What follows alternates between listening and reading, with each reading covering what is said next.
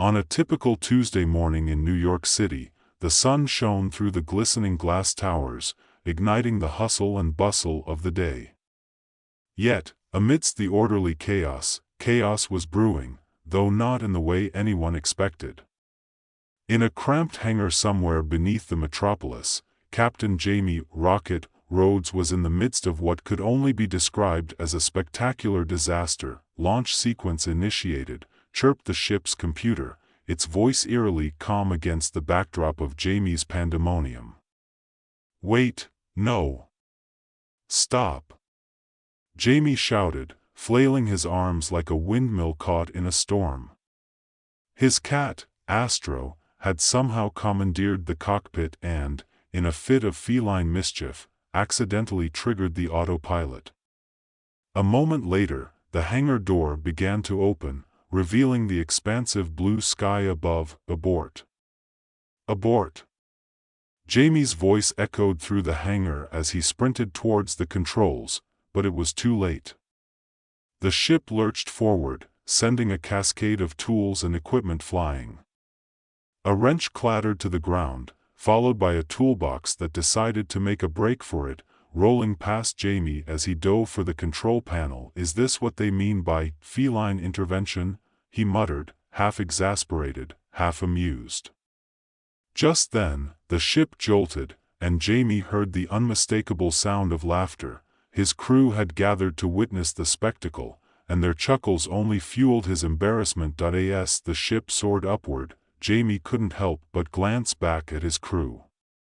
There was Lieutenant Poppy, her glasses slipping down her nose as she furiously typed on a tablet, muttering about the ship's safety protocols. Then there was Sergeant Rex, who was trying to impress Claire, the ship's pilot, but only succeeded in getting his head stuck in the emergency hatch. "Focus, everyone!" Jamie bellowed, a grin breaking through his frustration.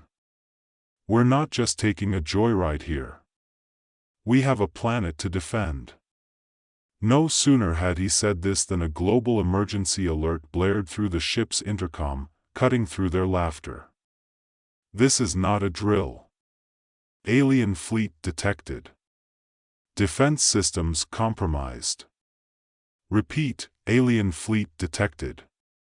Suddenly, the atmosphere shifted from joviality to seriousness. The crew fell silent, staring wide-eyed at the holographic display that flickered to life, showcasing a massive alien fleet descending toward Earth. "What do we do?"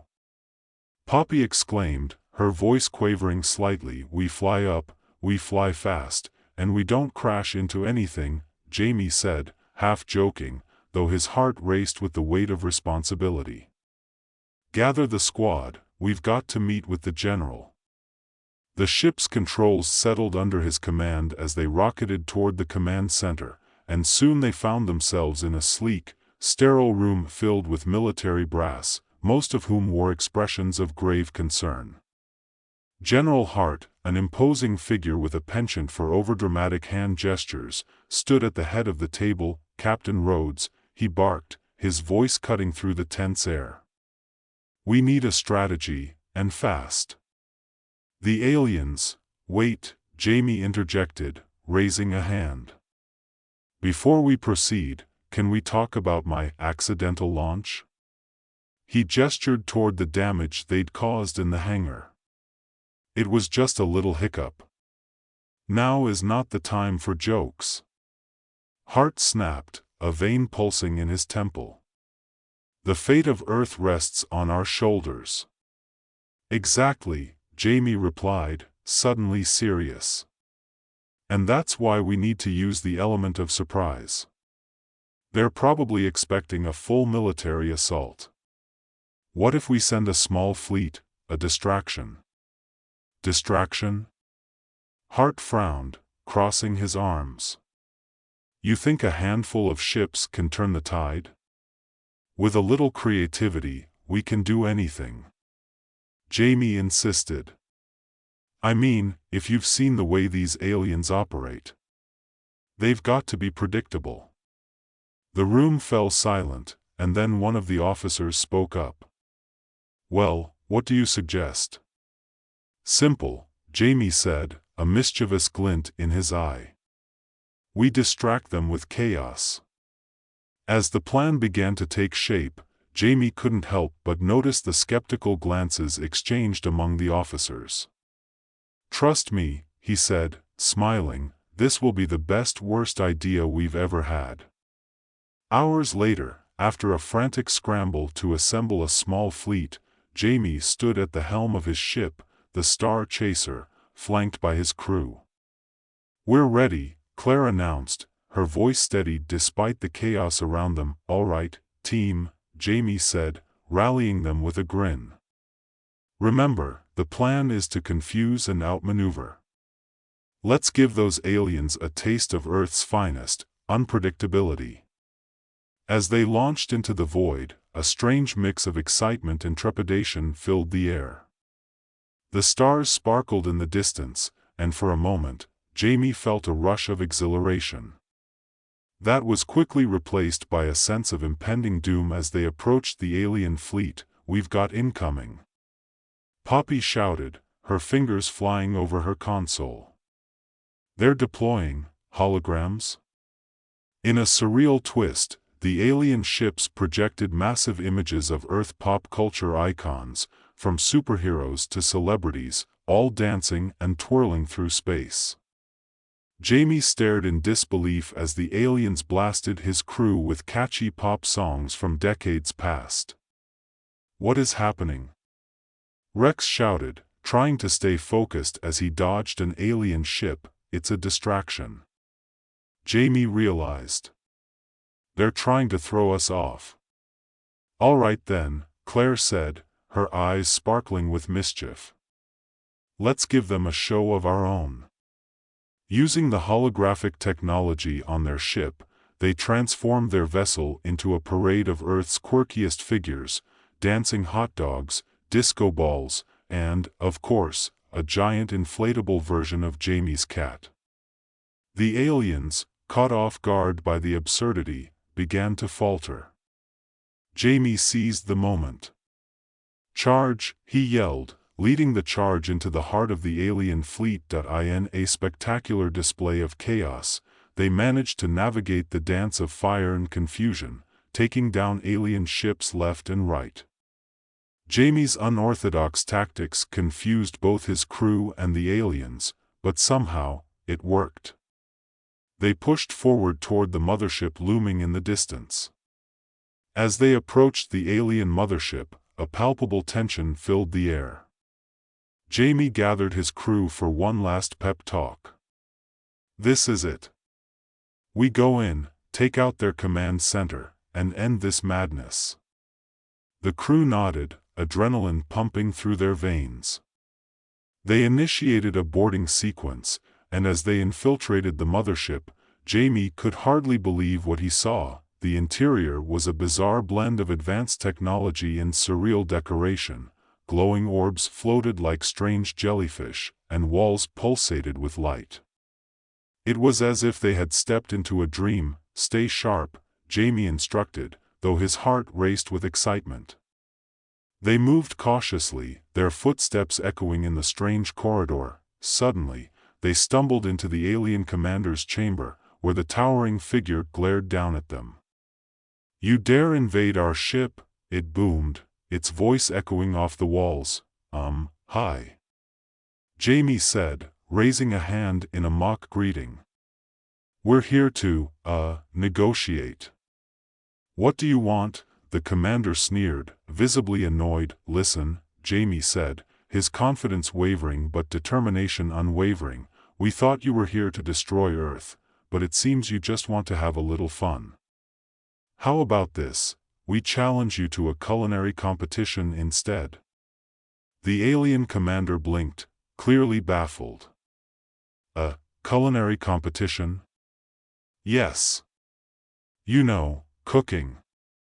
It's a big deal on our planet. Jamie said, flailing his arms for emphasis.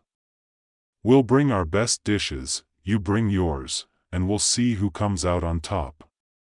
Winner takes Earth. The room was silent for a moment as the alien commander considered this ridiculous proposition. Then, unexpectedly, it let out a deep, rumbling laugh. "You humans are indeed strange. Very well. But if we win, we will take Earth as our kitchen. Deal?" Jamie said, unable to believe his luck. As they prepared for the competition, the crew of the Star Chaser hustled through the alien ship, gathering supplies and ingredients that they had no idea how to use. Poppy took charge, excitedly translating their culinary notes into alien recipes. Rex, meanwhile, accidentally triggered the ship's light display, resulting in a dazzling but distracting light show that only added to the absurdity. The day of the competition arrived, and a strange crowd gathered to watch as Jamie and his crew set up in the middle of the alien command chamber. They brought forth their prized dishes, spicy tacos, gooey brownies, and a towering cake that Jamie had almost knocked over 3 times during assembly. The aliens presented their own bizarre concoctions, which included glowing goo and oddly shaped fruit that wriggled as if alive. The atmosphere was electric with tension, laughter, and an overwhelming sense of the absurd. As the competition commenced, the alien audience watched in rapt attention. Jamie and his crew poured their hearts into their dishes, and somehow, amidst the laughter and chaos, they began to find their groove. When the judging commenced, it was clear that both sides had put forth their best efforts. The alien commander took a hesitant bite of a taco, its eyes widening in surprise at the flavor explosion.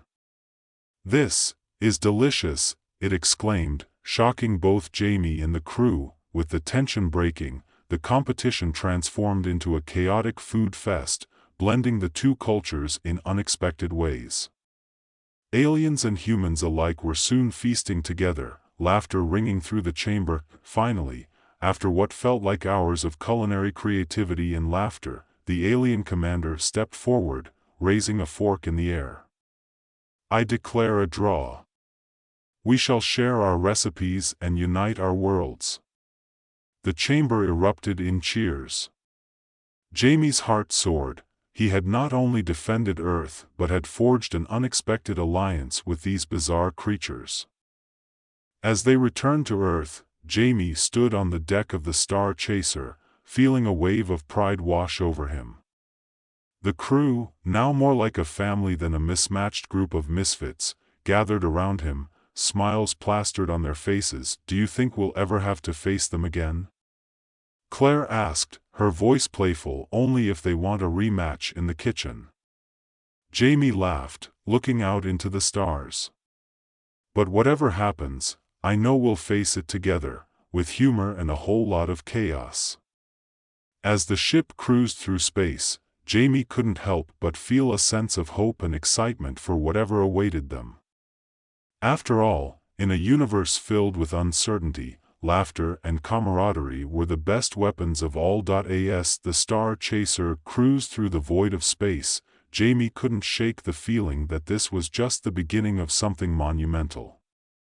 The universe was vast, and now, with an unexpected ally in the alien commander and an odd yet amusing friendship formed through food, he felt like they could take on anything. "Hey, Rocket," Poppy called from her station, her fingers dancing over the controls. "I just received a message from the alien fleet. They want us to join them for a celebratory dinner on their home planet." Jamie chuckled, picturing the absurdity of it all. "What, more cooking contests? We might be branded as Earth's culinary ambassadors. Or they just want us to keep feeding them," Claire joked, her voice light and teasing. Who knew that tacos would be the key to intergalactic peace? "Don't sell the brownies short," Rex chimed in, puffing out his chest. "Those were a hit too. I mean, who can resist chocolate?" "True," Jamie agreed, still riding the high of their unlikely victory. "But remember, this is about more than food now. It's about building bridges." He paused, trying to think of a witty metaphor that wouldn't sound too cheesy. And hopefully not burning any in the process. The crew erupted into laughter, the tension from their earlier battle melting away like ice cream on a hot day. The camaraderie felt good, and it was a stark reminder of how far they had come from the ragtag team they had started as. As they entered the coordinates for the alien home planet, the ship was suddenly illuminated by a vibrant display of colors. The aliens had sent a welcome signal. Twinkling lights danced in intricate patterns, creating a mesmerizing spectacle in the darkness of space. "Look at that!" Poppy exclaimed, eyes wide with wonder. "It's beautiful." "It's like a cosmic light show," Rex added, leaning closer to the viewport. "I could get used to this." Jamie couldn't help but feel a swell of pride as they approached the alien world. From the glimpses he caught through the viewport, the planet was a kaleidoscope of colors and landscapes that looked like they were pulled straight from a child's imagination. Towering crystal formations sparkled in the sunlight, while lush, colorful vegetation spread across the surface like a patchwork quilt. "Brace yourselves," Jamie shouted as they prepared for landing. The ship began to descend, and as they touched down, the crew exchanged excited glances. The moment they had been waiting for had finally arrived. Once they disembarked, a group of aliens awaited them. The commander stood at the forefront, its imposing figure softened by an unexpected smile. "Welcome to Xylothar, friends from Earth. We are eager to share our culinary culture with you. Thanks for having us," Jamie said, stepping forward with a mix of eagerness and curiosity. "I hope you've prepared something good. We're hungry."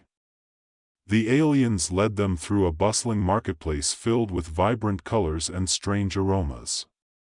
Stalls displayed bizarre foods, many of which Jamie couldn't even begin to identify. Creatures from all over the galaxy mingled, sharing dishes and laughter, creating an atmosphere that was both festive and welcoming. As they moved deeper into the marketplace, Jamie's crew began to split off, drawn to the various stalls. Poppy found herself engrossed in a demonstration of alien desserts, her eyes sparkling with excitement. Rex wandered over to a booth selling strange fruits, engaging in a hilarious debate with a vendor about the best way to eat them. Meanwhile, Claire took a moment to capture the beauty of the place, snapping pictures with her tablet. "Check this out," Rex yelled, holding up a fruit that resembled a dragon's egg, only to have it explode in a shower of colorful goo when he squeezed it too hard. The mess splattered everywhere, and the laughter erupted once more. "Good thing we brought extra towels," Jamie quipped, trying to help Rex clean up while dodging the goo that dripped off his chin. The alien commander watched with amusement, clearly enjoying the spectacle. "Your people are quite entertaining." "Thanks. We aim to please," Jamie replied, grinning. "But really, we're here to learn as much as we can about your culture.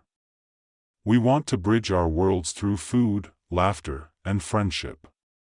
"Then you shall have a feast like no other," the commander declared, leading them to an expansive hall adorned with shimmering crystals and bioluminescent flora. The table stretched as far as the eye could see, laden with dishes that sparkled and glimmered, enticing Jamie and his crew. As the meal began, flavors exploded in Jamie's mouth with each bite. Alien dishes were unlike anything he had ever tasted, sweet, spicy, and utterly unique. Each course was accompanied by stories from the aliens about their origins and customs, blending the culinary and the cultural in a way that made Jamie feel both humble and inspired. "This is amazing," Poppy said between mouthfuls, her eyes wide. "I can't believe how different everything is. We've got to take notes." With laughter echoing off the crystalline walls, they shared anecdotes about their respective worlds, strange traditions, bizarre foods, and the universal joy of a good meal. As the evening wore on, the atmosphere grew more relaxed. The crew swapped recipes and culinary tips with their alien hosts, forging connections that transcended their differences. Jamie noticed that the alien commander was particularly intrigued by their version of pizza, a dish Jamie was more than happy to explain. Pizza is the ultimate expression of creativity and indulgence, he described passionately. You can put anything on it. It's like a canvas for flavor. The commander nodded thoughtfully. Perhaps we could create our own version using xylothar ingredients? Yes. That's the spirit. Jamie said, his excitement bubbling over. We could make the best intergalactic pizza. With that, a friendly challenge was issued. Jamie and the crew found themselves in a playful cooking competition, collaborating with the aliens to see who could create the most outrageous pizza.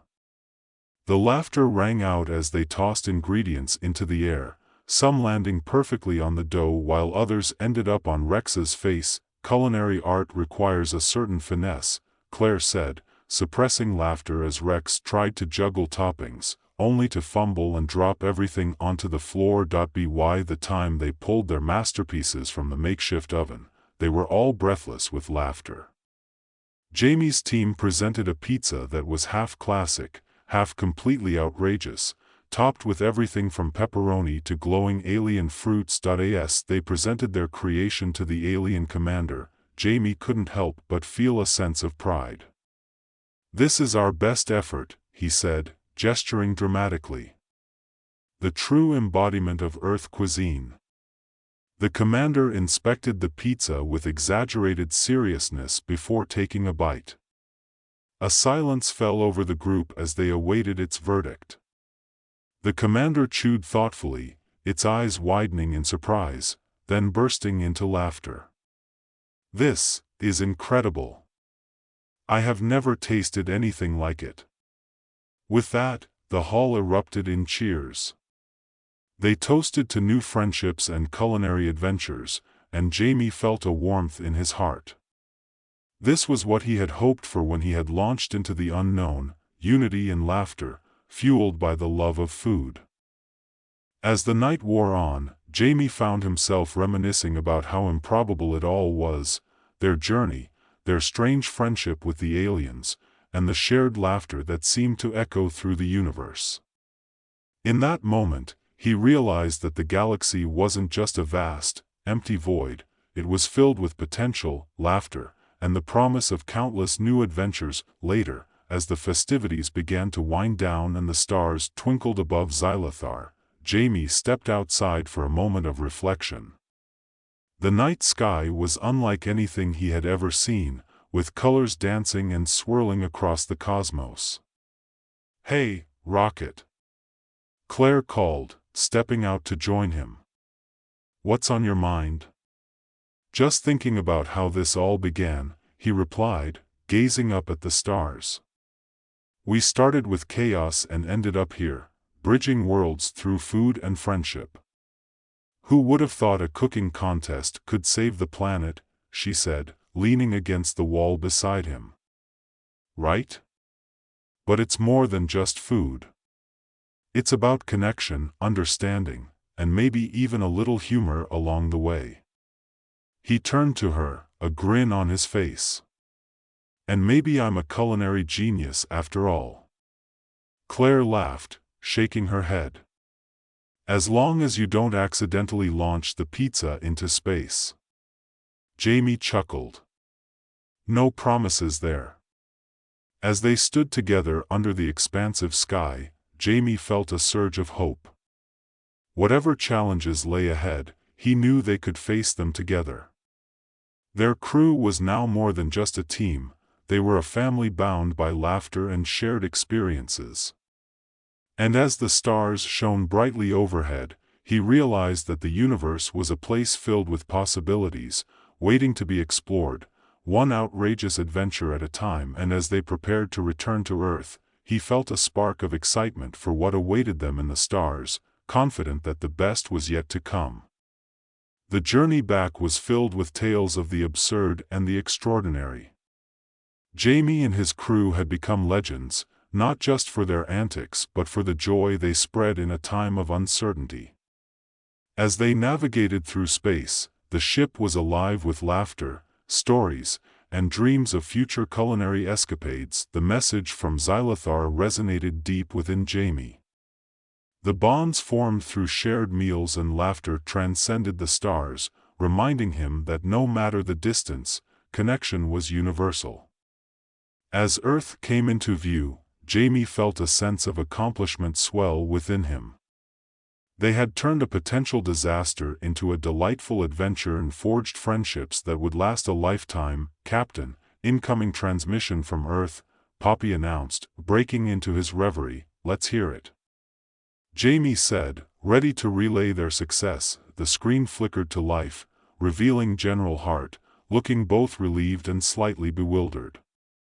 "Captain Rhodes, we've been monitoring your activities, and I must admit, we didn't expect, well, any of this." "Good to hear from you, General. We've got some great news," Jamie replied, barely containing his excitement. "We've made peace with the aliens through cooking." Hart raised an eyebrow, struggling to maintain his composure. "Cooking? You're saying you saved Earth with a culinary competition?" "Absolutely," Jamie declared, proud of their achievement. "They're now our allies. Think of the intergalactic exchange programs. We can teach them to make brownies, and they can introduce us to whatever weird foods they have. Just make sure we don't end up as a weird food in their recipes," Hart said with a chuckle, finally breaking into a smile. "Well done, Captain. You've managed to turn the tide in ways we couldn't have imagined." "Thanks, General. We couldn't have done it without the team, and a little bit of humor," Jamie said, glancing at his crew, who were all grinning like proud parents. "We'll be back shortly, ready to bring Earth into a new era of culinary diplomacy." As the call ended, the crew erupted in cheers. Jamie felt a wave of gratitude wash over him. They had faced insurmountable odds, and here they were, ready to celebrate not just a victory, but the friendships that had blossomed along the way. When they finally landed back on Earth, the team was met with a hero's welcome. Crowds gathered, banners waved, and people cheered as they stepped out of the ship. It felt surreal, a world away from the chaos of their first meeting with the aliens. "Looks like we're famous now," Rex shouted, flexing his muscles as if he had just won a championship. "Or infamous," Poppy quipped, adjusting her glasses and grinning. As they made their way through the throngs of people, Jamie spotted a familiar face in the crowd, his mother, waving enthusiastically. "Jamie, you did it," she called, rushing forward to embrace him. "Mom, you won't believe the things we saw," he exclaimed, his heart swelling with joy. "And you have to try my new pizza recipe." "I'll hold you to that," she laughed, her eyes twinkling with pride. In that moment, Jamie realized that the journey had changed him. It wasn't just about being a captain or a hero, it was about the connections forged and the laughter shared. As the celebrations continued, Jamie felt a sense of belonging he had never known before. Earth had its quirks and challenges, but the love for food, laughter, and connection was universal. And as he looked out at the smiling faces, he knew that whatever adventures lay ahead, he would face them with his crew by his side, ready to cook up a storm and spread joy across the galaxy. In the not-so-distant future, Earth had become a cosmic joke, and humanity was the punchline. Aliens, with their high-tech gadgets and overly ambitious colonization plans, had turned our planet into a bizarre amusement park. The skies were filled with hovering ships shaped like jelly beans, and the streets were patrolled by tall, slimy beings with too many eyes and not enough sense of humor. Amid this chaos, Jack Carter, self-proclaimed rebel leader and full-time disaster magnate, was in the midst of a catastrophic mission. It all started with a simple plan: disable an alien surveillance drone and steal its tech to boost the Resistance's fighting capabilities. Easy enough, right? Wrong. Jack crouched behind a bush that smelled faintly of burnt rubber and disappointment. His heart raced as he peeked out at the drone, a metallic orb that floated lazily above a cluster of alien guards, its sensor beams sweeping the area. "Okay, Jack," he muttered to himself, just like the old days in high school. "You can do this." He pulled out a makeshift EMP device, crafted from a toaster and some spare wires scavenged from an old car. Who knew breakfast could save the world, he thought, chuckling nervously. With a deep breath, he activated the device. The toaster whirred ominously, sending a jolt of energy toward the drone. For a brief moment, everything went perfectly. The drone sputtered and shuddered, its lights flickering like a disco ball gone haywire. "Ha! Take that, you overgrown ping-pong ball!" Jack shouted triumphantly. But his victory was short-lived. Just as he prepared to make his grand exit, he felt a familiar sensation, a twinge in his stomach that signaled impending disaster. In his excitement, he had failed to notice the mud slick beneath his feet. One second he was standing tall, the next he was airborne, arms flailing, before he landed face first into the muck. The noise drew the attention of the aliens, who turned their many eyes toward him, mouths agape in shock. "Jack! Get up!" shouted Maya, his sharp-witted second-in-command, who was hiding behind a nearby rock. She had her own issues to deal with, like the alien blaster that was currently aimed in her direction. But instead of fleeing, the aliens were captivated by Jack's muddy plight. They mistook his flailing for some form of earthling performance art. Suddenly, a crowd began to gather, cheering and chanting in their bizarre language. "Earthling mascot! Earthling mascot!" they yelled, clapping their slimy appendages together in excitement. Realizing he was now the main attraction at an impromptu alien festival, Jack tried to wriggle free, but the aliens were having none of it. They scooped him up, hoisting him onto their shoulders and parading him around like a trophy.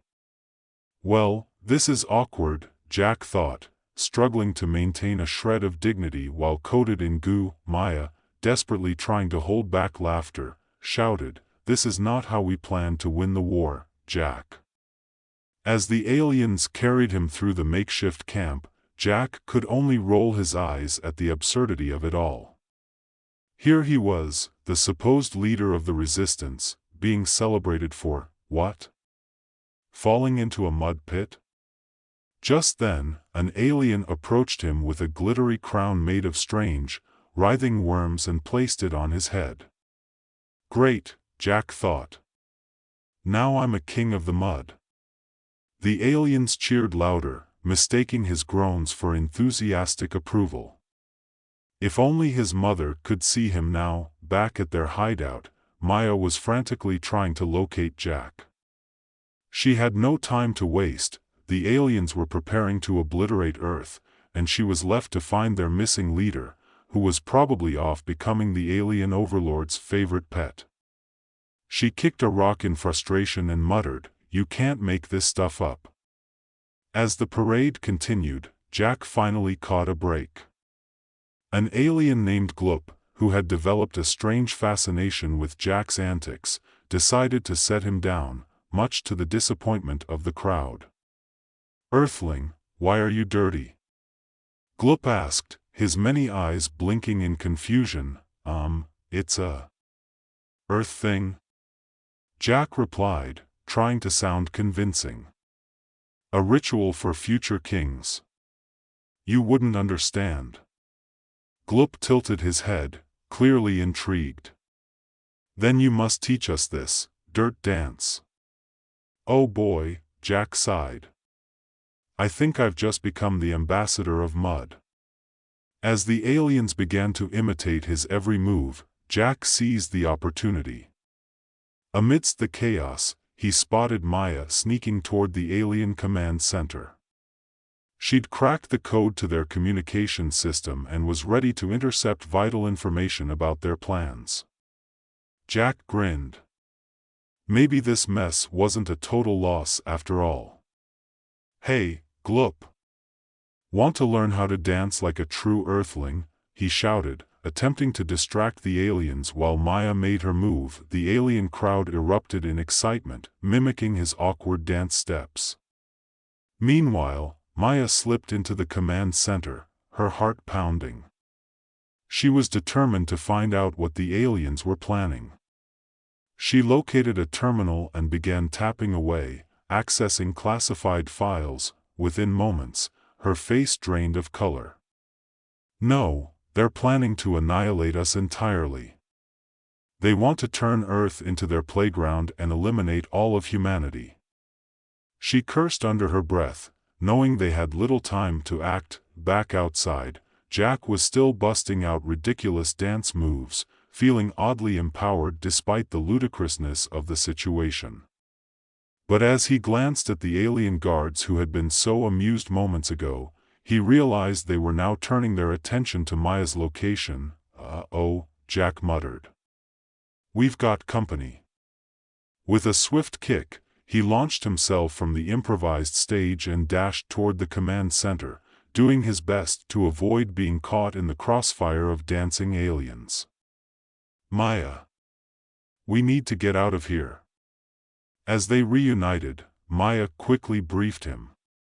"They're planning to use a weapon, something that can wipe out humanity in one fell swoop. We have to find their core technology and destroy it." Jack nodded, adrenaline pumping. "Then let's rally the troops. Time to turn this mud mess into a plan."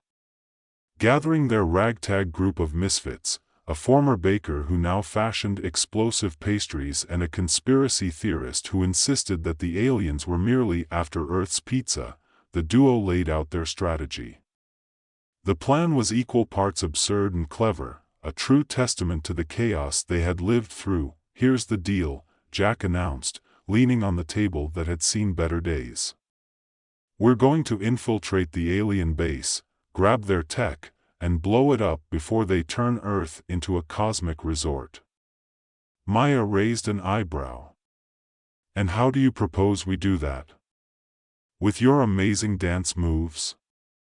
"Actually, I was thinking we could go with something a little less ridiculous," he replied, a twinkle of mischief in his eye. With a mix of humor and determination, the group set out for the alien stronghold. Little did they know that their greatest battle was about to unfold in the most unexpected way. With their plan laid out, Jack and the motley crew prepared to embark on what was likely the most ridiculous mission in the history of human resistance. The group gathered around the hastily drawn map of the alien stronghold, a patchwork of old pizza boxes and crumpled alien schematics that Maya had pilfered during her hacking spree. "All right," Jack said, standing at the front. "We're going to infiltrate the base, locate their core technology, and blow it to smithereens. Remember, we're going to need stealth, cunning, and, if all else fails, a good dose of improvised chaos." The former baker, a burly man named Tony, grinned as he adjusted his oversized goggles. "I've got just the thing. My specialty is explosive pastries. Imagine a croissant that can take out a guard or two." "Why did I ask?" Jack muttered under his breath, suppressing a laugh. He looked around at his crew, a collection of oddballs and dreamers. It was a ragtag band, to say the least, but they had heart. "Let's get moving before the aliens decide to redecorate with our remains." As they approached the alien base, a towering structure pulsating with alien lights and bizarre noises, Jack couldn't shake the feeling that they were in over their heads.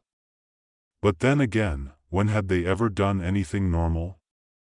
With Maya at his side, they snuck into the shadows, the others trailing behind. They moved silently, or as silently as a group that included a conspiracy theorist named Rick, who kept muttering about the truth being out there.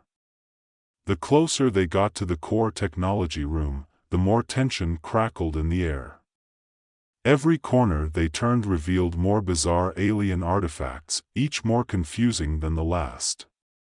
One particularly odd object resembled a giant rubber duck, floating serenely in a glass case. Jack couldn't help but wonder if that was the alien's idea of a trophy. "Stay focused, team," Maya whispered, her eyes darting as they approached a heavily guarded door. "That's it. The core technology room is right behind there." Jack took a deep breath, adrenaline coursing through him. "Tony, you're up. Show us what those pastries can do." With a gleam in his eye, Tony produced a few oddly shaped pastries from his backpack, each wrapped in what looked like tinfoil. He approached the guards, who were chatting in a language that sounded like a mix of croaks and honks. "Hey there, alien buddies," he called out, brandishing a pastry. "Want to try the latest Earth delicacy? Guaranteed to blow your mind." The guards turned, momentarily confused, and Jack seized the moment. "Now," he shouted, and the team sprang into action. As Tony hurled the pastries, they exploded on impact, creating a cloud of smoke and confusion. Jack rushed in, Maya right behind him. "Move, move, move!" Jack shouted, adrenaline pushing him forward. They slipped through the now chaotic scene, the guards scrambling to regain their composure as alien pastries detonated around them. "I think we just invented a new form of warfare," Maya yelled, grinning. Inside the core technology room, the sight was both astounding and bewildering. The centerpiece was a massive karaoke machine, bedecked with glowing lights and adorned with strange, animated holograms of past alien pop stars. Jack blinked in disbelief. "This is their ultimate weapon?" Maya quickly scanned the room, her fingers flying over the console. "It's not just a karaoke machine, it's a frequency generator that can destabilize all communications on Earth. They can use it to spread chaos among us." "Perfect," Jack said, glancing at the machine. "How do we blow it up?" "Leave that to me," Maya replied confidently, already tapping into the system. "I'll set it to overload. We'll give the aliens a real show." As she worked, Jack kept an eye on the door, anxious for the inevitable alien reinforcements. "We need to hurry," he said. "Those guards won't be distracted for long." Maya nodded, her brow furrowed in concentration. "Almost there. Just a few more seconds." Suddenly, the door burst open, and a group of aliens rushed in, eyes wide with alarm. "Earthlings," one of them screeched, pointing a spindly finger at Jack. "You will not escape." Without thinking, Jack grabbed a nearby microphone and stepped up to the karaoke machine. "You want to hear a real Earth classic?" he shouted, winking at Maya. "How about a little Don't Stop Believin'?" The aliens froze, unsure of what to do. It was the perfect distraction. Jack began to sing, his voice cracking in all the wrong places. The aliens exchanged confused glances, clearly bewildered by this unexpected performance. Maya took advantage of their distraction and hit the final command on the console. The machine lit up, and the alien guards began to sway in time with Jack's off-key rendition. "Now, that's what I call a karaoke party," he hollered, launching into a wild dance. Just then, the machine began to rumble ominously. "What's happening?" Maya shouted. "I think it's working," Jack exclaimed, still singing. The holograms flickered and began to project a beam of light that engulfed the aliens, causing them to stop in their tracks. The room filled with noise, alien holographic dancers mimicking Jack's movements, creating chaos all around. As the vibrations intensified, the aliens started to panic, their dance routines descending into wild flailing. Jack was both horrified and delighted at the sight of the overlords, typically so serious, now trapped in a dance-off they hadn't signed up for. "Let's get out of here," he yelled over the noise. Maya grabbed Jack's arm. "This way," she shouted, pulling him toward the exit as the machine began to spark. They dashed past the disoriented guards, slipping into the hallways just as the karaoke machine exploded, sending a shockwave through the building. They raced down the corridors, the sound of explosions and chaotic alien screeches echoing behind them. Jack glanced back and saw a plume of glittery smoke rising, the remnants of the karaoke machine filling the air. "I think we might have created a new dance craze." "Focus, Jack," Maya urged, urgency in her voice. They burst through a set of doors and found themselves in a massive hangar filled with alien ships. "We need a way out." "Those ships look like they could use a test drive," Jack said, eyeing a sleek vessel that resembled a giant bird. He sprinted toward it, and Maya followed. Inside the ship, he fumbled with the controls, a barrage of alien buttons and levers staring him down. "How do you even fly one of these things?" he muttered, panic rising. Maya slid into the seat next to him. "Just hit the big red button." "It's always the big red button." With a gulp, Jack slammed his hand down on the button. The ship roared to life, and alarms blared all around them. "I think that's a good sign," he shouted as they shot out of the hangar, narrowly avoiding an incoming alien craft. "Just keep flying straight," Maya called out, her voice barely audible over the cacophony. "We need to get far away before they send out reinforcements." Jack piloted the ship through the skies, the landscape of Earth sprawling below them, a patchwork of greens and browns. As they soared higher, the explosions from the base faded into the distance, replaced by the thrill of their escape. "Do you think we did it?" Maya asked, a mixture of disbelief and excitement in her eyes. "We'll find out soon enough," Jack replied, glancing back at the alien base. "But I'd say we made one heck of a statement." As they flew, the weight of what they had accomplished began to sink in. They had disrupted the aliens' plans and sent a message loud and clear: humanity wouldn't go down without a fight. Suddenly, an alert flashed on the control panel. "Uh-oh," Jack said. "We've got company." He squinted at the view screen, seeing several alien ships in hot pursuit. "Can't they take a hint?" Maya's fingers danced over the console. "I can try to shake them off." "Hold on." The ship lurched as Maya yanked on the controls, sending them into a dizzying dive. Jack clutched the edges of his seat, bracing himself. This is one way to make a great getaway. The alien ships followed suit, their blasters lighting up the sky as they fired at the escaping vessel. "We need a distraction," Jack shouted, and Maya's eyes lit up with an idea. "Time for some improvisation," she declared, reaching for a panel of buttons. "Let's give them a show." With a flourish, she activated the ship's emergency lights and sound system. Suddenly, the ship erupted in flashing colors and blaring music, reminiscent of an Earth rave. The alien pursuers were caught off guard, their ships hesitating in confusion.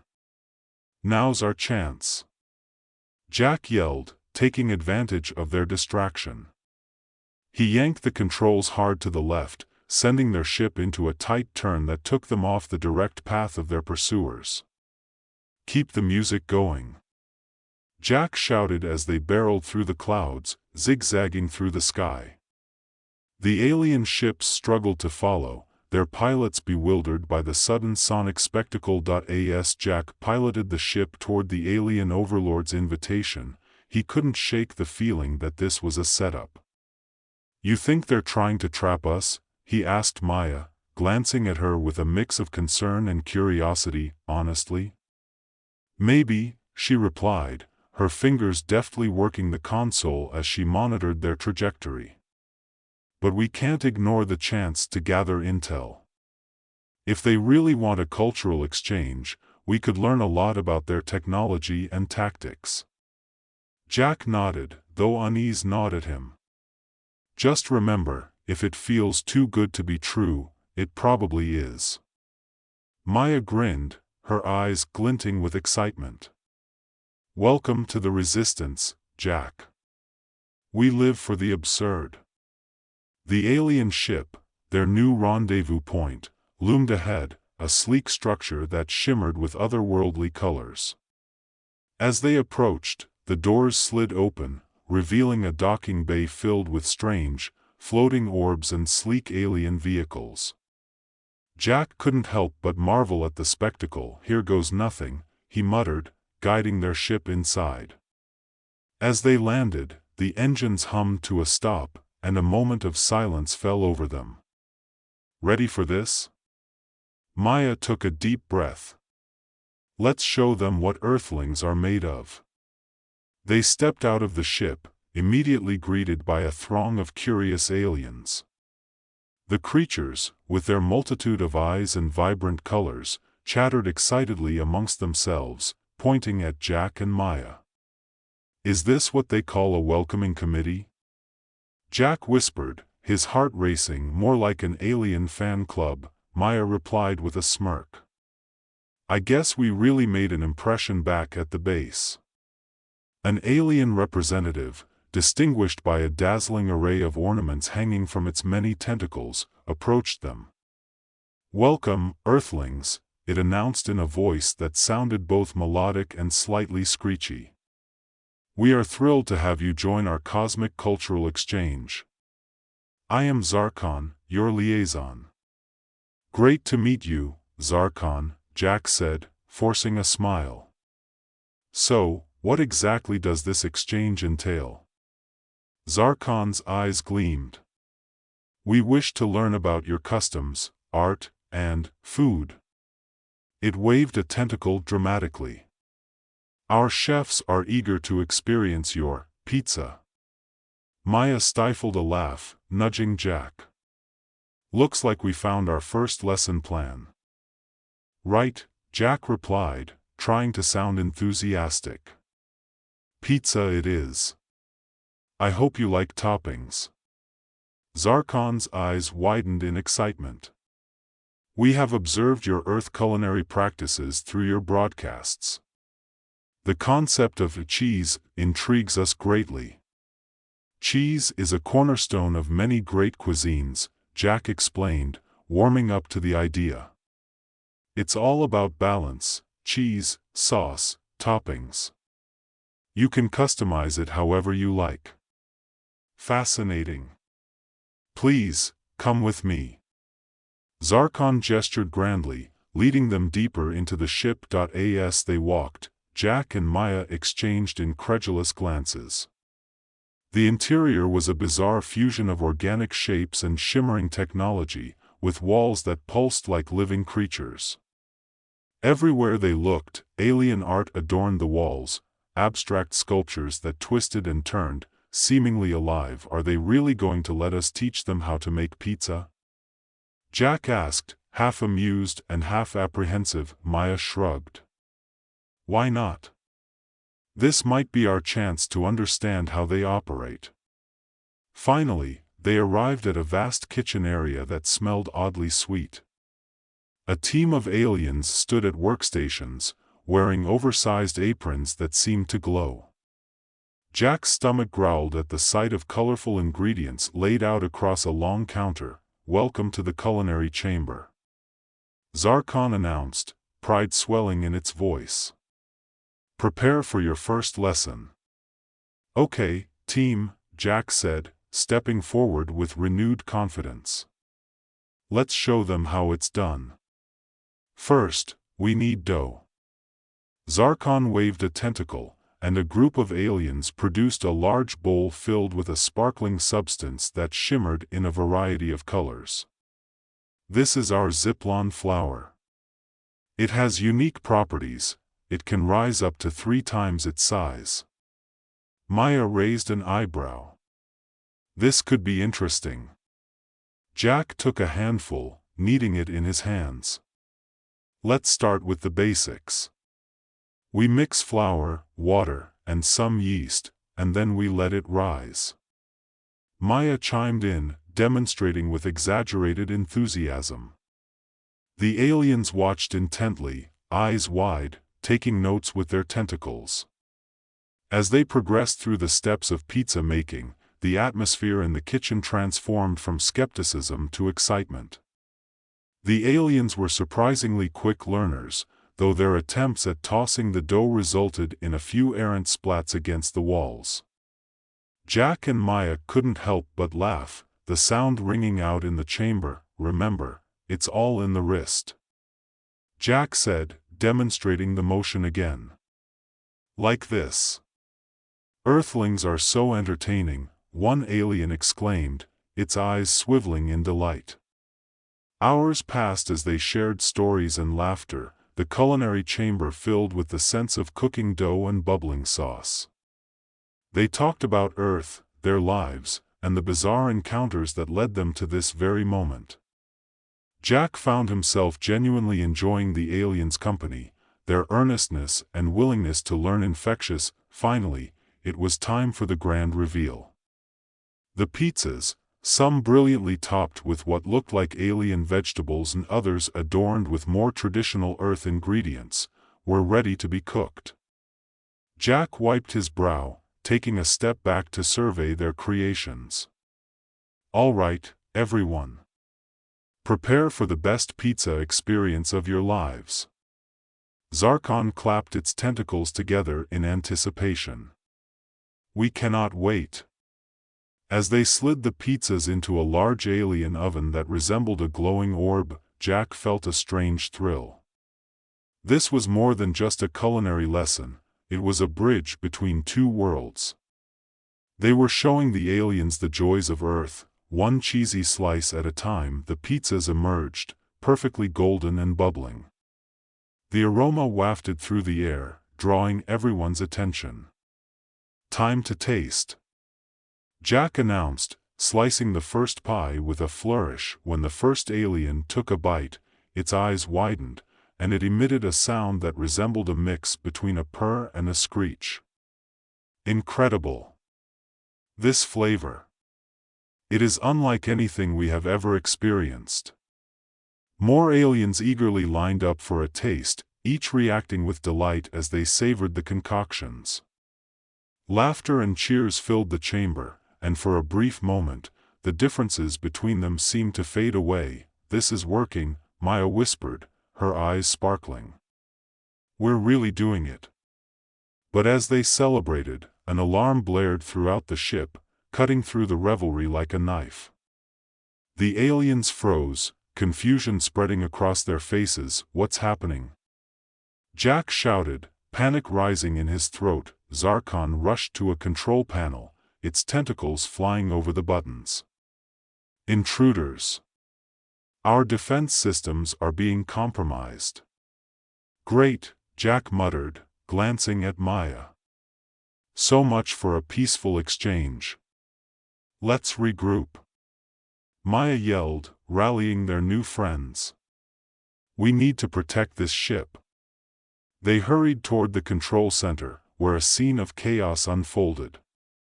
Alien soldiers rushed around, their weapons drawn, as they scrambled to fend off an unseen threat. Jack felt a surge of urgency. What do we need to do? Zarkon pointed at a screen showing an incoming wave of enemy ships. We must activate the defenses. Help us. Jack and Maya exchanged determined glances. Let's show them how Earthlings fight. Jack shouted, adrenaline fueling his resolve. They dove into the fray, Maya commandeering one of the control panels while Jack stood by her side, ready to react. The alien defense systems came to life, a series of lasers and shields activating around the ship. Can you track where the attack is coming from? Maya asked, her fingers flying across the controls, working on it. Zarkon replied, its eyes flickering in concentration. We need to hold them off until we can launch our counterattack. Just then, a warning signal blared. They're boarding, an alien shouted, panic in its voice. Jack, we've got to cover the entrance. Maya called out. Grab whatever you can. Jack rushed to find makeshift weapons, snatching up a pair of alien blasters. He handed one to Maya, and they positioned themselves at the main entrance, bracing for the inevitable clash. The door blasted open, and a group of armored aliens surged in, snarling and shouting. Earthlings! You will pay for your insolence. Let's dance! Jack shouted, firing the blaster and hitting the lead invader square in the chest. It stumbled back, and Maya followed suit, her aim surprisingly accurate. The room erupted into chaos as the two groups clashed, lasers flashing and echoes of alien battle cries filling the air. Jack fought with every ounce of determination, dodging incoming blasts and returning fire. Stay focused. We've got to hold them off until reinforcements arrive.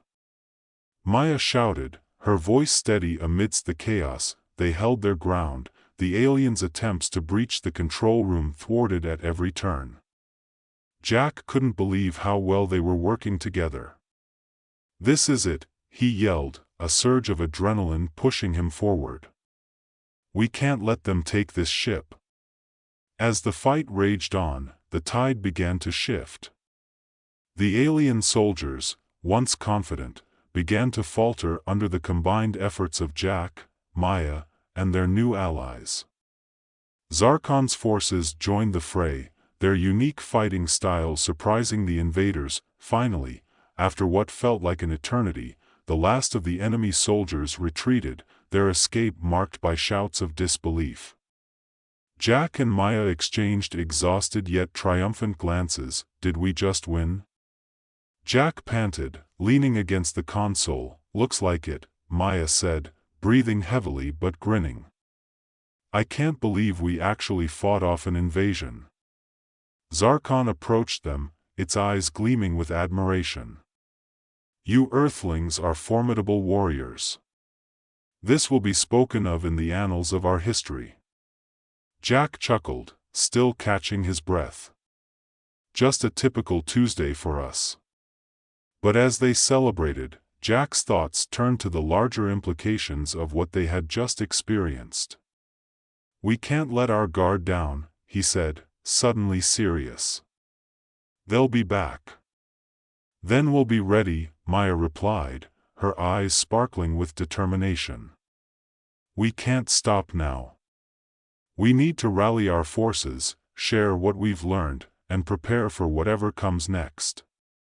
With a sense of purpose swelling within him, Jack nodded. Let's do this. For Earth. And for our new friends. As they began to strategize their next steps, a wave of hope washed over Jack. They had faced absurdity and danger, but they had also forged connections that transcended the boundaries of their worlds. Together, they would prepare for whatever lay ahead, united in their fight against the alien threat. And in that moment, Jack felt a certainty that they would not only survive, they would thrive, turning their experiences into a catalyst for change, a bridge between two worlds. Onward, he shouted, his voice ringing out with newfound strength. Let's make history. And with that rallying cry, they set their course toward an uncertain but thrilling future, ready to embrace whatever adventures awaited them. In a cozy coffee shop nestled on the corner of a bustling street in New York City, Dr. Felix Wainwright had just discovered the ultimate way to ruin a perfectly good history book. Balancing a steaming cup of coffee in one hand and a stack of historical tomes in the other, he leaned over the table, squinting at the text with the intensity of a man staring down an existential crisis. "Why did they even put the Boston Tea Party in this section?" he muttered to himself. "What kind of a historian tries to learn about taxation without representation over a cup of herbal tea? Come on, it's practically a crime against history." Just then, disaster struck. His elbow knocked the cup, sending a torrent of dark liquid cascading over the pages. Time slowed down as he lunged to save the book, his reflexes kicking in like a cat in a laser pointer duel. To his astonishment, he snatched the cup mid-air, but it was too late. The coffee seeped into the pages, and with it, the entirety of American history as he knew it. The bizarre twist came moments later when he realized he had somehow been transported back to the exact moment before the spill. Startled, he looked around, half expecting a hidden camera crew to jump out and announce, "Surprise! You've been pranked." But instead, there was only the old man at the adjacent table, eyebrows raised, clearly judging his lack of coordination. "Just practicing for my future as a barista," Felix called out, a nervous grin plastered across his face. As he turned back to his table, he spotted the device nestled in the pages of his soggy history book. It was a small, sleek contraption that hummed with an almost imperceptible energy. Curious, he picked it up, only for a flurry of images to flood his mind, famous events, people he'd only read about, and a flickering glimpse of something otherworldly. He blinked and shook his head. This must be some kind of malfunction. Or perhaps an elaborate metaphor for my life? Always a mess but somehow still functional. Fueled by a mix of caffeine and curiosity, Felix set to work. He knew he had to understand this device. Little did he know, it was just the beginning of a wild adventure that would change the course of history itself. Weeks passed, filled with late nights and coffee-fueled brainstorming sessions. Felix became obsessed with the device. He discovered that it was a time manipulator, an extraordinary gadget capable of opening rifts in time. However, there was a catch: it seemed to be connected to a series of disturbances in the timeline itself. Historical figures were behaving oddly, and Felix needed to find out why. One evening, in his cluttered lab, he gathered his colleagues, who were starting to worry about his sanity. "Guys," he said, gesturing animatedly to the device that now occupied the center of the table, "we have to talk about the coffee machine. I mean, this. Look, it's a time machine, and we need to figure out how to use it before we lose our grasp on reality." Felix, Lila, a sharp-witted historian with a flair for sarcasm, interjected, "Last time I checked, coffee machines don't rearrange history. Maybe it's time for a little break from the caffeine?" But Felix was undeterred. He scrolled through his research notes, his eyes lighting up with excitement. "No, really. Remember when Lincoln started talking like he was auditioning for a rap battle? That wasn't just me having a caffeine-induced hallucination." Milo, the resident conspiracy theorist, perked up. "Oh, I totally remember. I thought it was a new Netflix documentary. Aliens, man. They're messing with our history to prepare for their invasion." Or, Rita, the no-nonsense engineer, chimed in, "Maybe we're just overreacting. But I'm intrigued. If it's real, we might be able to stop them." "Exactly," Felix exclaimed, his excitement infectious. "We need to assemble a team and travel through time to put things right. What do you say?" They exchanged glances, a mixture of skepticism and intrigue painted across their faces. Finally, Lila shrugged. "Fine. Let's save history from the coffee gods, or whatever this is. And so began their preparation for a time-traveling escapade, the likes of which no one had ever imagined. The following day, they gathered in Felix's lab, an explosion of papers, gadgets, and the occasional snack strewn across the floor. First stop, Felix announced, is the 1960s. We'll investigate the famous Woodstock Festival. Something tells me that was one wild party, and I need to confirm if my hypothesis about time manipulation is correct. The team scrambled to discuss strategy, their banter ranging from historical trivia to outright nonsense. Okay, but if we meet any of the Beatles, I'm totally asking them about their thoughts on pineapple on pizza, Milo declared, his eyes gleaming with excitement. Felix sighed, shaking his head with a chuckle. Let's focus, team. We can't just go altering timelines for the sake of pizza toppings. As they finalized their plan, Felix couldn't shake the feeling that they were in way over their heads. But the thrill of adventure surged through him like a jolt of caffeine. Once the device was calibrated, they gathered around it, a collective breath held in anticipation. The air crackled with energy as Felix activated the machine. "Here goes nothing," he shouted, hitting the button. In an instant, the world around them blurred, colors swirling into a dizzying vortex. Felix felt a sensation like being pulled through a straw, and then, crack. They landed on a field, the unmistakable sound of music ringing in their ears. They had arrived at Woodstock, only to find chaos unfolding before them. Hippies danced wildly, a colorful array of tie-dye swirling against the backdrop of a blue sky. But something was off, the music warped strangely, lyrics blending into nonsensical chants about aliens and coffee. Did we land in a time warp or a bizarre alternate reality? Lila asked, her brow furrowed. No idea, Felix replied, scanning the scene. But we've got to blend in and figure out what's going on. With each step they took into the crowd, the oddities of the timeline became more apparent. A man dressed as Abraham Lincoln was debating a giant inflatable alien about the merits of peace and love. It was as if history had thrown a party and forgotten the guest list. "Okay, this is officially the weirdest thing I've ever seen," Milo whispered, his eyes wide. As they made their way through the crowd, Felix noticed something peculiar. A group of aliens disguised as famous musicians were trying to disrupt the festival.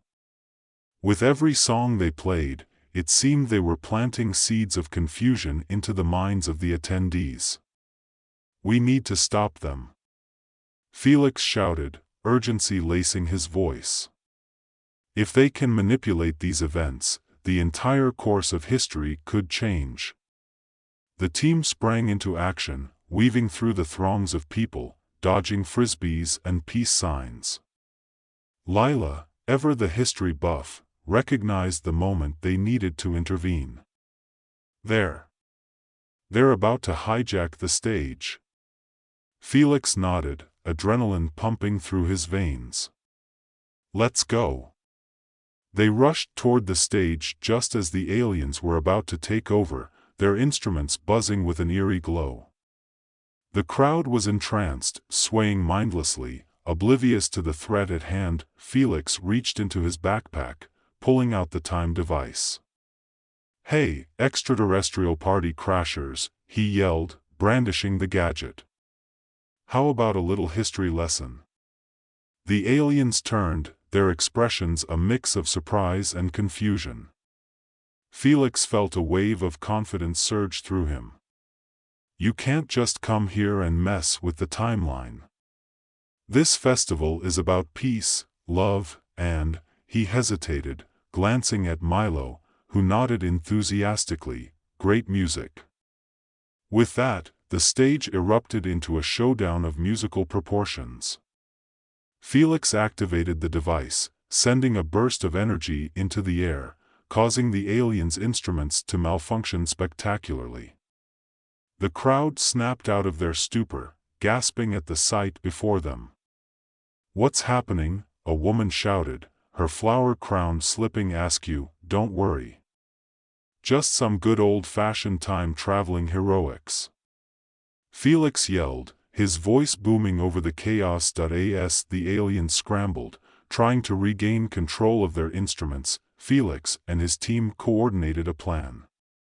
They grabbed microphones, turning the tide in their favor, launching into an improvised song about friendship, unity, and the importance of keeping history intact. The crowd joined in, clapping and singing, the infectious spirit of the festival rekindling in their hearts. The aliens, overwhelmed by the positive energy, retreated, their plans thwarted. "Take that, history hijackers!" Felix cheered, feeling an exhilarating sense of accomplishment. With the stage back under control, the team high-fived, breathless and giddy. "Okay, we did it. But we still have 2 more timelines to fix," Lila reminded them, excitement bubbling in her voice. Felix grinned, the thrill of adventure still pulsing through him. "Let's keep going. Next stop, the moon landing." As they activated the device again, Felix couldn't help but think that this time-traveling gig might just be the best decision he ever made, even if it started with a coffee spill. As the swirling colors of the time vortex enveloped them once more, Felix's heart raced with a mix of excitement and anxiety. He could hardly believe they had successfully thwarted the alien interference at Woodstock, but the pressure was on. They had 2 more critical moments in history to protect, and time was ticking away. When the kaleidoscope of light faded, they landed with a soft thud on the surface of the moon. The unmistakable view of Earth hung like a blue marble against the starry blackness. Felix adjusted his helmet, the sensation of weightlessness making him giddy. He could hardly contain his enthusiasm. "We made it. The moon landing, baby. Can you believe this?" Lila marveled, her voice muffled but unmistakably filled with awe. "It's just us and Neil Armstrong." But as they took in their surroundings, Felix's elation quickly turned to confusion. The moon's surface was littered with strange equipment and, oddly, a large inflatable alien spaceship hovering nearby, glowing with garish neon lights. A group of astronauts was gathered, their movements jerky, as if they were under some sort of spell. Guys," Milo whispered, pointing. "Those are definitely not the original Apollo 11 crew." "No kidding," Rita replied, squinting at the scene. "They've been replaced by aliens." Felix's mind raced. "We need to get closer and find out what's happening. If they're taking over this event, the implications for history could be catastrophic." As they floated cautiously toward the astronauts, the alien version of Neil Armstrong was speaking into a microphone, his voice modulated and oddly upbeat. "One small step for an alien, one giant leap for intergalactic domination." The original crew members were huddled nearby, their expressions dazed and confused. It was clear they were under some sort of influence. Felix motioned for his team to spread out, each of them trying to come up with a plan to disrupt the alien scheme. "Rita, do you think you can hack into their system?"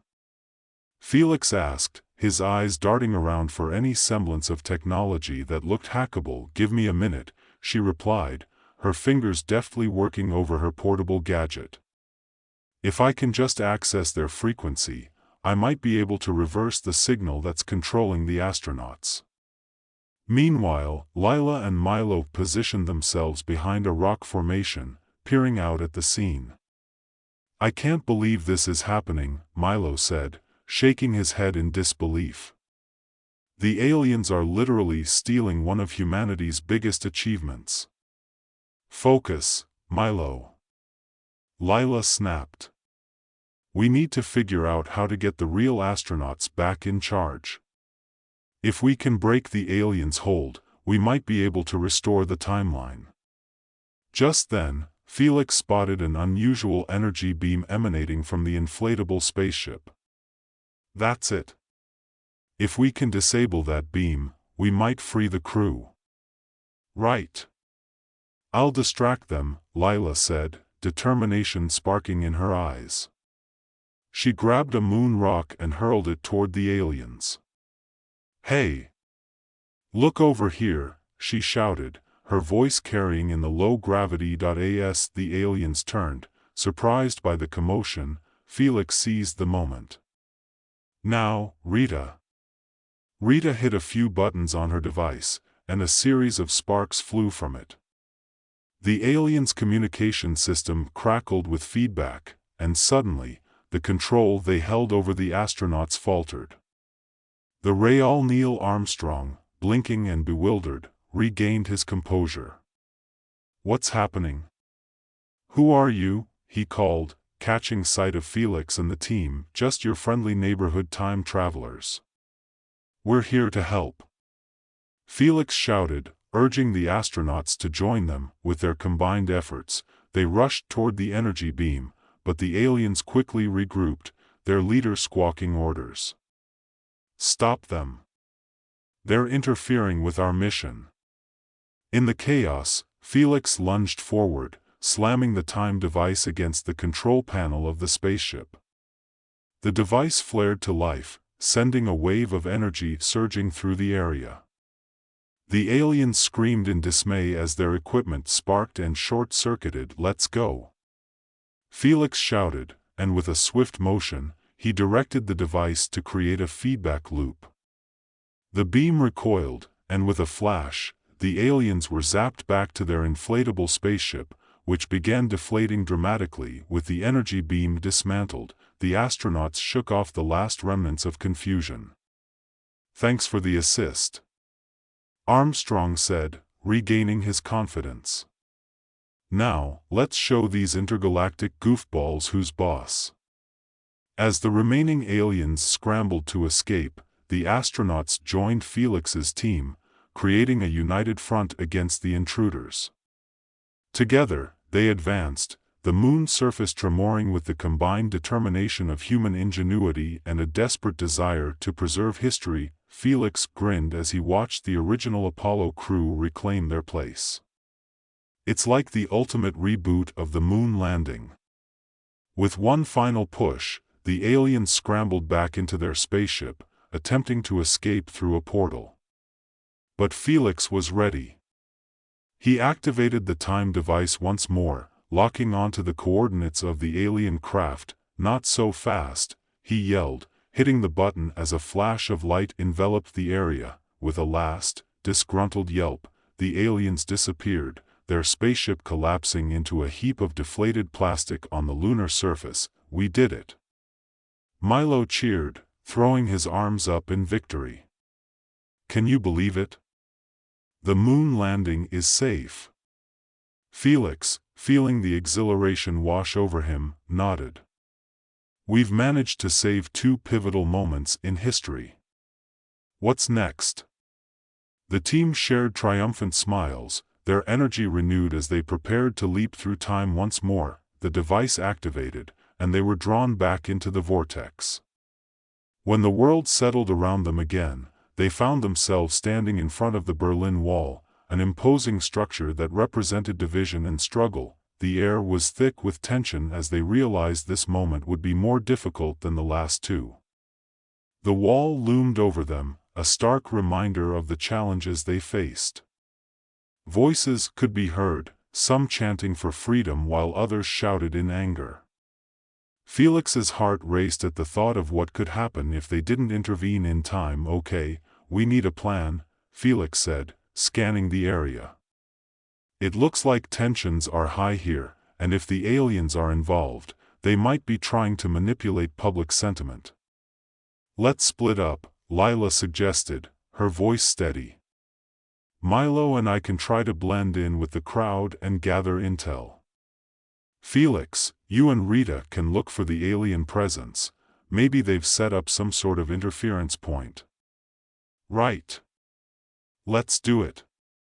Felix agreed, determination burning in his chest. As they moved through the throng of people, the shouts and chants grew louder. Felix felt a chill run down his spine as he caught sight of a group of aliens disguised as government officials, stirring up confusion and division among the protesters. "Look at that," Felix whispered to Rita, gesturing discreetly. "We need to get closer." Rita nodded, her engineer's mind already racing through potential ways to sabotage the aliens' plan. "If we can expose them, maybe the crowd will realize what's happening." Felix agreed. "Let's find a way to broadcast the truth." As they crept closer, the alien officials began to address the crowd, their words distorted and persuasive, inciting fear and chaos. Felix could feel the tension in the air, the desperation of the people longing for change, and the alien presence seeking to exploit that longing. "Rita, do you think you can hack into their communication?" Felix whispered urgently. "I'll need a few minutes," she replied, focusing intently on her device. "If I can access their frequency, I can turn the crowd against them." With the plan set, Felix moved toward the front lines, heart pounding as he took a deep breath. He had to act quickly. "Hey," he shouted, drawing attention to himself. "These people are not who they claim to be." The crowd turned, eyes wide with surprise. Felix pressed on. "They're manipulating us. You can't let them divide us." Just as he spoke, Rita succeeded in accessing the alien communication.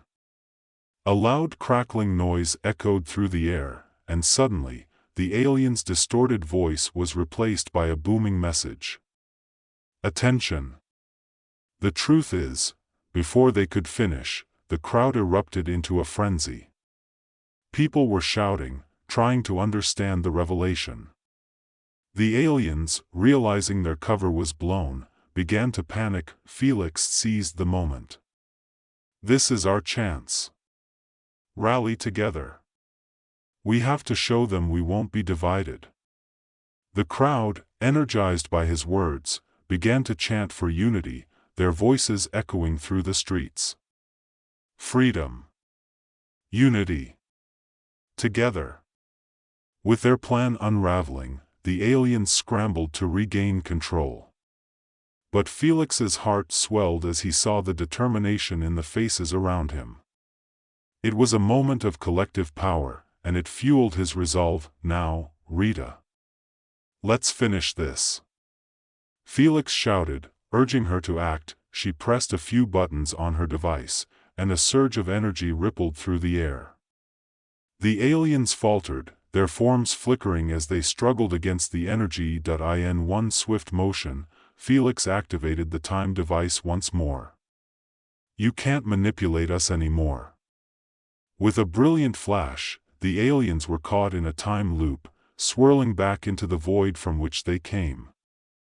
The crowd erupted into cheers, their spirits lifted as they celebrated their victory over the forces that sought to divide them. As Felix and his team stood among the jubilant crowd, he couldn't help but feel a swell of pride. "We did it. We saved history."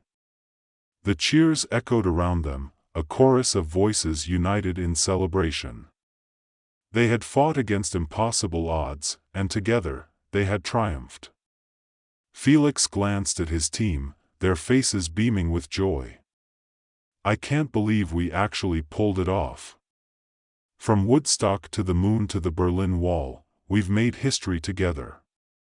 As they embraced in a group hug, the realization hit him: this journey had changed them all. They weren't just time travelers anymore, they were guardians of history, protectors of the moments that shaped humanity. With their spirits high, they activated the device one last time, ready to return to their own timeline. As the swirling colors enveloped them, Felix couldn't help but chuckle. "Next time, let's avoid coffee spills, okay?" he joked, earning laughter from his friends, and as they faded back into their own time, Felix knew this was only the beginning of their adventures together. With the power to traverse time and the bond they'd forged, who knew what other wild escapades awaited them? When the world settled around them once more, they found themselves back in the coffee shop, the aroma of freshly brewed coffee filling the air. Felix looked around, a grin spreading across his face. "Well, we might have changed the course of history, but I think I still need my coffee fix." Milo laughed. "I think I'll pass, just in case history repeats itself." As they settled back into their usual routine, Felix glanced at the history book, now miraculously dry and intact on the table. He picked it up, flipping through the pages with renewed appreciation. "Here's to making history," he said, raising his coffee cup in a toast. "And to the adventures still to come." And with that, the team shared a laugh, their spirits bright, knowing they would be ready for whatever came next.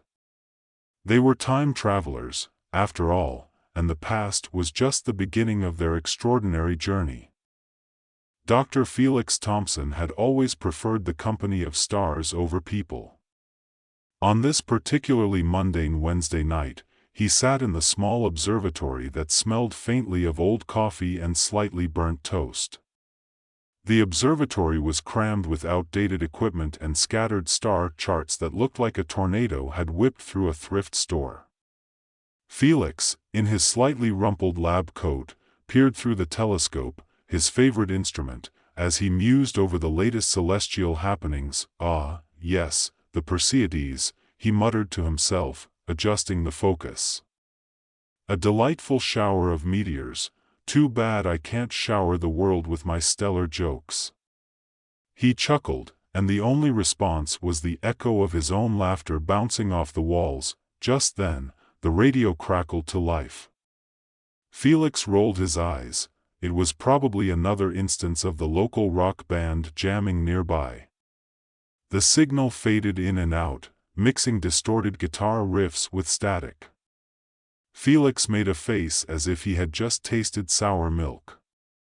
"More like bandwidth," he joked to no one in particular. He wasn't sure if he was trying to convince himself or the universe of his humor, but then, something unusual happened. The static shifted to a series of rhythmic beeps, almost like a Morse code tap dance. Felix squinted at the dials. He adjusted the knobs, half expecting the radio to turn into a sentient being and scold him for not tuning into something interesting. Yet the beeping persisted, more pronounced now, like an impatient child demanding attention. Curiosity piqued, Felix flipped open his laptop, the keys sticky with decades of pizza grease, and began to record the signal. "Okay, let's see what you've got for me," he said, the excitement creeping into his voice. The beeping transformed into a coherent sequence, and he gasped. "I've decoded alien languages, but this is something else." Just as he was scribbling down notes, the malfunctioning coffee machine, which had been sputtering in the corner like an angry cat, decided it was time for an explosive outburst. A jet of coffee shot out, drenching Felix from head to toe. "Oh, great," he muttered, dripping with caffeine. Nothing says, "brilliant scientist," quite like looking like a barista on strike. Yet, in that comical moment of chaos, something incredible happened. The signal, now clear as day, decoded itself right before his eyes. Felix's heart raced as he read the message, "Prepare for arrival." For a split second, he couldn't tell if the caffeine had finally pushed him over the edge or if he was witnessing a genuine extraterrestrial encounter. The reality of the situation washed over him like cold water. Aliens were coming, and they were probably going to be far more articulate than he was. He let out a nervous laugh, shaking his head. "This is just my luck. The universe sends me a galactic warning, and I'm stuck in a coffee tsunami." But as the absurdity of his predicament sank in, Felix realized he had to act quickly. He had to alert the government before all hell broke loose, or worse, before they assumed the coffee was an alien plot. For the next few days, Felix immersed himself in decoding the rest of the signal. He felt like a kid on Christmas morning, fueled by an overabundance of caffeine and disbelief. Yet, his colleagues were less enthusiastic. During a team meeting filled with serious discussions about space debris and the potential for new telescope funding, Felix couldn't contain himself. "Guys, I've got something," he blurted, interrupting Dr. Martin, his boss, mid-sentence. "I decoded an alien signal. They're coming for us." Dr. Martin raised an eyebrow, adjusting his glasses as he regarded Felix. "An alien signal, you say? Are you sure it's not just interference from the new coffee machine?" Murmurs of laughter rippled through the room. Felix felt his face heat up, but he pressed on. "No, really. They're coming. I swear it." He launched into a convoluted explanation of his findings, punctuated by his characteristic puns that fell flat like a deflated balloon. Finally, Mia, his sarcastic assistant, chimed in. "Maybe they want to borrow our coffee machine. I hear it's quite the conversation starter." Her deadpan delivery elicited laughter, but it was Felix's enthusiasm that worried him. He needed someone to take him seriously. Determined, Felix rallied his crew. "We have to go to the source of the signal. It's in the Pacific Ocean." His proclamation was met with more chuckles, but Mia caught his fire. "Let's do it, Felix," she said, her eyes sparkling with mischief. "If anything, it'll make a great YouTube series. Astronomers versus aliens, who can decode coffee?" The next day, armed with a hastily drawn plan and a less than sterling budget, they found themselves on a rusted boat nicknamed the Starship Scraps. It was more of a floating joke than a vessel, complete with peeling paint and a questionable engine that coughed like an asthmatic seal. "Perfect," Felix muttered, staring at the boat's dented hull. "What's next? An inflatable alien as our co-pilot?" Mia laughed. "Don't give the aliens any ideas. They might think we're serious about interstellar hospitality." As they set sail, the group consisted of a motley crew of amateur astronomers and conspiracy theorists who believed in everything from Bigfoot to the flat Earth. Felix, feeling somewhat responsible for this hodgepodge, tried to maintain a sense of order as they made their way across the choppy waters. "Okay, team. Keep your eyes on the stars and your minds on the signal."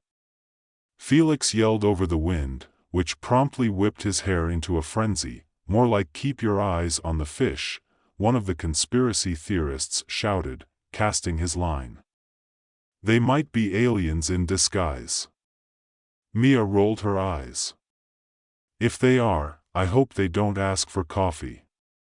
As they approached the coordinates, excitement mixed with anxiety. Felix peered through his telescope, scanning the horizon for any signs of the alien ship. The ocean stretched out like an endless blue blanket, and Felix's heart raced. Would they really find something out there, or had he been chasing shadows? After several hours, the sun began to dip below the horizon, casting an orange hue across the water. Just when Felix thought they might be heading home empty-handed, the telescope revealed a massive shape hovering above the waves. "Everyone! Look!" he shouted, pointing. "There it is!" The boat rocked with enthusiasm as they all squinted in disbelief. There, shimmering against the twilight sky, was a colossal alien spacecraft, sleek and glimmering like something out of a sci-fi movie. Felix's mouth dropped open. This was it. The moment he had been waiting for, and he was not prepared. As they drifted closer, Felix and Mia exchanged incredulous looks. "I can't believe it," Mia said, half laughing, half in awe. We might actually get to meet aliens. Let's just hope they don't want our coffee, Felix replied, his heart racing with a mix of fear and exhilaration. Suddenly, a beam of light enveloped the boat, and before they could comprehend what was happening, a group of aliens descended from the ship, their forms lithe and shimmering. They appeared to be humanoid but glowed with a strange, iridescent light. "Greetings, Earth beings," one of them said in a melodic voice that echoed across the water. "We are here to make contact." Felix's mind raced as he struggled to process the scene. This was not how he had imagined first contact at all. He had envisioned something grand, perhaps with a speech about peace and unity. Instead, he found himself standing on a wobbly boat surrounded by a crew of conspiracy theorists, armed only with a soggy notepad and an over-enthusiastic assistant. Hi?" Felix managed, his voice a strangled whisper. "I'm Dr. Felix Thompson, and I think you might have misunderstood our intentions. We're not here to invade or anything. Just, curious astronomers." The aliens tilted their heads in unison, their expressions inscrutable. "We are Zorblaks, the Intergalactic Council of Peace. We come in search of aid," the leader announced, gesturing toward the stars. Felix's stomach dropped. "Aid? For what?" "A rogue asteroid threatens our home. We seek knowledge and assistance to avert disaster," Zorblaks explained, their glow intensifying. "We received your signal and interpreted it as a call for help." Felix blinked. "Wait, so you're not here to invade? You're here for help?" "Indeed," Zorblaks replied, clearly confused by Felix's reaction. "You appear startled. We assumed your signal indicated urgency." "Right," Felix stammered, trying to regain his composure. "That was my bad. Let me clarify, the urgency was mostly about me getting coffee, not intergalactic warfare." The aliens looked perplexed, and Mia stifled a laugh behind her hand. Felix felt a wave of embarrassment wash over him but also a flicker of hope. Maybe this wasn't an invasion after all. "Let's sort this out," he said, gesturing for everyone to gather. "If you're facing an asteroid crisis, we need a plan. But first," with the framework of an intergalactic talent show laid out, Felix felt a surge of excitement. This was the moment he'd been waiting for, a chance to unite humans and aliens through laughter and music. He could already envision the cosmic camaraderie that could emerge from shared experiences, if he could just keep the aliens from declaring war over his terrible jokes. "All right, team," Felix said, rallying the crew aboard the starship Scraps. "We have a mission. Let's show Zorblaks and his friends the true essence of humanity, and by essence, I mean our ability to embarrass ourselves in front of others." Mia grinned, already flipping through a battered playlist on her phone. "What do you think? Classic rock? Pop? Or should we lean into something really out there, like polka?" Felix considered the options. Why not all of the above? The aliens might appreciate the diversity.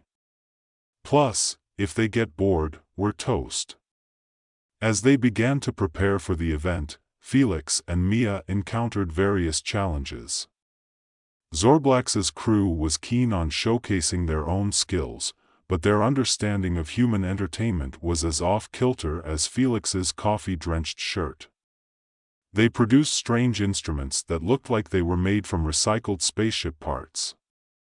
One of the aliens picked up what appeared to be a cross between a guitar and a luminescent octopus, and plucked at its tentacles, producing sounds that were both melodic and alarmingly dissonant. "Is that supposed to be music?" Felix asked, squinting at the bizarre contraption. Zorblax nodded earnestly. "We call it the Luminoth. It channels the energy of the universe." Looks more like it's trying to channel my nightmares, Felix replied, chuckling nervously. But hey, we're all about creative expression. Mia quickly set about organizing the performances, blending alien rhythms with Earth's greatest hits. They decided on a simple structure. Humans would go first, followed by aliens. Felix signed up for the opening act, not because he was particularly talented, but because he wanted to set a light-hearted tone. What better way to welcome our new friends than with some awful puns and an off-key rendition of "I Will Survive." As they worked through the logistics, the makeshift stage aboard the Starship Scraps came alive. With a few crates stacked together and a colorful banner proclaiming, "Intergalactic Talent Show, Earthlings vs. Zorblaxians," the atmosphere transformed from anxious chaos into an eclectic blend of anticipation and laughter. On the day of the talent show, the crew gathered, including the aliens who had donned bizarre costumes that shimmered in the fading light. The contrast between their otherworldly appearances and the human participants was stark. Felix couldn't help but think how surreal it was to stand on a creaky boat surrounded by beings from another galaxy, all united by a shared goal, not saving the universe from destruction, but showcasing their peculiar talents. "Welcome, esteemed beings of the cosmos," Felix announced, standing awkwardly in front of the makeshift stage. "Tonight, we will celebrate our differences and similarities, and prove that music is the universal language, even if I'm more fluent in dad jokes than actual lyrics." He launched into his rendition of "I Will Survive," delivering each line with exaggerated passion and flailing arms, causing laughter to ripple through the audience. To his delight, Zorblax's crew began to mimic him, adding their own alien harmonies. They didn't quite understand the lyrics, but their enthusiasm transformed the song into a cosmic celebration of survival, punctuated by unintentional but charmingly synchronized dance moves. As the evening progressed, the talent show showcased a variety of acts. One alien juggled what appeared to be sentient glow worms, while Mia belted out a karaoke version of "Total Eclipse of the Heart," which surprisingly resonated with the aliens, who emitted sounds resembling enthusiastic chirps. The crowning moment came when Zorblax took the stage. With a flourish, he revealed a glowing orb that began to pulse in time with a slow beat. "We present to you the Galactic Serenade," he declared, and with that, the orb projected images of stars and galaxies dancing across the sky. The aliens sang in perfect harmony, creating a melody that was both haunting and beautiful, resonating deeply with Felix and his crew. Felix stood in awe, feeling the weight of the moment. For all their misunderstandings, the beauty of their differences shone through. They weren't just two species colliding, they were two cultures embracing the same art form in wildly different ways. As the finale approached, Felix gathered his friends and the aliens on stage for a group performance of a mashup. "Let's bring it all together," he shouted, feeling the adrenaline rush through him. With Mia leading the charge, they mixed an upbeat pop song with Zorblax's ethereal melodies. The result was chaotic yet exhilarating, a true representation of their newfound camaraderie. As they finished, applause erupted, human and alien alike, each appreciating the effort and the joy that had blossomed from their unexpected collaboration. Felix felt a warmth in his chest. They had turned a potential disaster into a celebration. "Thank you, beings of the universe," Felix said, panting but exhilarated. "You've shown us that even when we're from different worlds, laughter and music can bring us together. And if you ever need a karaoke partner, you know where to find me." Zorblax approached, glowing brighter than ever. "Your humor is peculiar, but we find it most engaging. You have proven yourselves worthy allies." Felix couldn't help but laugh. "That's the kindest thing anyone has ever said about my sense of humor." After the talent show, the aliens shared their technology with Felix and his team, offering insights into asteroids and how to divert them. They even left behind the glowing orb, which Felix deemed the intergalactic karaoke machine. The implications of their collaboration became clear. They could work together to protect both Earth and Zorblax's home. As they sailed back, the mood was buoyant. The ocean shimmered under the stars, and Felix felt a sense of accomplishment. They had forged connections that transcended their differences. He looked at Mia, who was now sitting at the helm, grinning ear to ear. "Think we'll get a reality show out of this?" she teased, flicking her hair back dramatically. "Only if we can include the part where the aliens tried to roast marshmallows with their laser beams," Felix shot back, his heart swelling with pride. And as they headed toward the shore, Felix realized he had not only decoded an alien signal but also learned the importance of humor and creativity in forging connections.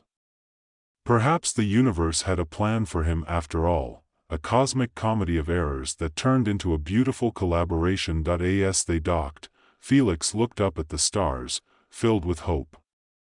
"Next time, maybe I'll try my hand at composing an alien symphony." Mia laughed. "Just remember to save some coffee for our next interstellar guests."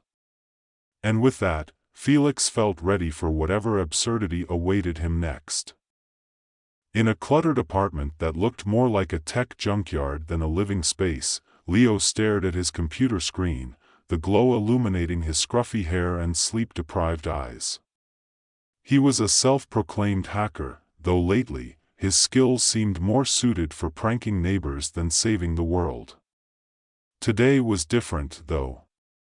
Today, he planned to impress Maya, the cute neighbor who had moved in 3 floors up. He could still hear her laughter from the hallway, and it fueled his bravado. "Okay, Leo," he muttered to himself, tapping the keys with an exaggerated flourish. Showtime. He had rigged a makeshift demo, one that involved hacking into the building's mainframe to control the lights. "This'll be epic," he thought, imagining Maya's eyes wide with amazement. He hit enter, and everything went wrong. Instead of a dazzling light display, the entire apartment complex plunged into darkness. Leo cursed under his breath as the glow of his screen was the only source of light left. Maya appeared in the doorway, a bemused look on her face. "Nice job, genius," she quipped, arms crossed. "What was that supposed to be?" Just a demonstration of energy efficiency," he stammered, a nervous laugh escaping him, but before she could respond, a strange sound echoed through the room, a metallic whirring that made the hair on Leo's neck stand on end. He turned back to his screen, where a message blinked ominously, "Alert, invasion protocol initiated." Maya raised an eyebrow. "Invasion? Seriously?" "Not my fault," Leo shot back, glancing at the screen again. "Wait, what?" As the message continued, he read about an impending invasion from a mechanical alien empire known as the Mechaniacs, a self-replicating army of emotionless robots bent on harvesting Earth's resources. His heart raced, not just from the impending doom, but from the realization that he might actually have a chance to be the hero. "Are you going to do something about this?" Maya asked, her voice tinged with disbelief. "Of course. I just need to find a way to exploit their..." He paused, contemplating the possibilities. "Actually, I think I can." Suddenly, Leo's home computer transformed from a tool for petty pranks to a gateway to saving the world. As Maya's skepticism faded, a spark ignited within him. With a flurry of determination, Leo dived into research. He discovered a crucial vulnerability in the Mechaniacs' code, a loophole that could allow him to hack their control systems. It was time to assemble a team. After all, every great hero needed sidekicks. First up was Sasha, a brilliant engineer with a knack for explosives and a personality that could light up the room. Leo found her in her cluttered workshop, surrounded by half-finished gadgets and what could only be described as an unhealthy amount of energy drinks. "Sasha," he exclaimed, bursting in. "We have a situation. Are you here to fix my Wi-Fi or save the world?" "Because I'm busy," she replied without looking up, her hands deep in the innards of a small drone. "Both. But mostly the world-saving part. Aliens are invading, and I need your help to hack into their network." Sasha finally looked up, her eyebrows shooting up in interest. "Aliens? Why didn't you say so?" "I'm in." She quickly pulled out her makeshift gadgets, her excitement palpable. Next, they found Rick, the neighborhood conspiracy theorist. He was convinced he was already abducted by aliens, constantly sharing wild tales that sounded more like bad sci-fi plots than reality. When Leo and Sasha found him, he was trying to communicate with what he believed to be an alien signal, using an old radio and a mountain of tinfoil. "Leo. Sasha. You guys have to hear this. The aliens are coming for our brains," he shouted, eyes wide with fervor. "No time for brains, Rick. We need to focus on saving Earth," Leo said, rolling his eyes but secretly amused by Rick's antics. "Are you in?" Rick paused, glancing between them. "As long as I get to wear the tinfoil hat, I'm in." With their eclectic team assembled, they planned their infiltration of the Mechaniacs network during the alien scheduled resource harvesting event. Leo laid out the strategy, but the planning session quickly devolved into chaos. Sasha proposed a series of over-the-top gadgets that could either save them or blow everything up, while Rick kept insisting on using ancient alien technology which, according to him, involved a lot of guesswork and a very large rubber band. "This is all great, but we need to be serious," Leo said, attempting to rein them in. "If we don't succeed, we'll be scrap metal. Or worse, we'll miss out on the intergalactic after-party," Rick chimed in, causing Leo to groan. Finally, after hours of hilarity and improbable ideas, they settled on a plan. Leo's vulnerability exploit would be the key, but he needed a distraction to pull it off.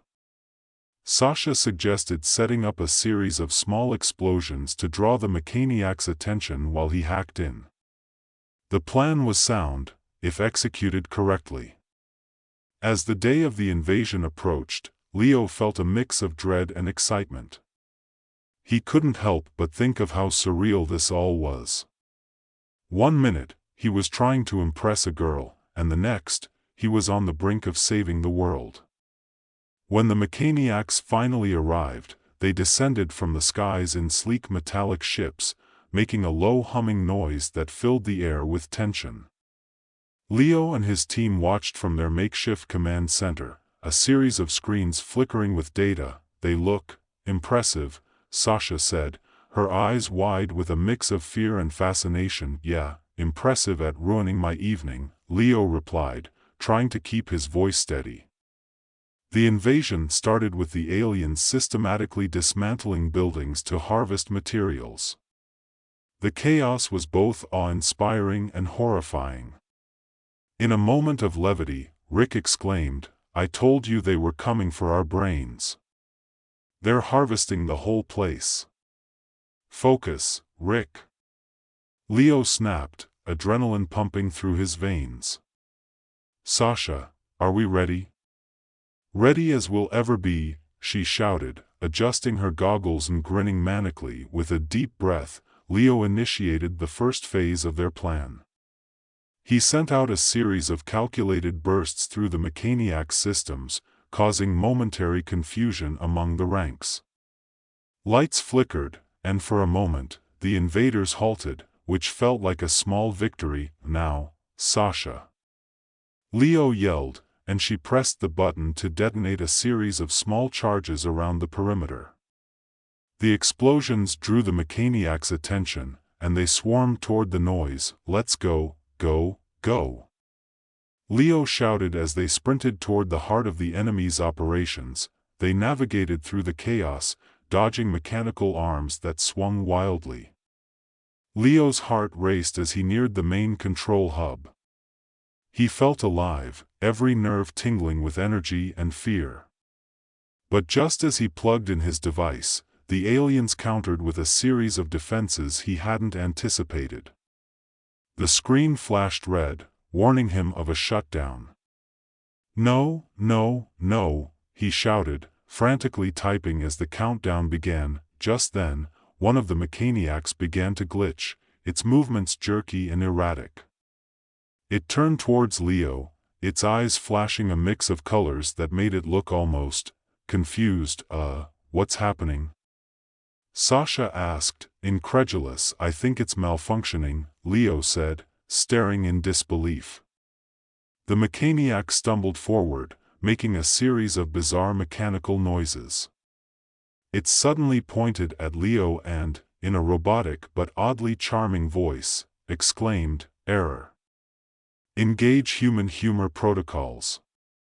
The creature began to mimic a dance Leo had done earlier while trying to impress Maya, causing Leo and his friends to burst into laughter despite the chaos around them. Is it trying to be funny?" Rick asked, a mix of astonishment and delight on his face. Leo shook his head, half laughing, half panicking. "Whatever it is, I'm not going to question it." He took advantage of the distraction, his fingers flying over the keyboard as he initiated the exploit he'd found. The alien network started to collapse, and he felt a surge of triumph. As the main control system began to fail, the mechaniacs around them froze, their eyes flickering like dying stars. Leo watched in amazement as the glitching mechaniac continued to dance, completely unaware that its comrades were collapsing one by one. "Just a little longer," Leo urged, sweat dripping down his brow. Finally, with a triumphant keystroke, he initiated the final command. The screen erupted with a flurry of messages indicating the network was down. "We did it!" Sasha shouted, pumping her fist in the air. The mechanical invaders fell silent, their threat neutralized. Leo stood there, panting and exhilarated, as his team cheered around him. They had actually done it. When the dust settled, and the world began to return to normal, Leo and his friends emerged from their hideout. Maya rushed to meet them, eyes wide with disbelief as Leo and Maya walked down the street. The air was electric with excitement. The chaos of the invasion had subsided, and the city was gradually returning to its usual hustle and bustle. They passed by neighbors who were still assessing the damage, exchanging bewildered glances and incredulous stories about the robotic army that had nearly taken over. "What do you think they're doing with all the scrap metal?" Maya mused, shaking her head at a pile of twisted machinery being loaded onto a truck. "Probably starting their own intergalactic recycling program," Leo joked, nudging her with his shoulder. "Or maybe they're building a spaceship to come back and get revenge." Maya laughed, her eyes sparkling. "If they do come back, let's just hope we're not on their to-harvest list." "Agreed," Leo said, the lightness of their banter lifting his spirits.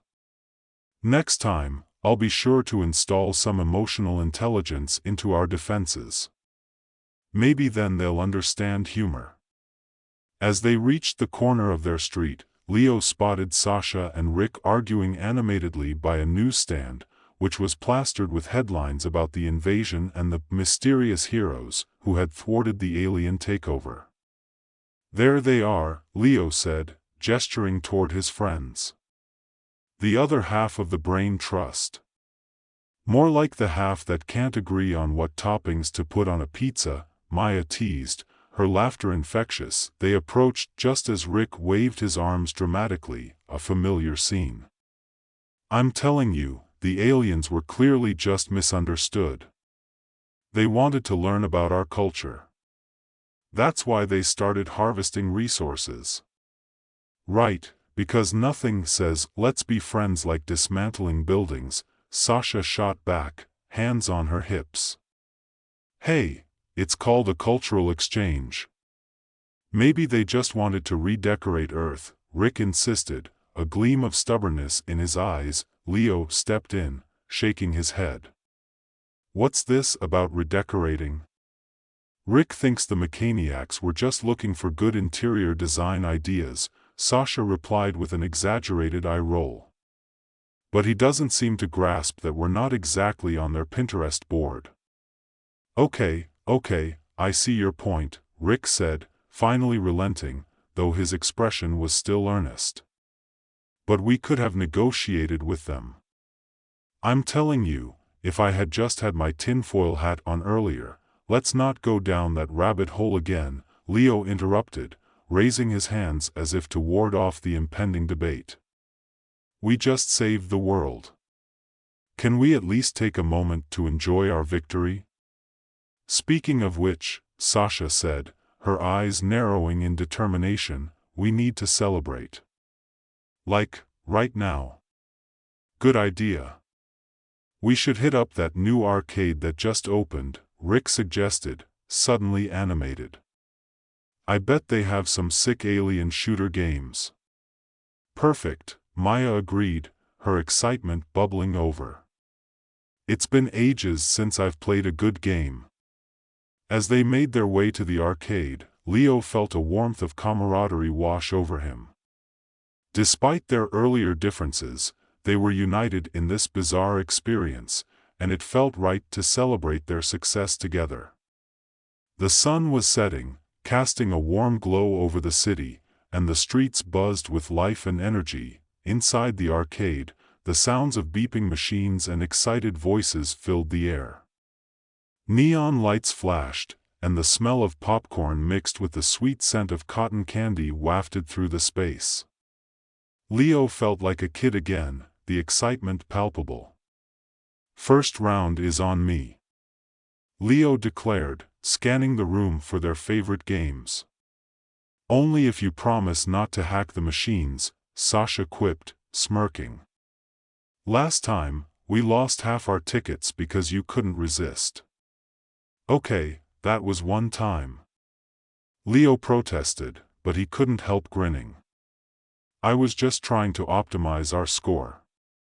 They made their way to a vintage alien shooter game, one that looked like it had been pulled straight from the 80s. The graphics were pixelated, but the nostalgia hit them hard. Look at these graphics.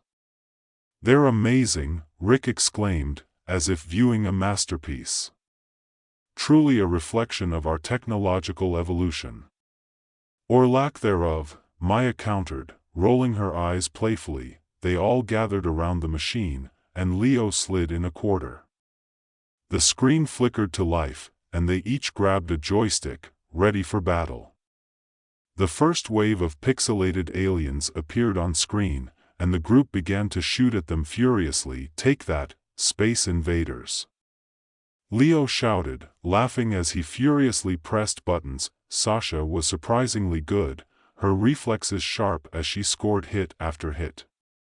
You're going down, she taunted Rick, who was struggling to keep up. Hey, I'm just warming up.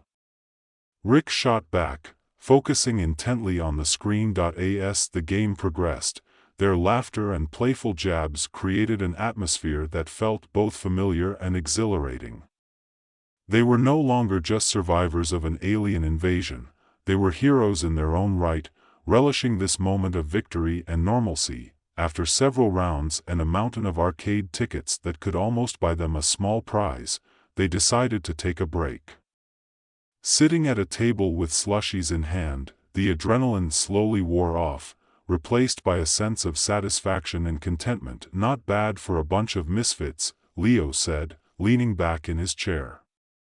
We actually pulled it off. Sasha raised her slushie in a toast. To us. The team that saved the world. Cheers, they all chorused, their cups clinking together. As they enjoyed their drinks, Leo couldn't help but reflect on how strange this adventure had been. Just days ago, he had been a nobody, a hacker with dreams of impressing a girl. Now, he was part of something bigger, a team that had faced down an alien threat and emerged victorious. So what's next for our little crew? Maya asked, looking around the table. More alien invasions? Please no, Rick replied dramatically, clutching his chest. I think my heart can't take another round of that. Maybe we could start a YouTube channel or something, Sasha suggested. We could document our crazy adventures. Or we could just enjoy a normal life for a while, Leo countered, his voice thoughtful. I think I've had enough excitement for 1 week. They all chuckled, but the idea of chronicling their antics was enticing. After all, they had just saved the world. Why not share it with others? As they finished their slushies and prepared to leave, Leo felt a rush of warmth at the thought of their friendship. Whatever challenges lay ahead, they would face them together. Hey, how about a group selfie? Maya proposed, pulling out her phone. Sure. Leo said, jumping up. They all squeezed together, beaming as Maya snapped the picture. Perfect. Now we can remember this day forever, she said, checking the photo with a satisfied smile. As they left the arcade, the night air was cool and refreshing. Laughter echoed through the streets as they strolled home, and Leo felt lighter than he had in years. They reached the building, and Maya turned to Leo, her expression sincere. I'm really glad you reached out when you did. You brought us all together, and we did something amazing. Thanks, Maya. I couldn't have done it without you guys, Leo replied, warmth spreading through him. I just wish I had some of that emotional intelligence for the next alien invasion. Or the next time you try to impress a girl, Sasha added with a wink. Hey! Leo exclaimed, but he couldn't help but laugh along with them. All right, I'll work on that. As they parted ways for the night, Leo climbed the stairs to his apartment, the day's events replaying in his mind. He couldn't shake the feeling that this was just the beginning. As he settled into bed, exhaustion washed over him, but beneath it lay a vibrant energy, a spark ignited by friendship and adventure. He pulled out his phone and looked at the picture from earlier, their smiles wide and triumphant. Maybe tomorrow he'd wake up and tackle another project or plan their next adventure. Maybe he'd finally figure out how to impress Maya without blowing anything up. But for now, he closed his eyes with a contented smile, ready to embrace whatever came next. And somewhere in the vastness of the universe, the remnants of the Mechaniacs lay scattered, waiting for their next move. Little did they know that Earth's defenders were ready, with more humor, heart, and perhaps a few surprises up their sleeves. The morning sun cast a reddish hue over Red Rock Base, the bustling heart of Mars' first human colony. It was a sight to behold, gleaming domes, towering antennas, and an array of research labs. The air buzzed with excitement, though one could hardly tell if it was the thrill of discovery or the caffeine kicking in. For Dr. Alex Cheng, a scientist with more enthusiasm than common sense, it was a bit of both. Okay, team, gather around. Today's the day we make history. Alex announced, his voice echoing through the lab, causing several coffee cups to rattle. He stood at the head of a makeshift table littered with rocks, tools, and a rather disgruntled Martian dust bunny that seemed to be judging his enthusiasm. His colleagues rolled their eyes but gathered anyway. Dr. Mia Torres, his lab partner, leaned against the wall, arms crossed, her lips twitching in a suppressed smile. If by make history you mean trip over a rock and break another drill, then yes, we're definitely on track. Rick, the ever-optimistic engineer, chimed in, at least we're not on the news for blowing something up, yet. He held up a gleaming, slightly bent metal rod, one of the many questionable improvements he'd made to their equipment. Alex grinned. "I'm feeling lucky today. Let's uncover some alien secrets beneath this dusty surface." He gestured dramatically, nearly knocking over a beaker of bubbling liquid that Mia deftly caught. As they prepped for the day's excavation, a slight tremor rattled the base. "Did anyone order an earthquake?" Rick joked, his laughter echoing against the metallic walls. "Just a Martian wake-up call," Mia replied, her eyebrow raised. "Focus, Alex. Let's not wake any ancient civilizations before we're ready." Moments later, the team stood before the excavation site, a gaping hole revealing layers of rock and dust. Alex led the charge, enthusiasm propelling him forward. As they carefully removed the top layer, a strange, iridescent glow emanated from deep within the ground. "Is that?" Mia began, squinting into the darkness. "Something amazing, I hope." Alex replied, practically vibrating with anticipation. "Let's see what Martian secrets we can uncover." With a few more taps and nudges, the glowing object surfaced, a peculiar, ornate artifact etched with unfamiliar symbols and a slight pulsing light. It resembled a disco ball from a very avant-garde planet. "This is it. The discovery of a lifetime," Alex exclaimed, his eyes wide with wonder. But just as he reached out to touch it, the artifact unleashed a torrent of shimmering energy. It spiraled into the air, coalescing into a holographic projection of a figure, a small, green alien in a sequin jumpsuit, busting a move as if auditioning for the galaxy's next big dance competition. The team burst into laughter, the tension evaporating instantly. "What is this? The Martian version of So You Think You Can Dance?" Mia giggled, clutching her stomach. As the alien twirled and leaped, a deep, resonant voice boomed from the hologram. "Greetings, Earthlings. We are the Xarxians, the rightful rulers of Mars." "Rulers? More like entertainers." Rick laughed, pointing at the hologram's exaggerated dance moves, but the laughter abruptly halted when a low rumble echoed through the base, shaking everything in its wake. Dust fell from the ceiling, and the hologram flickered, suddenly serious. "Awakened from our slumber, we shall reclaim what is ours. Prepare for invasion." "What? This wasn't in the job description," Alex exclaimed, stumbling backward into a pile of rocks. Mia's expression shifted from amusement to alarm. "We need to contain this situation, fast." As the hologram faded, the reality set in. They had just triggered an ancient Martian civilization's awakening, and they were at the center of it. What had begun as a day of excitement and humor was quickly turning into a dire emergency. "Okay, team," Alex said, gathering his thoughts amid the chaos. "We need to figure out how to stop these aliens from invading Earth. And preferably before we become their intergalactic reality show contestants." They scrambled back to the lab, adrenaline pumping. "We need to decode whatever that artifact was," Mia said, her fingers flying over the computer keyboard. "If we can understand the Xarxians' language, we might be able to negotiate. Or distract them with a really good dance-off." Rick suggested, trying to lighten the mood. "Focus, Rick."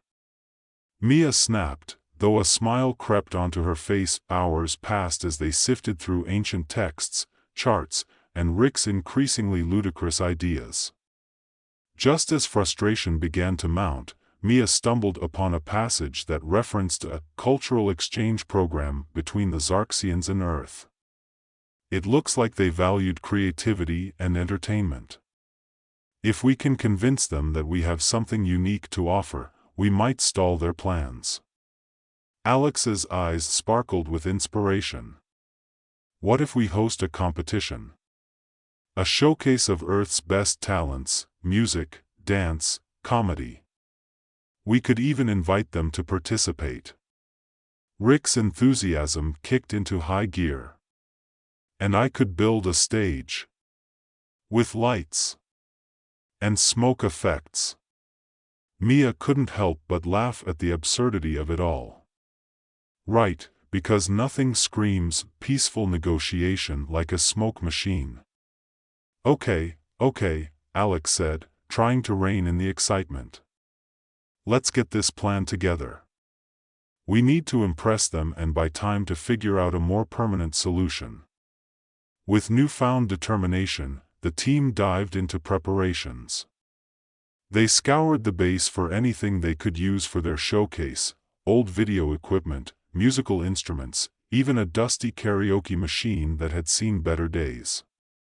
As night fell, they set up the stage outside under the vast Martian sky, stars twinkling above like curious spectators. Alex, Mia, and Rick gathered around, adrenaline mixing with anticipation. This is either going to be the greatest interplanetary cultural event in history or a total disaster, Mia mused. Why not both? Alex replied, a grin spreading across his face. Just then, the ground shook again, and a series of bright lights lit up the sky. They're coming! Rick shouted, pointing into the distance. Emerging from the horizon were figures silhouetted against the Martian dust, Xarxians, swaying to the rhythm of an unheard beat, their colorful outfits sparkling like the disco ball they had unearthed.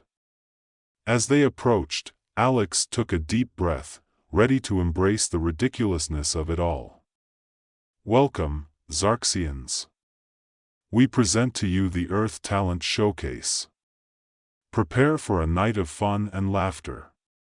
And with that, the first interplanetary cultural exchange began, as the humans and Xarxians stood face to face, ready to dance their way into an uncertain future. As the Xarxians approached the makeshift stage, Alex could hardly believe the sight before him. The aliens were taller than expected, with shimmering skin that changed colors in the Martian light. Each wore extravagant outfits adorned with strange patterns that looked like a mashup of a thrift store explosion and a futuristic fashion show. Greetings, Earthlings, one of the Xarxians, who appeared to be their leader, announced in a surprisingly melodic voice. We are here to partake in this talent showcase you have proposed. Yeah, talent showcase. You got it. Alex replied, his voice barely disguising his nervousness. He motioned for Mia and Rick to join him at the front of the stage. We'll go first to kick things off. Mia gave him a look that could only be described as dread mixed with "you've got to be kidding. We're not actually performing, are we?" Of course we are. What better way to demonstrate our culture than to give them a taste of Earth? Alex grinned, though his heart raced. Rick, ever the jokester, seized an old tambourine from the prop table. I'll play backup. You handle the singing, Alex. Just remember to keep it PG, these aliens might have very different ideas about what's appropriate. As the trio stepped onto the stage, the Xarxians erupted in applause, their clapping resembling a mix between enthusiastic waves and gentle rhythmic thumping.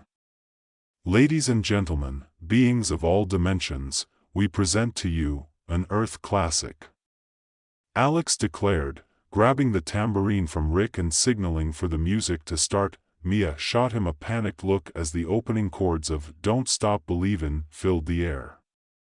You've got to be kidding me, she whispered, but Alex was already belting out the first verse, his voice shaky but determined. To his surprise, the Xarxians began to dance, their movements fluid and otherworldly. Their rhythmic sways and spins transformed the whole area into a kaleidoscope of colors and sounds. Encouraged by the crowd's enthusiasm, Mia joined in, her voice growing steadier, and soon Rick was clapping along, tambourine in hand. The performance continued, and as they finished with a dramatic flourish, the Xarxians erupted into cheers. Bravo, Earthlings! "You have captured our hearts and entertained our souls," the leader exclaimed, his eyes shimmering with excitement. Next, it was the Xarxians' turn. They performed a mesmerizing dance that seemed to defy gravity, floating and spinning in perfect harmony. The Martian dust sparkled around them like confetti. Their performance was both beautiful and utterly bizarre, involving an intricate routine of flips and twirls accompanied by harmonious alien sounds that resonated deep within. As the showcase continued, Earth's talents were on full display, everything from improv comedy, which the Xarxians found particularly perplexing, to Mia's surprising skill at juggling space rocks. Laughter and applause echoed under the Martian sky, the tension from earlier fading into the background. Yet, as the night wore on, Alex knew they couldn't rely solely on entertainment to prevent an invasion. They needed to make a deeper connection. "Hey, everyone!" Alex called out, stepping back into the spotlight after the final performance. "We'd like to share something very special with you, a tradition of our own." "What kind of tradition?" the Xarxian leader asked, tilting his head in curiosity. "It's called a friendship pact," Alex replied, glancing nervously at Mia and Rick. "A way to honor our cultures and ensure peace between us." "Peace? We like peace," the leader exclaimed, his face lighting up. With Rick's help, they set up a makeshift friendship wall on the stage, a large canvas for everyone to decorate. "Let's create a masterpiece together. Earth and Xarxian cultures combined," Mia suggested, her creativity shining through. The aliens were quick to respond, using their shimmering colors to paint and create. Earthlings contributed doodles, handprints, and words of friendship, while the Xarxians drew swirling patterns and symbols that represented unity. As the night came to a close, the wall transformed into a vibrant tapestry, a symbol of their newfound alliance. The Xarxian leader stepped forward, presenting a small, iridescent orb, a token of their friendship. "This is a Xarxian crystal. It symbolizes our connection. With it, we pledge to protect each other's worlds." Mia, Alex, and Rick exchanged glances, smiles widening. "We accept this gift with honor," Alex replied, feeling a warmth spread through him. "Together, we can explore the stars as allies." The atmosphere shifted, filled with laughter and camaraderie. The fear of invasion had morphed into a celebration of culture and understanding. As the festivities continued, Alex couldn't help but feel a sense of pride. They had turned a potential disaster into an intergalactic party, and in doing so, they had forged friendships that could last a lifetime. As dawn broke over Mars, painting the sky in hues of orange and purple, the two cultures stood side by side, ready to explore the mysteries of the universe together. Who knew saving the world could be so much fun? Rick chuckled, raising a glass of Martian juice in a toast. "Here's to unexpected friendships," Mia added, clinking her glass against his, and as Alex looked out at the colorful blend of Earthlings and Xarxians, he couldn't help but smile. The future was bright, and perhaps Mars wasn't so bad after all. As the first rays of sunlight kissed the Martian horizon, the celebratory atmosphere at Red Rock Base was electric. The mixed crowd of Earthlings and Xarxians, united by laughter and camaraderie, gathered around the friendship wall, their colorful creations glinting in the morning light. The orb gifted by the Xarxian leader, a swirling, luminescent crystal, sat at the center of the makeshift stage, a tangible reminder of their newfound alliance. "Today marks a new beginning," Alex announced, his voice cutting through the gentle buzz of conversation. "Let's not only celebrate what we've created together, but let's also plan our next steps. This partnership could lead to amazing discoveries." Mia, still buzzing from the previous night's events, nodded in agreement. Absolutely. The Zarxians have knowledge of Martian history that could fill in the gaps of what we've been trying to uncover. If we share our technologies and cultures, who knows what we can achieve? Rick, animated as ever, jumped in. And let's not forget about our science experiments. Imagine the breakthroughs we could have with Zarxian tech. We might even invent a drink that doesn't taste like burnt rubber. The Zarxians, their faces glowing with excitement, gathered closer. The leader stepped forward, his sequined outfit shimmering under the rising sun. We, the Zarxians, are eager to learn from you. Our ancient texts tell tales of your world, but they are incomplete. Together, we can create a library of knowledge. Alex clapped his hands together. A collaborative library. Let's make it happen. We can set up a research exchange program. You teach us about your technology, and we can share our scientific methods. The enthusiasm in the air was infectious.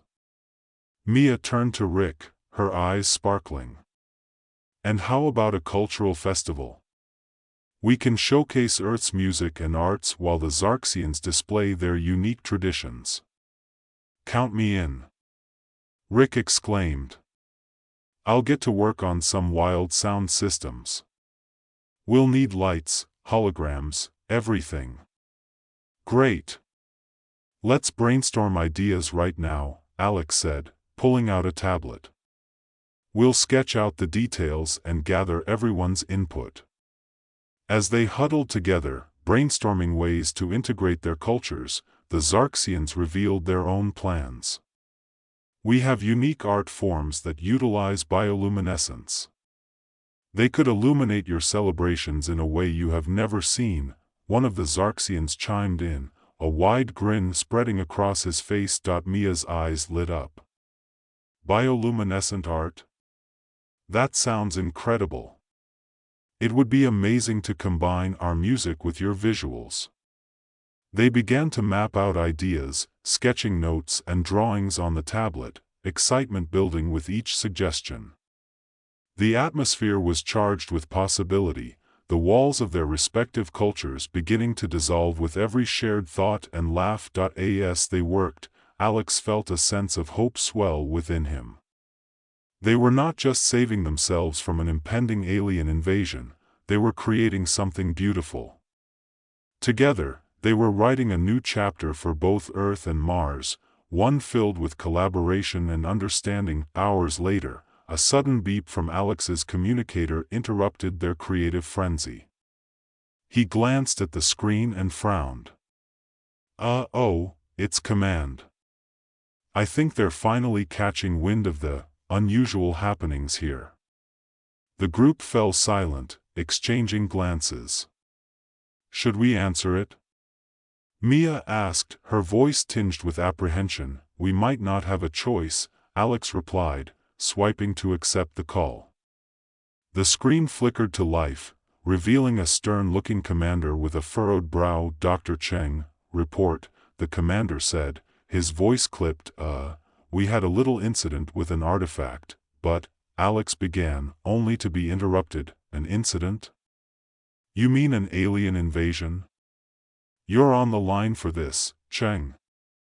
What is the status of your situation? The tension in the air grew thick as Alex struggled to find the right words. Actually, sir, things are under control now. We've established peaceful contact with the Zarxians. They're not our enemies. In fact, we've established contact with an alien race? This is a serious breach of protocol.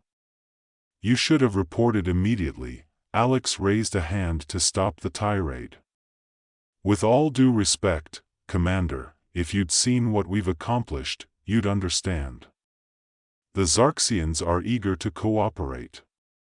We're planning a cultural exchange that could benefit both our civilizations. The commander's expression softened, if only slightly. Cultural exchange? What exactly does that entail? Art, music, technology sharing, you name it. We're working on a festival to celebrate our collaboration, and we believe it could enhance Earth's standing in the galaxy, Alex explained, feeling a surge of confidence. The commander looked pensive. A festival, you say? And the Zarxians aren't hostile? No, sir. They're friendly, curious, and excited to work with us, Alex insisted. We have the opportunity to create something unique, a relationship based on mutual respect. There was a long pause, and Alex held his breath, waiting for the commander's response. Very well, Dr. Cheng. I'll allow this cultural exchange to proceed, but I expect a full report on your activities and findings. You're on thin ice. Understood, sir. Alex replied, relief flooding through him.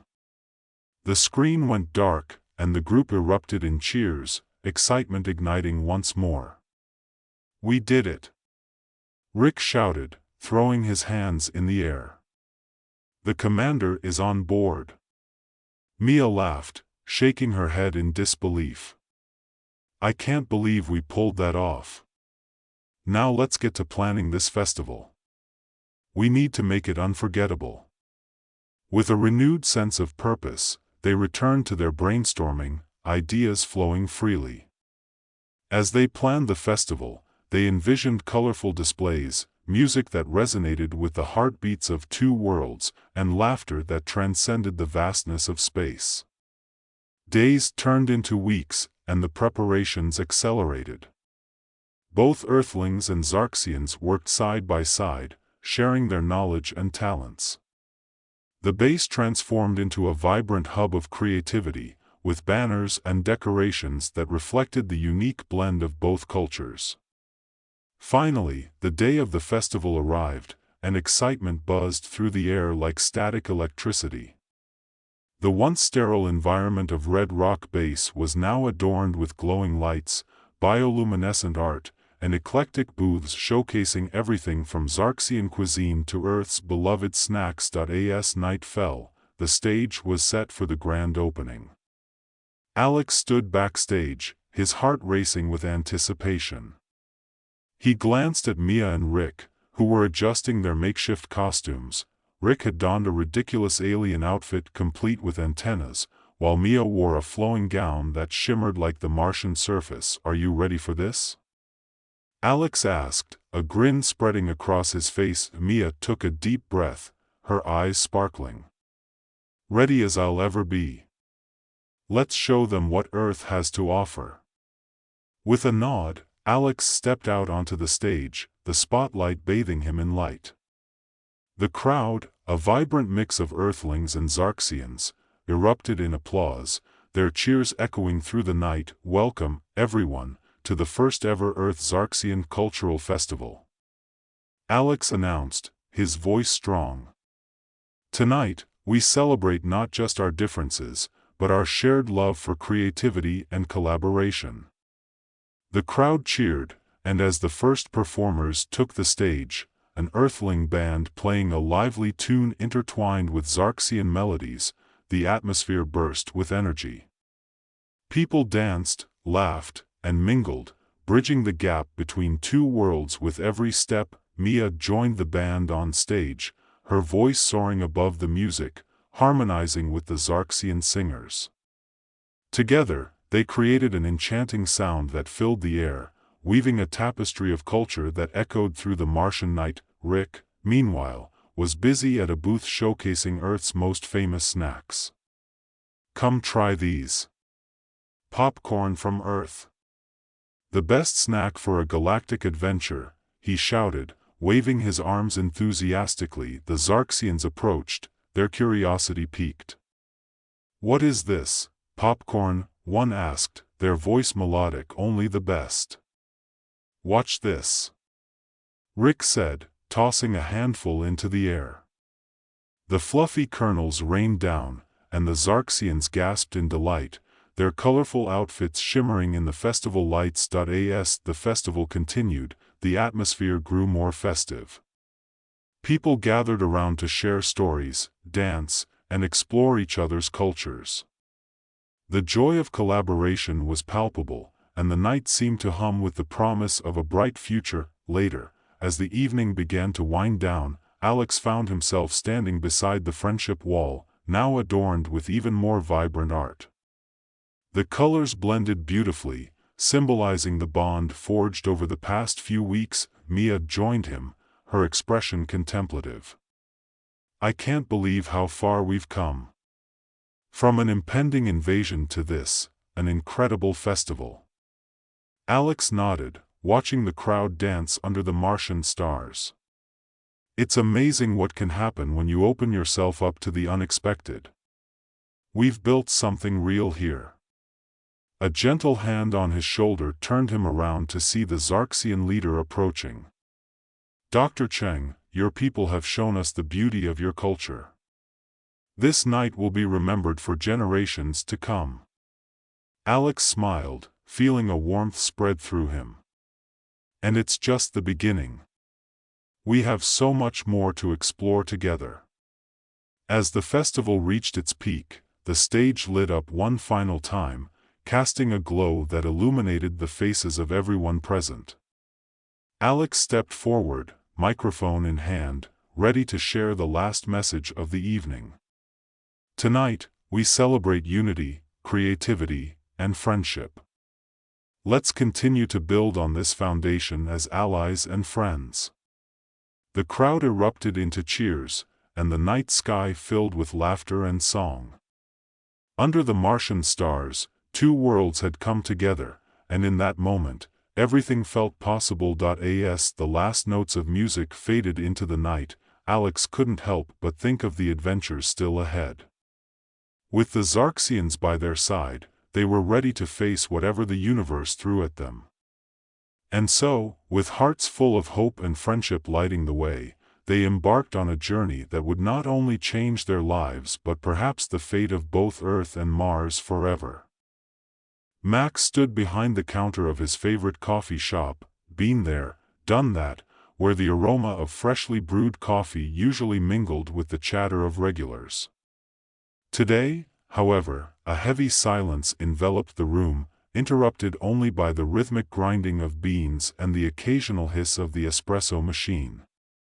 He looked out at the sea of blank faces staring at their cups, expressions as vacant as the last donut in the display case. "Hey, folks. Did you hear about the claustrophobic astronaut?" Max leaned over the counter, a grin plastered on his face, ready to deliver the punchline. He just needed a little space. He paused, letting the anticipation build. But instead of laughter, he was met with silence. One customer blinked slowly, as if processing a foreign language. Max's smile faltered. The barista next to him, a bubbly girl named Jenny, had always been the life of the cafe, known for her infectious laugh and quick comebacks. Now, she stood rigid, her hands trembling slightly as she poured a cup of coffee that, instead of warming the heart, somehow felt cold. Just then, as if on cue, a customer, let's call him Bob, spilled his latte. The warm, brown liquid splattered across the floor, and for a brief moment, everyone's eyes darted to the mess. Max seized the opportunity. "Looks like Bob's latte has gone rogue." He chuckled, hoping to spark a reaction. Nothing. Not even a twitch. The awkward silence was palpable, thick enough to spread on toast. Max's heart raced as he glanced at the wall clock. Was it broken too? Suddenly, Jenny twitched, her expression transforming into something unsettling. "Must not laugh," she muttered, her voice robotic, eyes glazed. Max's stomach dropped. He leaned in closer, whispering, "Jenny, are you okay?" "Must follow the coffee," she replied, her eyes focusing on the espresso machine like a moth to a flame. Max stepped back, a cold shiver racing down his spine. Something was seriously wrong. This wasn't the usual morning malaise, it was as if someone had hit the mute button on humanity. With every instinct screaming, Max did what any rational person would do in the face of inexplicable behavior. He posted about it on social media. #Silent Invasion was born, and within minutes, he began to receive DMs from friends expressing similar experiences.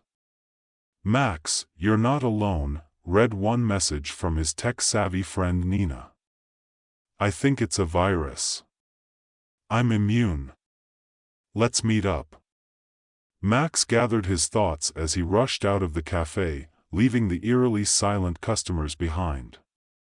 The fresh air outside hit him like a splash of cold water, invigorating yet alarming.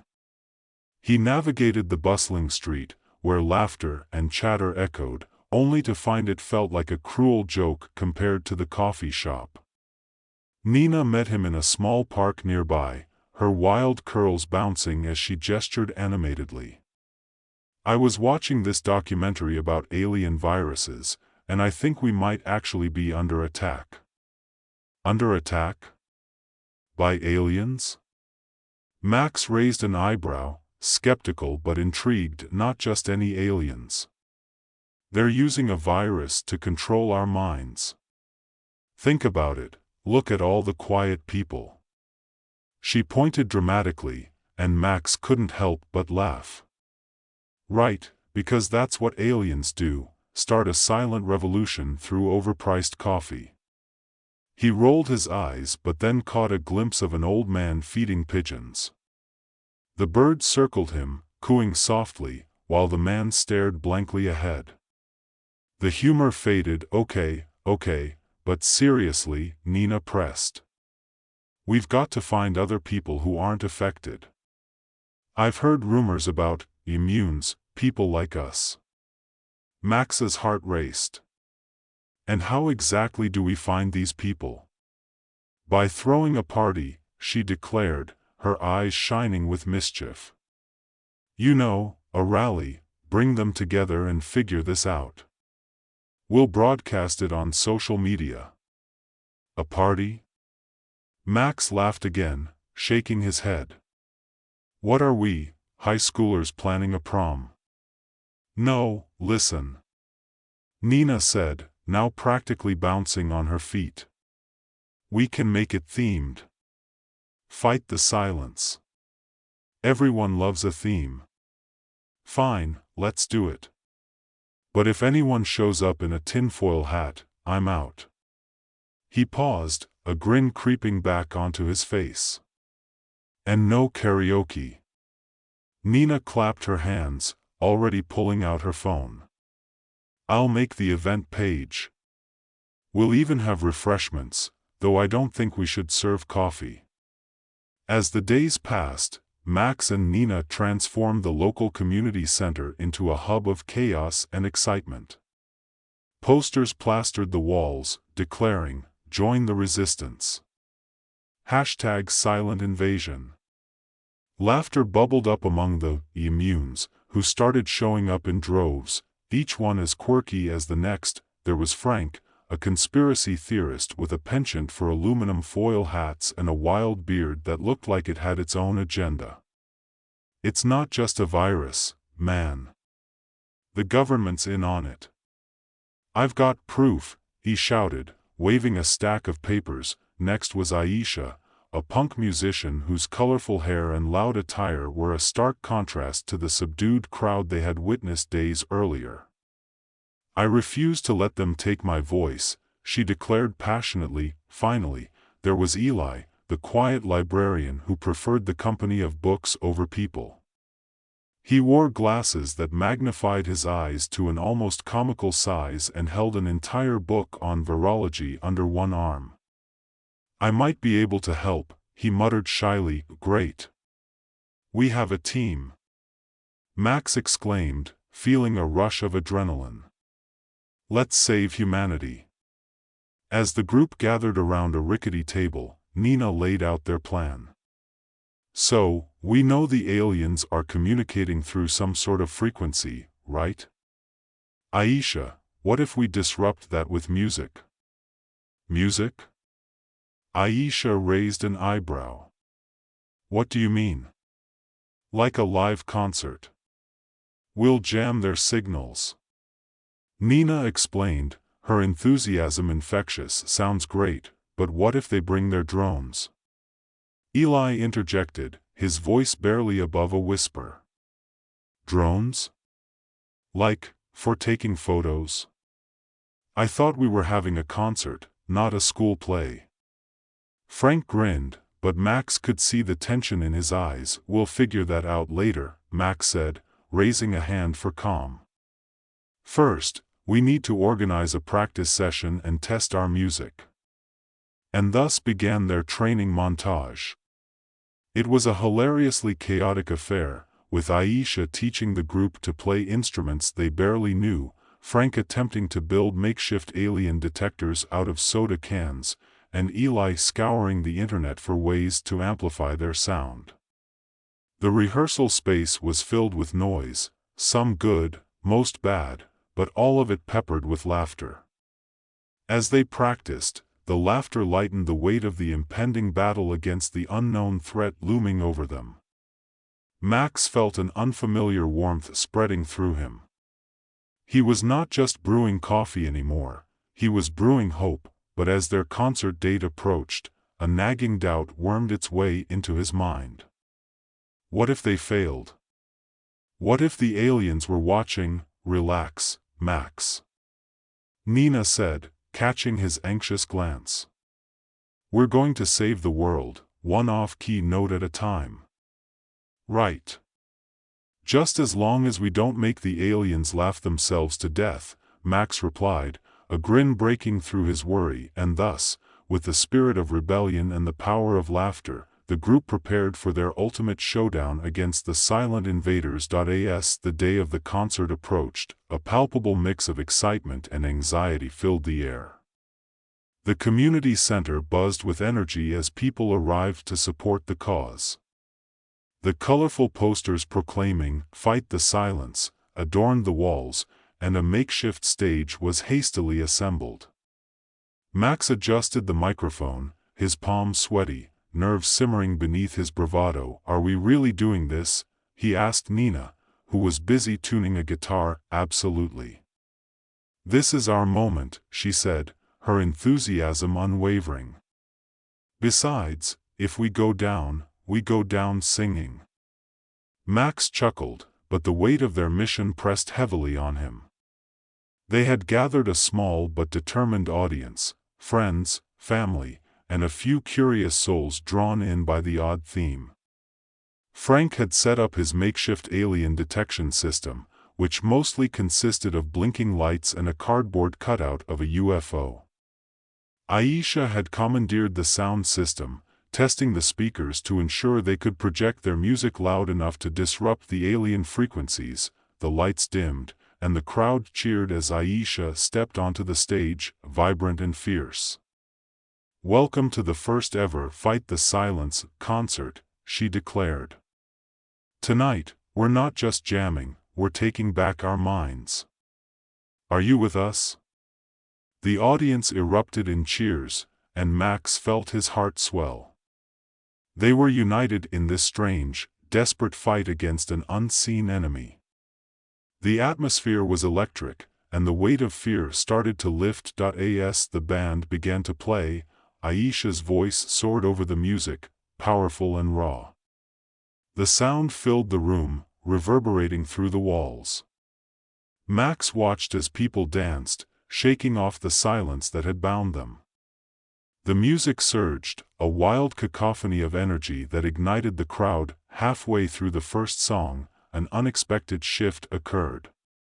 The front door swung open, and in walked a group of people who had been absent for too long, silent faces, now animated and wide-eyed, seemingly awakened from a trance. It was as if Aisha's voice had pulled them from the depths of the alien control, and Max couldn't believe his eyes. Look! They're back, he shouted over the music, pointing to the newcomers. The crowd turned, a wave of astonishment rippling through them.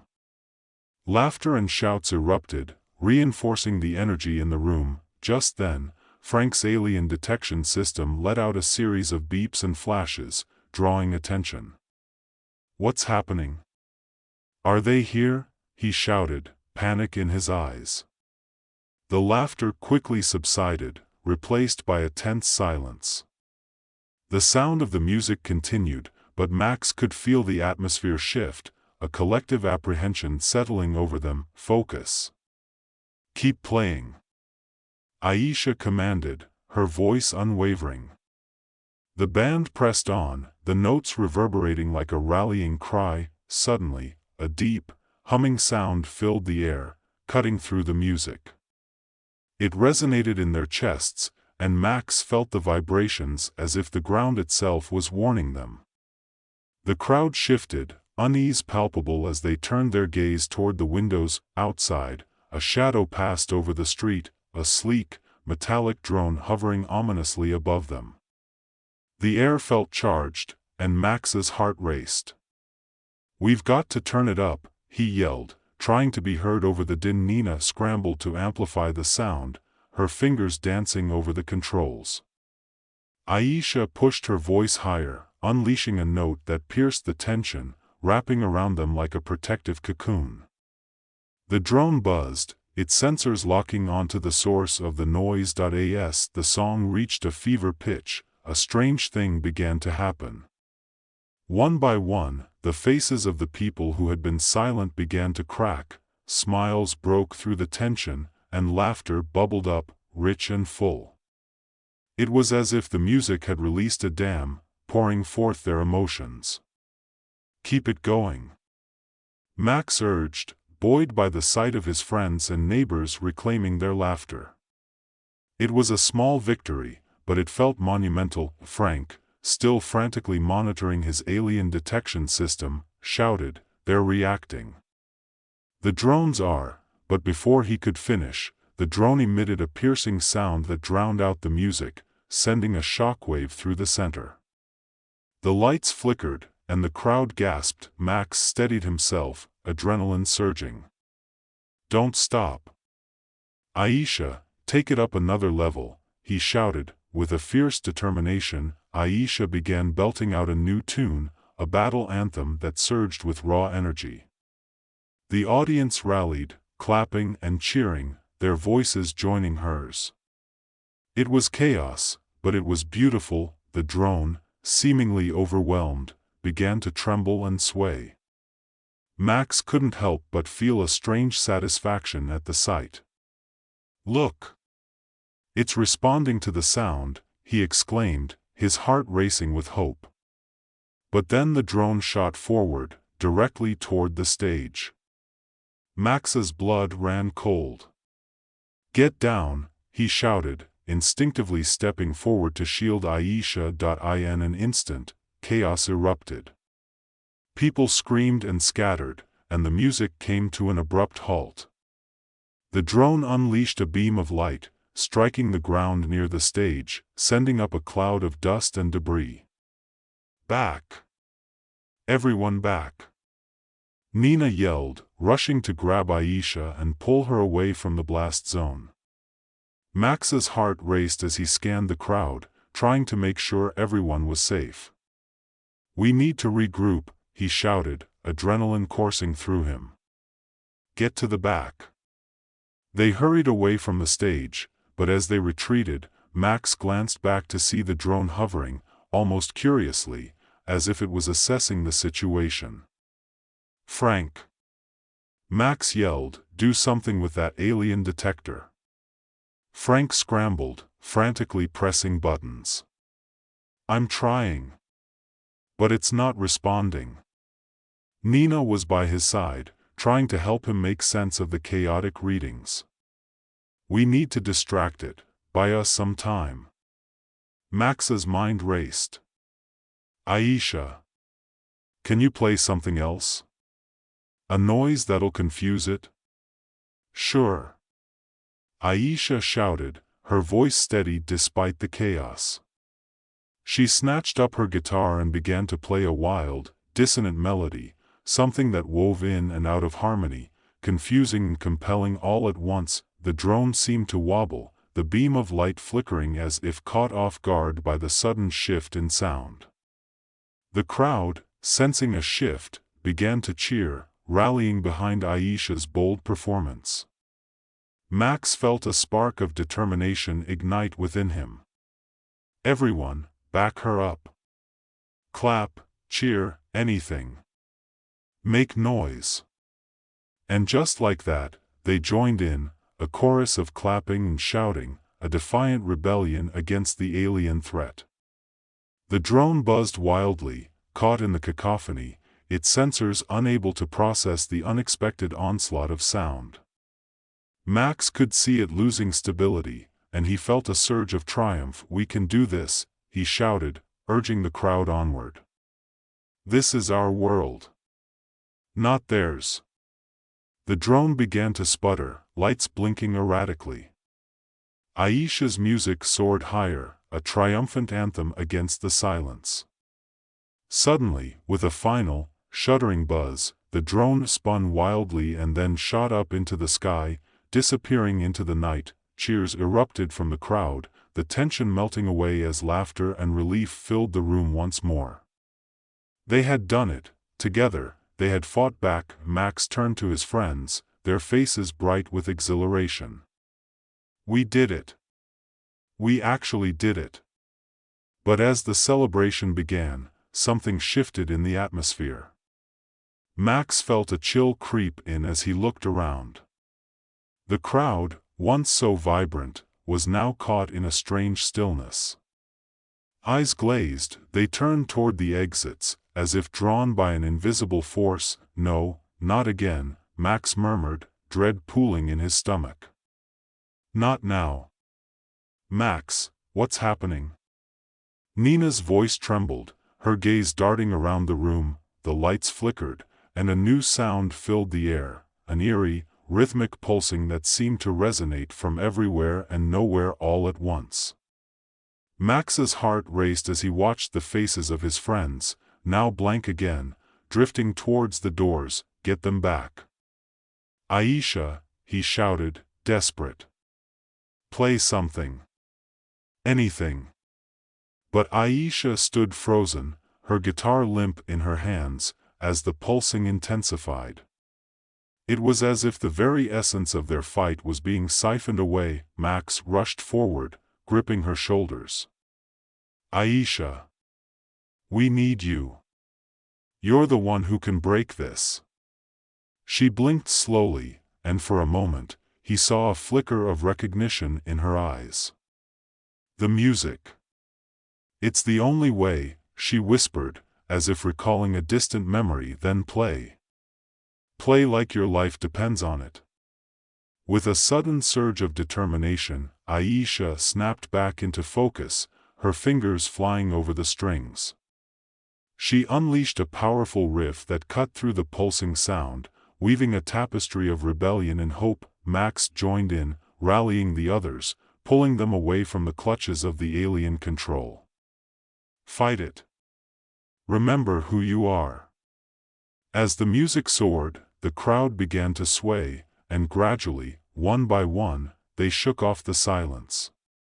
Laughter erupted, voices rising to meet the melody.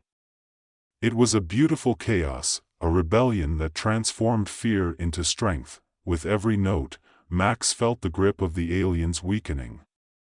The pulsing sound started to fade, overwhelmed by the vibrant noise of humanity reclaiming their voice, and in that moment, surrounded by his friends, Nina, Aisha, Frank, and Eli, Max knew they had won a crucial battle.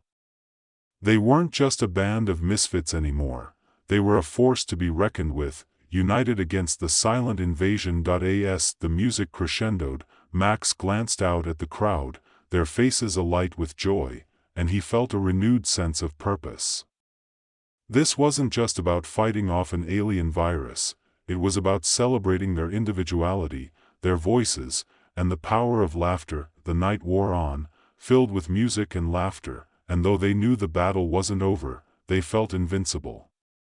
They had stood together, defied the silence, and found their voices amidst the chaos. Max stepped back, feeling the warmth of community envelop him. The fight was far from over, but they had taken the first step. And in that moment, he realized something profound.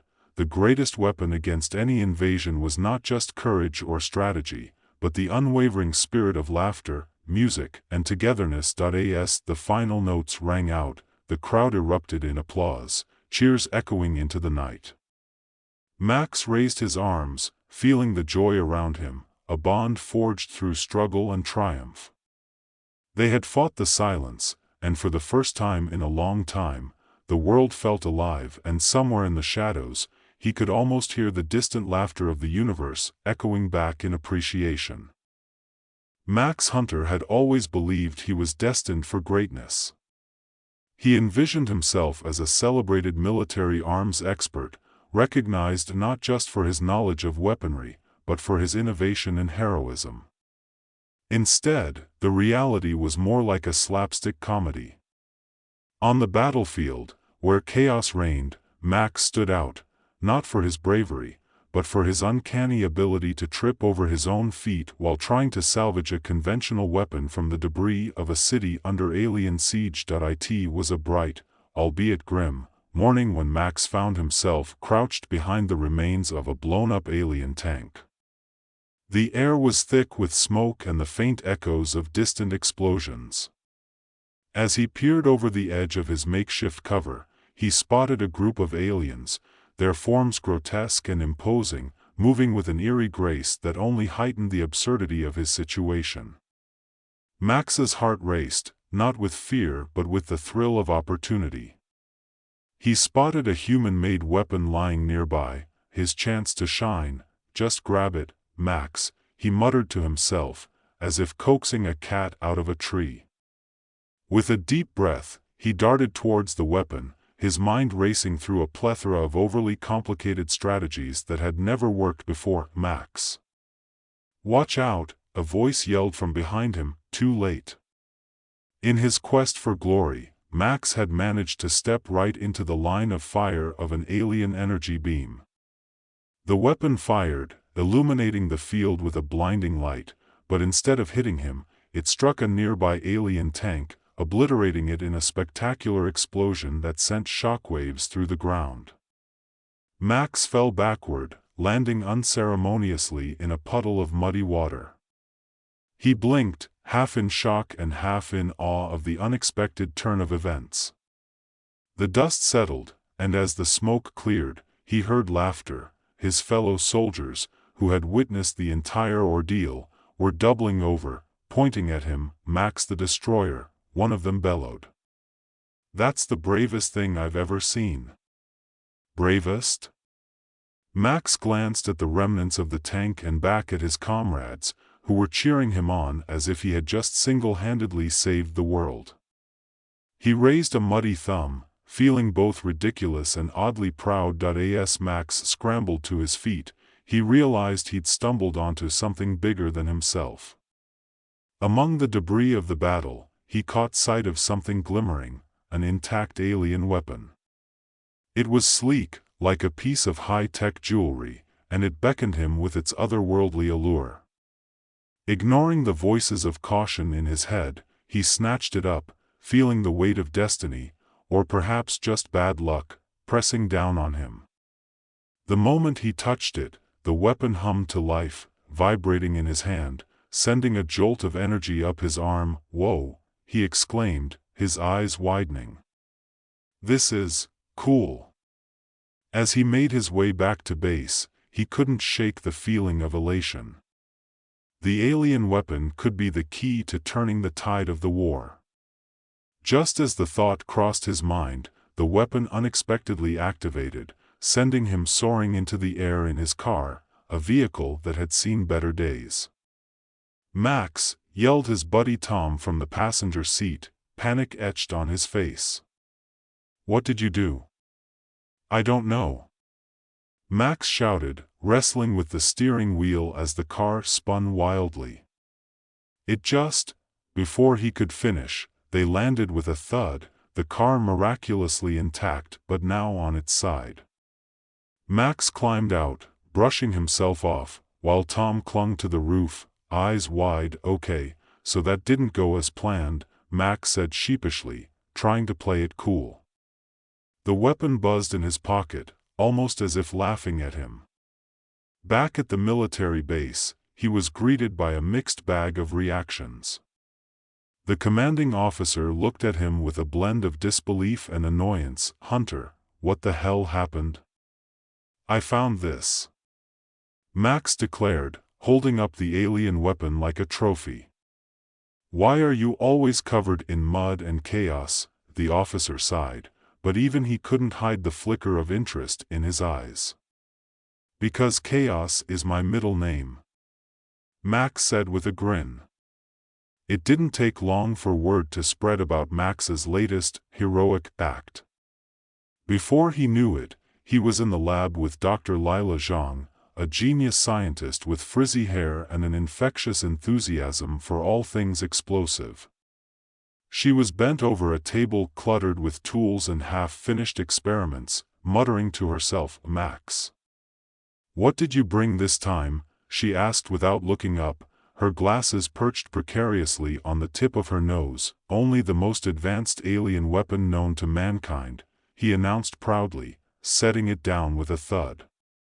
Lila's eyes widened as she pushed her glasses up and examined the weapon. "This is incredible. But, how do we even begin to reverse engineer something like this?" "I have no idea," Max admitted, scratching his head. But how hard could it be? The next hour was a whirlwind of comical trials. Lila flipped switches, pressed buttons, and in true Max fashion, he provided ridiculous suggestions based on sci-fi movies he'd watched. "Let's see if it has a self-destruct feature," Max proposed, laughing. "Self-destruct?" Lila shot back, narrowing her eyes. "How about we don't blow up the lab today?"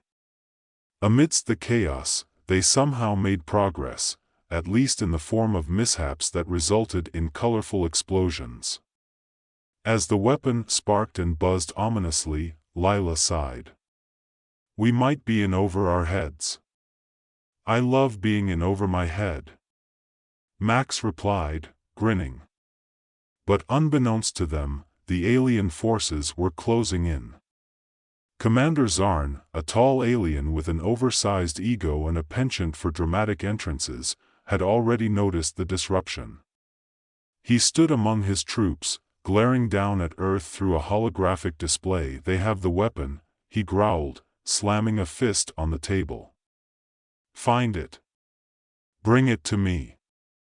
And so, the stage was set for a ridiculous game of cat and mouse.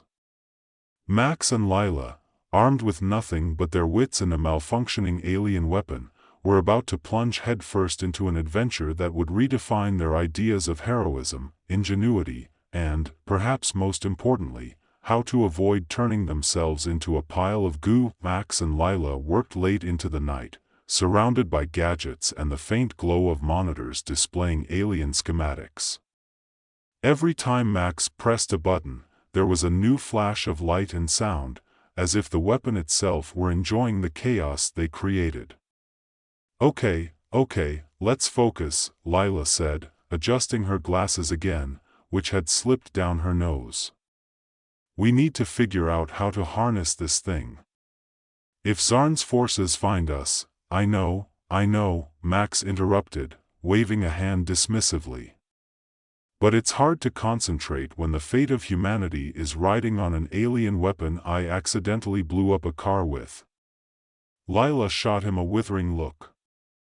"We can't just improvise our way through this, Max.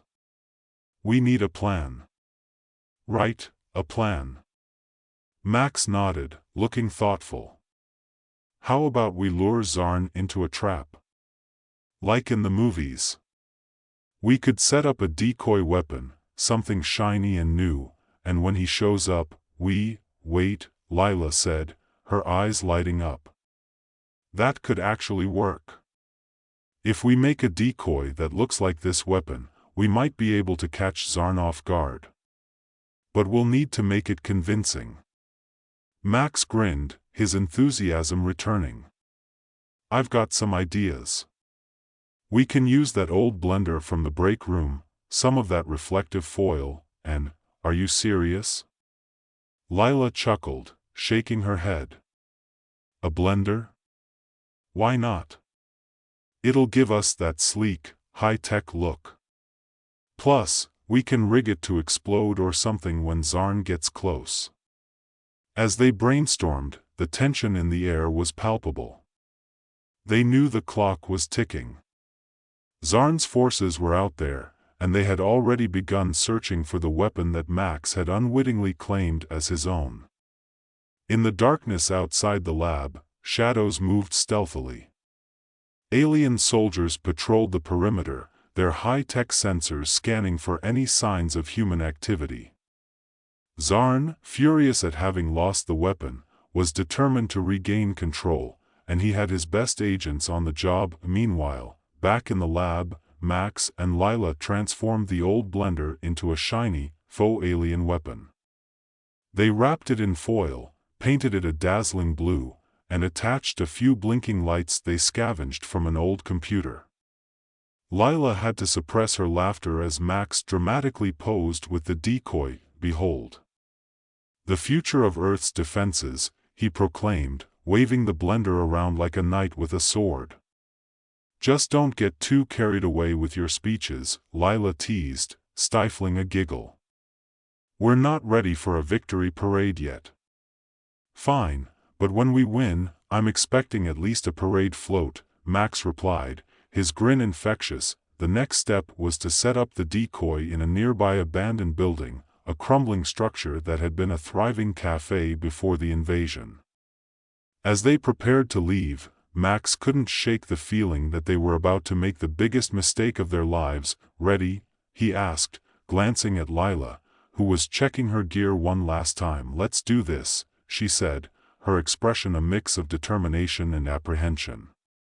They crept through the wreckage of the city, their footsteps echoing eerily in the stillness. As they approached the cafe, Max felt a rush of adrenaline. He quickly set the decoy in a prominent spot and activated the remote detonator attached to it. Okay, if everything goes according to plan, Zarn will come here thinking he's won, Lila said, scanning the area. And we'll be ready. Right, Max replied, trying to sound more confident than he felt. But if this goes south, we make a run for it. Got it? Got it. As they crouched behind a pile of rubble, they waited. Minutes felt like hours, and the tension in the air thickened with every passing second. Finally, the silence was broken by the distant sound of alien footsteps and the low hum of their technology. There they are, Max whispered, barely containing his excitement. Zarn and a small squad of his best soldiers approached, their movements precise and assured. The commander's voice carried through the air, dripping with arrogance. They think they can hide from me? Pathetic. Max exchanged a glance with Lila, both of them suppressing grins. Let's just hope this works, she murmured. Zarn's troops fanned out, weapons at the ready, scanning the area. They seemed to pick up on something, sensing the presence of humans nearby. Max's heart raced as he watched them close in on the cafe. This is it, he said, holding his breath. Get ready to trigger the decoy. As Zarn stepped into the cafe, he let out a victorious laugh. You think you can outsmart me? Show yourselves. Max and Lila exchanged nervous glances, their fingers hovering over the detonator. And then it happened, the moment they had been waiting for. Zarn reached for the decoy weapon, his eyes gleaming with greed. Now! Max shouted, slamming his finger down on the button. The decoy exploded in a shower of colorful sparks and loud booms, momentarily blinding the aliens. Zarn staggered back, his expression morphing from triumph to sheer bewilderment. Fools! "You think this will stop me?" he bellowed, recovering quickly. But the blast had disoriented his soldiers, who stumbled over one another, trying to regain their composure. Max and Lila seized the opportunity, sprinting towards the chaos. "Let's go!" Lila shouted, dodging alien soldiers as she grabbed Max's arm, dragging him with her. They dashed down a narrow alley, hearts pounding, laughter bubbling up in their throats. "We did it!" Max exclaimed, exhilarated. "We actually pulled it off." "Don't celebrate too soon," Lila yelled, pointing behind them. Zarn was on their trail, furious and determined. "He's coming." Max glanced back, adrenaline surging through him. "Okay, let's improvise. We need to create a diversion." "Right. The alley ahead," Lila suggested, her mind racing. "We can hide behind those crates." They dove behind a stack of crates just as Zarn and his troops rounded the corner, their alien weapons at the ready. "What now?" Max whispered, crouching low, the weight of the alien weapon heavy against his side. "Wait for the right moment," Lila said, eyes glued to the enemy. Zarn paced back and forth, barking orders at his soldiers. "Search everywhere. They cannot have gone far." Max's heart raced as he listened to the alien commander, who seemed more irritated by their antics than he was scared. "I think he's angry," Max muttered, trying to suppress a grin. "Understatement of the century," Lila shot back, but she couldn't help but smile at the sight of Zarn's flustered expression. Finally, Zarn turned his back, focusing on his soldiers. Max exchanged a look with Lila, a silent agreement passing between them. "Now," they whispered in unison, bursting from their hiding spot and sprinting toward the next street. They zigzagged through the wreckage, their laughter echoing in the chaos. "What's the plan now?" Max asked breathlessly. "We need to regroup," Lila said, scanning for a safe place. "I think the old library might work. It's sturdy, and we can block the entrances." Max nodded, his heart still racing from the thrill of their escape. "Let's go." They reached the library, its once grand entrance now marred by battle scars. Inside, the scent of old books mingled with the metallic tang of the alien invasion. Max pushed the heavy doors shut, and they quickly moved to barricade it. "Okay," Max panted, glancing around the dimly lit interior. "What's next?" "We figure out how to use the alien weapon against Zarn and his troops," Lila said, determination shining in her eyes. "This time, we need to be ready." Max nodded, a sense of purpose washing over him.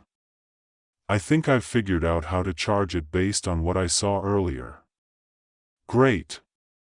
Let's get to work," Lila said, her fingers already flying over the alien weapon as Max grabbed some nearby books to use as makeshift tools. As they worked together, Max couldn't shake the feeling that they were on the brink of something monumental. They were no longer just bumbling soldiers, they were a team. They had turned the tide of the battle once, and they could do it again. With every adjustment they made to the alien weapon, their confidence grew. The bond between them deepened, forged in the fires of chaos and laughter. They had come this far, and now they were ready to face Zarn and his forces head-on. After what felt like hours of tinkering, the weapon hummed with energy, ready for action. Max and Lila exchanged triumphant smiles, knowing that they had turned their misfit adventure into a true mission. "Let's end this," Max said, a newfound resolve in his voice. "Together," Lila replied, her eyes sparkling with determination. They burst through the library doors, weapons in hand, prepared to face Zarn and whatever chaos awaited them. The streets were alive with the sounds of battle, but this time, they were ready. As they raced towards the chaos, they couldn't help but laugh at the absurdity of it all. Who would have thought that a military arms expert and a scientist would become the last line of defense against an alien invasion? The city's skyline loomed ahead, a reminder of what they were fighting for. Max took a deep breath, steeling himself for the confrontation to come. They had each other, and with their unbreakable bond and the power of the alien weapon, they were ready to reclaim their home. Just as they reached the main square, they spotted Zarn, his imposing figure radiating anger as he barked orders at his troops. "Find them. They must be here somewhere. Now's our chance," Max said, raising the weapon as the alien forces began to fan out, searching the area. Lila pressed her shoulder against his. "Let's show them what we've got." With a determined shout, they charged forward, the alien weapon crackling to life in Max's hands. Zarn turned, eyes widening in disbelief as the duo advanced. "You think you can defeat me?" Zarn sneered, raising his weapon. Max took a deep breath, steadying himself. "We're about to find out." With a flick of the wrist, he unleashed a surge of energy from the weapon. It soared through the air, illuminating the square with a blinding light, and struck Zarn's weapon mid-fire. The explosion echoed, sending shockwaves through the area. Zarn stumbled back, his troops scattering in confusion. "Retreat," he yelled, but it was too late. The energy blast ricocheted off buildings, taking out several of his soldiers in a spectacular display. Max and Lila pressed their advantage, firing the weapon again and again, laughing as they danced through the chaos. They had become a force to be reckoned with. "Look at us!" Max shouted, exhilarated. "We're doing it!" Lila beamed at him, her joy infectious. "This is amazing! We're unstoppable!" But just as victory seemed within reach, Zarn regained his footing. Raging with fury, he pointed at them, rallying his remaining soldiers. "You will pay for this humiliation." Max's heart raced as he realized the tide might turn again. "We need to retreat. Get to higher ground," he yelled, grabbing Lila's hand. They dashed up a nearby stairway, bursting onto a rooftop that overlooked the square. Gasping for breath, they paused for a moment to regroup. Okay, we've got the high ground," Max said, trying to catch his breath. "But we need to keep moving." Lila looked out over the chaos, her mind racing. "We need to draw them in again, but this time, we can set another trap, like a double bluff?" Max suggested, eyes glinting with excitement. "Let's make them think we're cornered." "Yes!" Lila exclaimed, already sketching out a plan in her mind. "We'll use the weapon's energy to create a diversion. They won't know what hit them." With renewed determination, they prepared for their next move. They worked quickly, setting the alien weapon to create a powerful blast that would appear as though they were vulnerable. As Zarn's forces began to regroup below, Max and Lila huddled together, whispering final instructions. "On my count," Max said, his heart pounding in his chest. 3, 2, 1. They activated the weapon, sending a brilliant flash of energy cascading down into the square. Zarn and his troops hesitated, confusion etched on their faces. "What is this trickery?"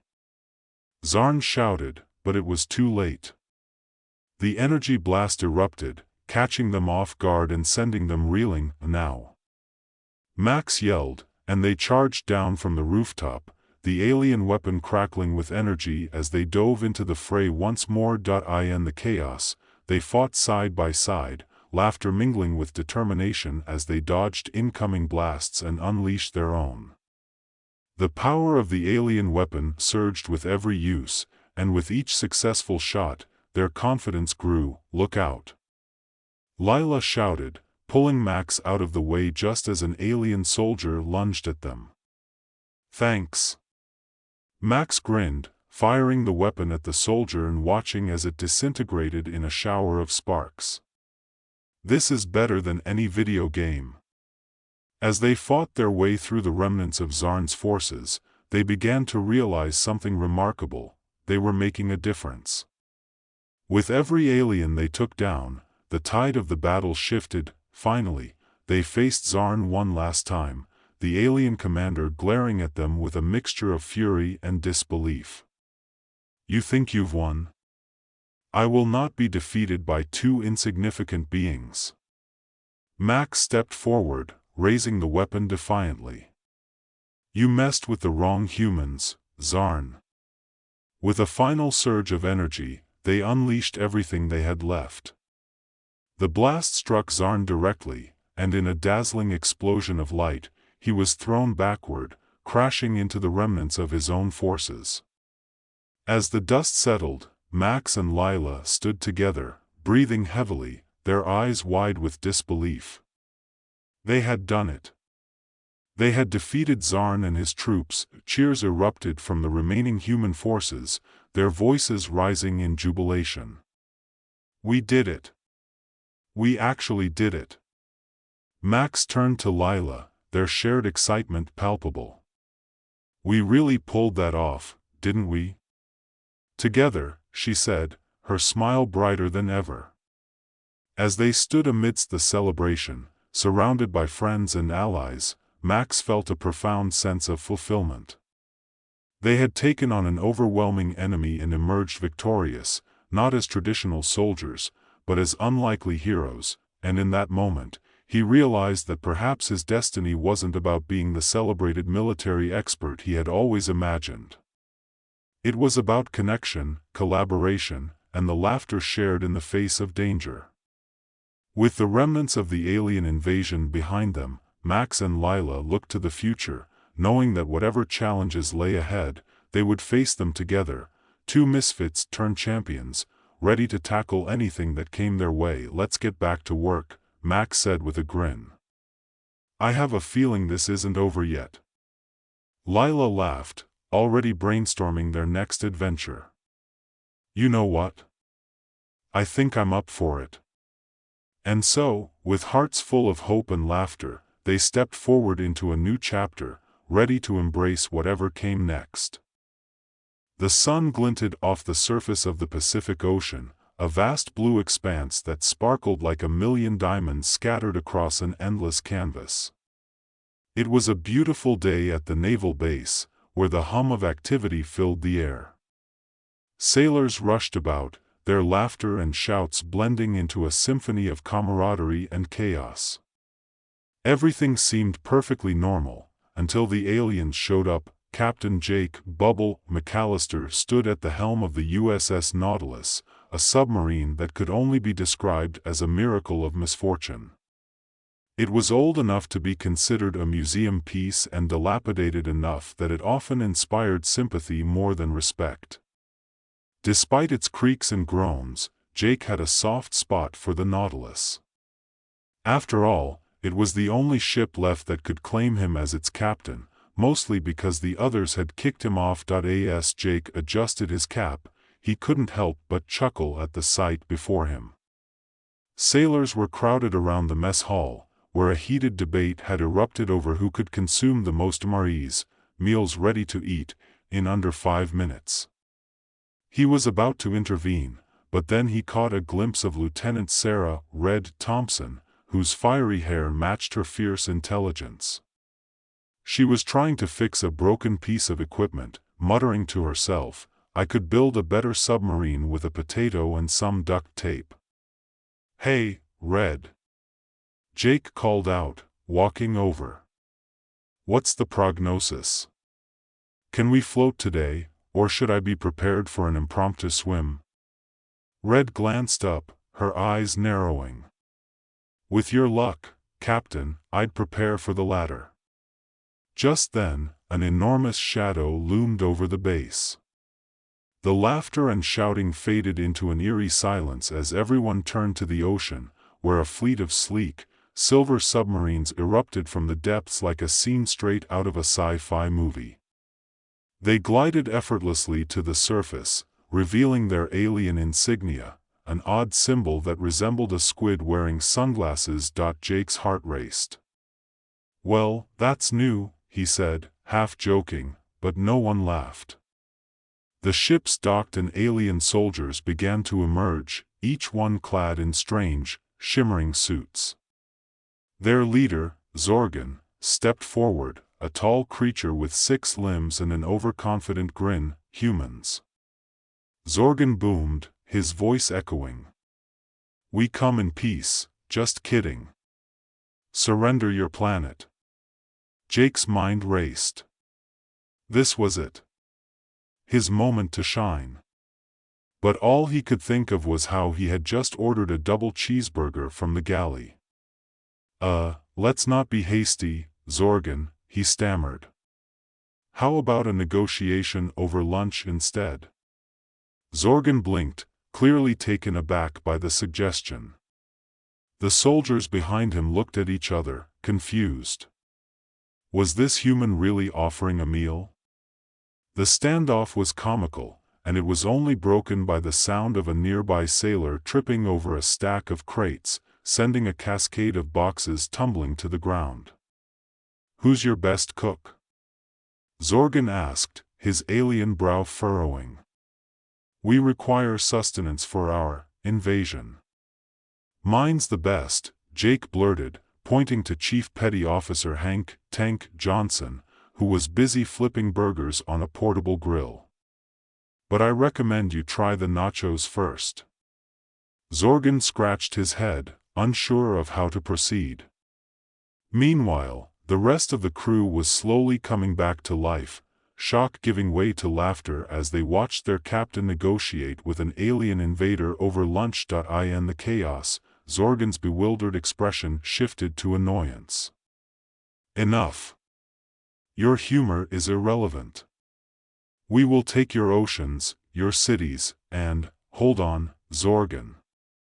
Jake interrupted, a grin spreading across his face. "You've got the wrong guy for this job. I'm basically the worst captain in the fleet. I can't even swim." The alien leader's expression turned from annoyance to confusion. "What does swimming have to do with?" Jake seized the opportunity. "It's simple.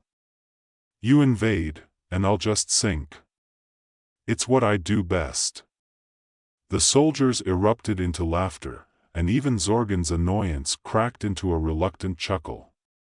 "Very well, human. We shall see how your cowardice plays out against our superior technology."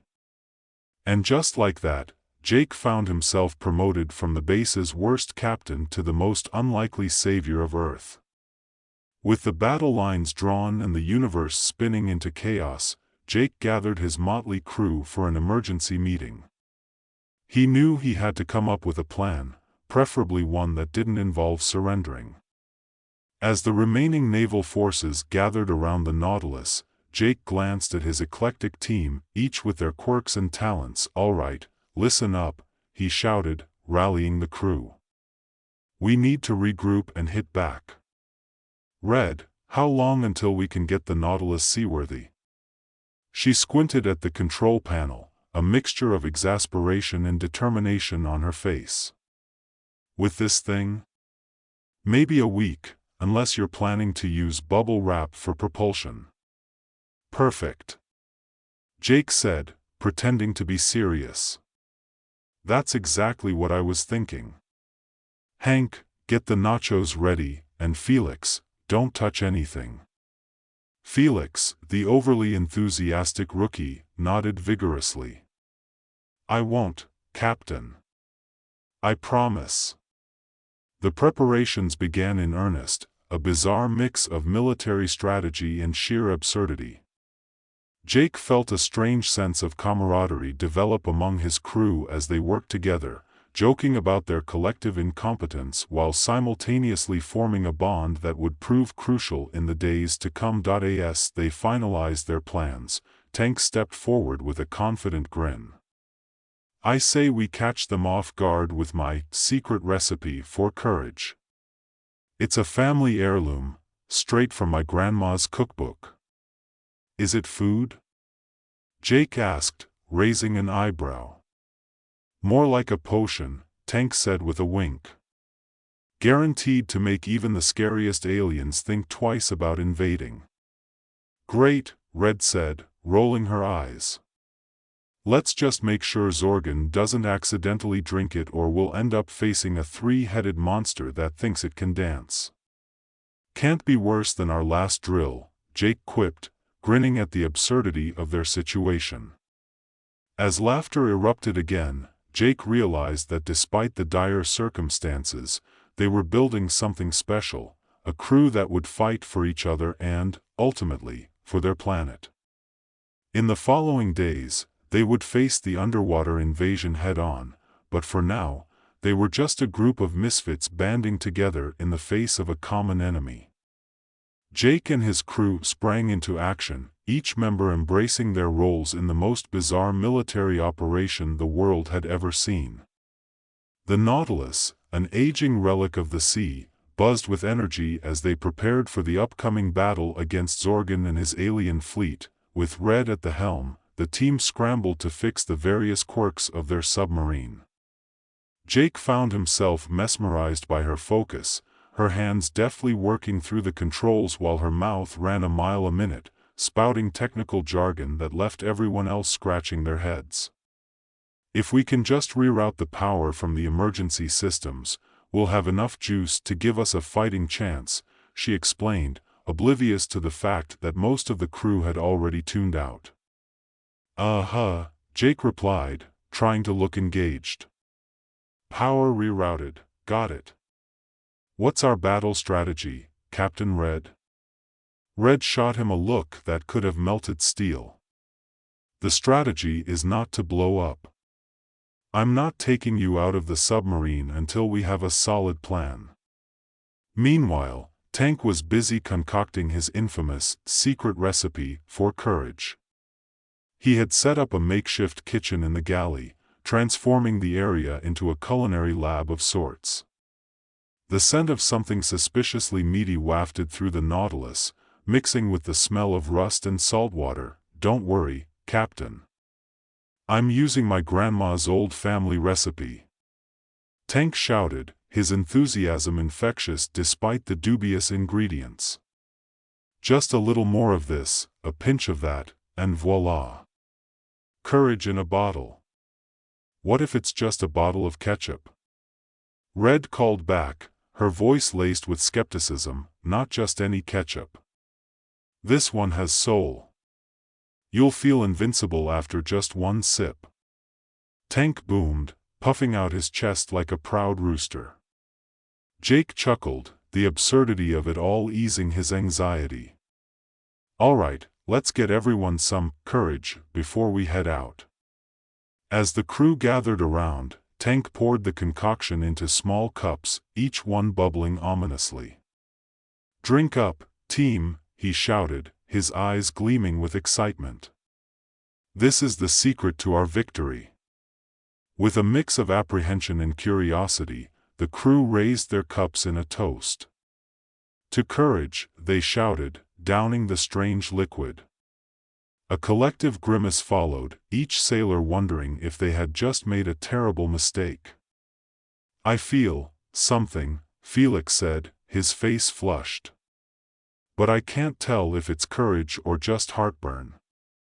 Could be both, Jake replied with a grin. Let's hope the aliens don't have heartburn. It might make them cranky. As the Nautilus plunged into the depths of the ocean, a sense of anticipation hung in the air. They navigated through coral reefs and schools of shimmering fish, the vibrant colors contrasting starkly with the impending sense of doom. The crew fell into a rhythm, bonding over their collective fear and excitement.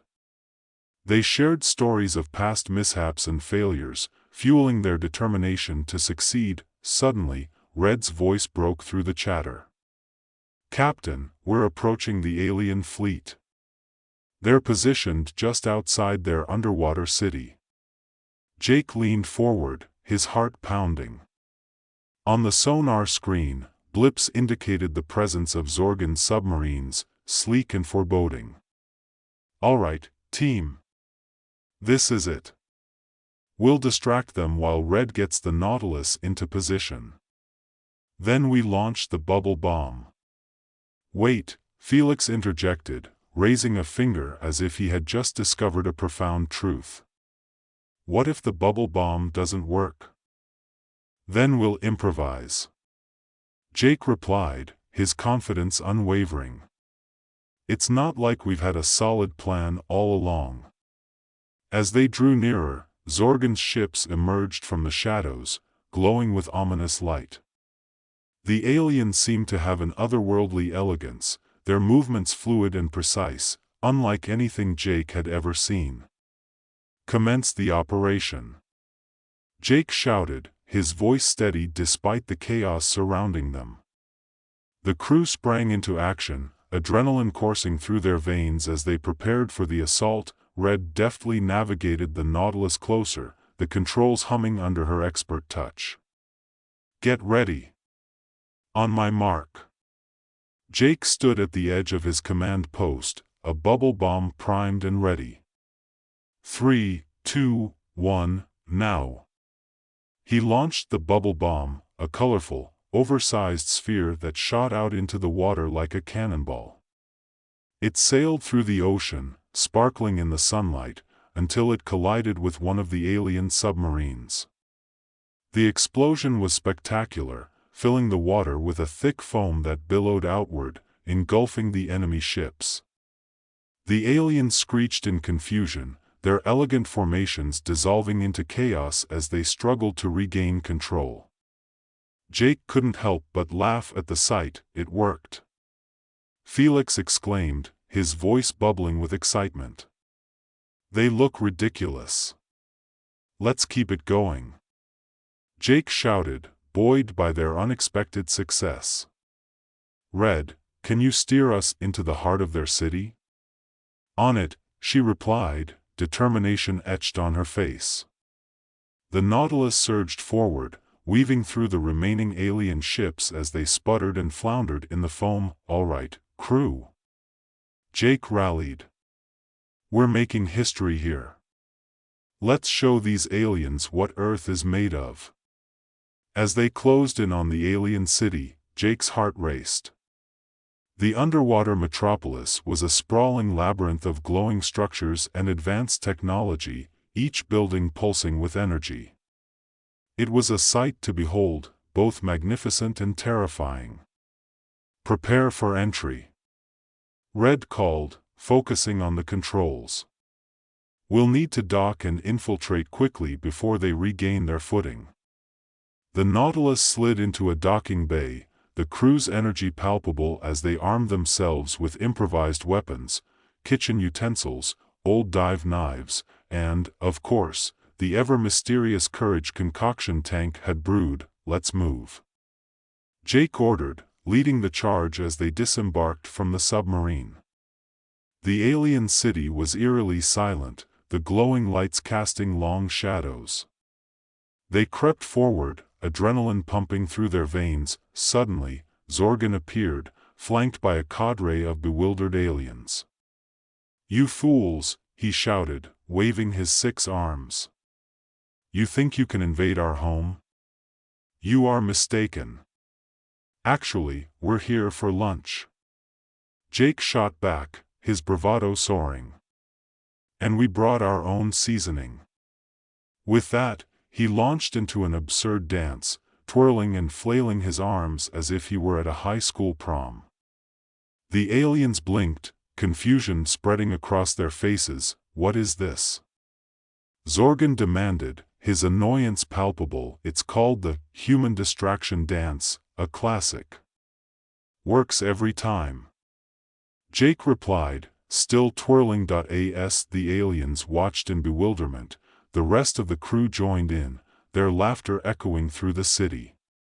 Even Zorgon couldn't help but frown in confusion. "This is not a dance party," he shouted, exasperated. "Sure it is. But it's also a time for victory," Jake called back, leading his crew deeper into the alien heart of the city. With every misstep and twirl, the aliens lost their grip on the situation, their formation dissolving into chaos. Red seized the opportunity, hacking into their systems with a rapidity that left even Jake in awe. "I'm in," she shouted triumphantly, fingers flying over the control panel. "We need to disable their main power source." "Do it, Red."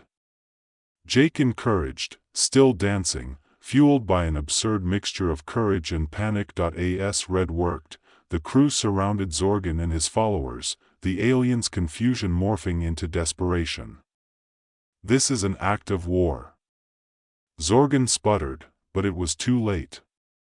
The humans were winning not just the battle, but the war of wits. With a final flourish, Jake pointed dramatically at Zorgan. "You may have advanced technology, but you don't have the human spirit, or the moves." As the power surged back through the alien city, lights flickered and alarms blared, signaling a shift in momentum. The aliens scrambled, struggling to maintain control. "Time to go." Jake shouted. "Red, what's our exit strategy?" "I'm working on it," she shouted back, her brow furrowed in concentration. Just as Zorgan began to regain his composure, the Nautilus loudspeakers crackled to life, Tank's voice booming through the chaos. "Prepare for a full retreat. We're coming in hot with nachos." Jake couldn't help but laugh as he motioned for the crew to follow him. They retraced their steps through the city, weaving between confused aliens and malfunctioning technology. Zorgan's frustration reached a boiling point, and he let out a battle cry, "You'll pay for this humiliation." "Yeah, but not today." Jake shot back, leading the charge back to the Nautilus. Once aboard, Red initiated the launch sequence, her fingers dancing over the controls. "Hold on tight," she yelled, as the engines roared to life. The Nautilus surged forward, breaking through the bay doors just as Zorgan's forces regained their footing. They sped away, the chaos behind them fading into the depths of the ocean. Jake leaned back in his seat, panting with exhilaration. "I can't believe we did it. Thanks to my courage potion," Tank declared, puffing out his chest. "Or the dance-off," Red added, shaking her head with a smile. "I'm still not sure how that worked." Jake chuckled, wiping his brow. "Whatever it was, I'll take it. We just pulled off the most ridiculous rescue in naval history." As the Nautilus ascended back toward the surface, the crew erupted into cheers. Laughter echoed through the submarine, the adrenaline of their escape fueling an infectious sense of triumph. They had done the impossible, fought off an alien invasion with humor, creativity, and a touch of chaos. Once they broke the surface, Jake allowed himself a moment to take in the vast ocean, a glimmer of sunlight dancing on the waves. The sky was clear, and he could see the naval base in the distance, a safe haven waiting to welcome them back. "Let's not get too comfortable yet," Red cautioned, her voice cutting through the revelry. "We still need to report back and make sure the rest of the fleet is ready. This invasion isn't over." Jake nodded, the reality of their situation settling in. "Right. We can't let Zorgan regroup. We need to gather intel on their next move." As they approached the base, the crew's energy shifted from celebration to determination. The Nautilus docked, and they all piled out, greeted by the relieved faces of fellow sailors who had feared the worst. "Captain McAllister," shouted Commander Wilson, the fleet's commanding officer, rushing forward. "You actually came back. And with the ship intact?" "Believe it or not, sir, we have an interesting story to tell," Jake replied, unable to suppress a grin. "You might want to grab a snack first. It's a doozy." Commander Wilson raised an eyebrow, skepticism mixing with curiosity. "You think this is a joke?" We need to assess the damage and prepare for another possible attack.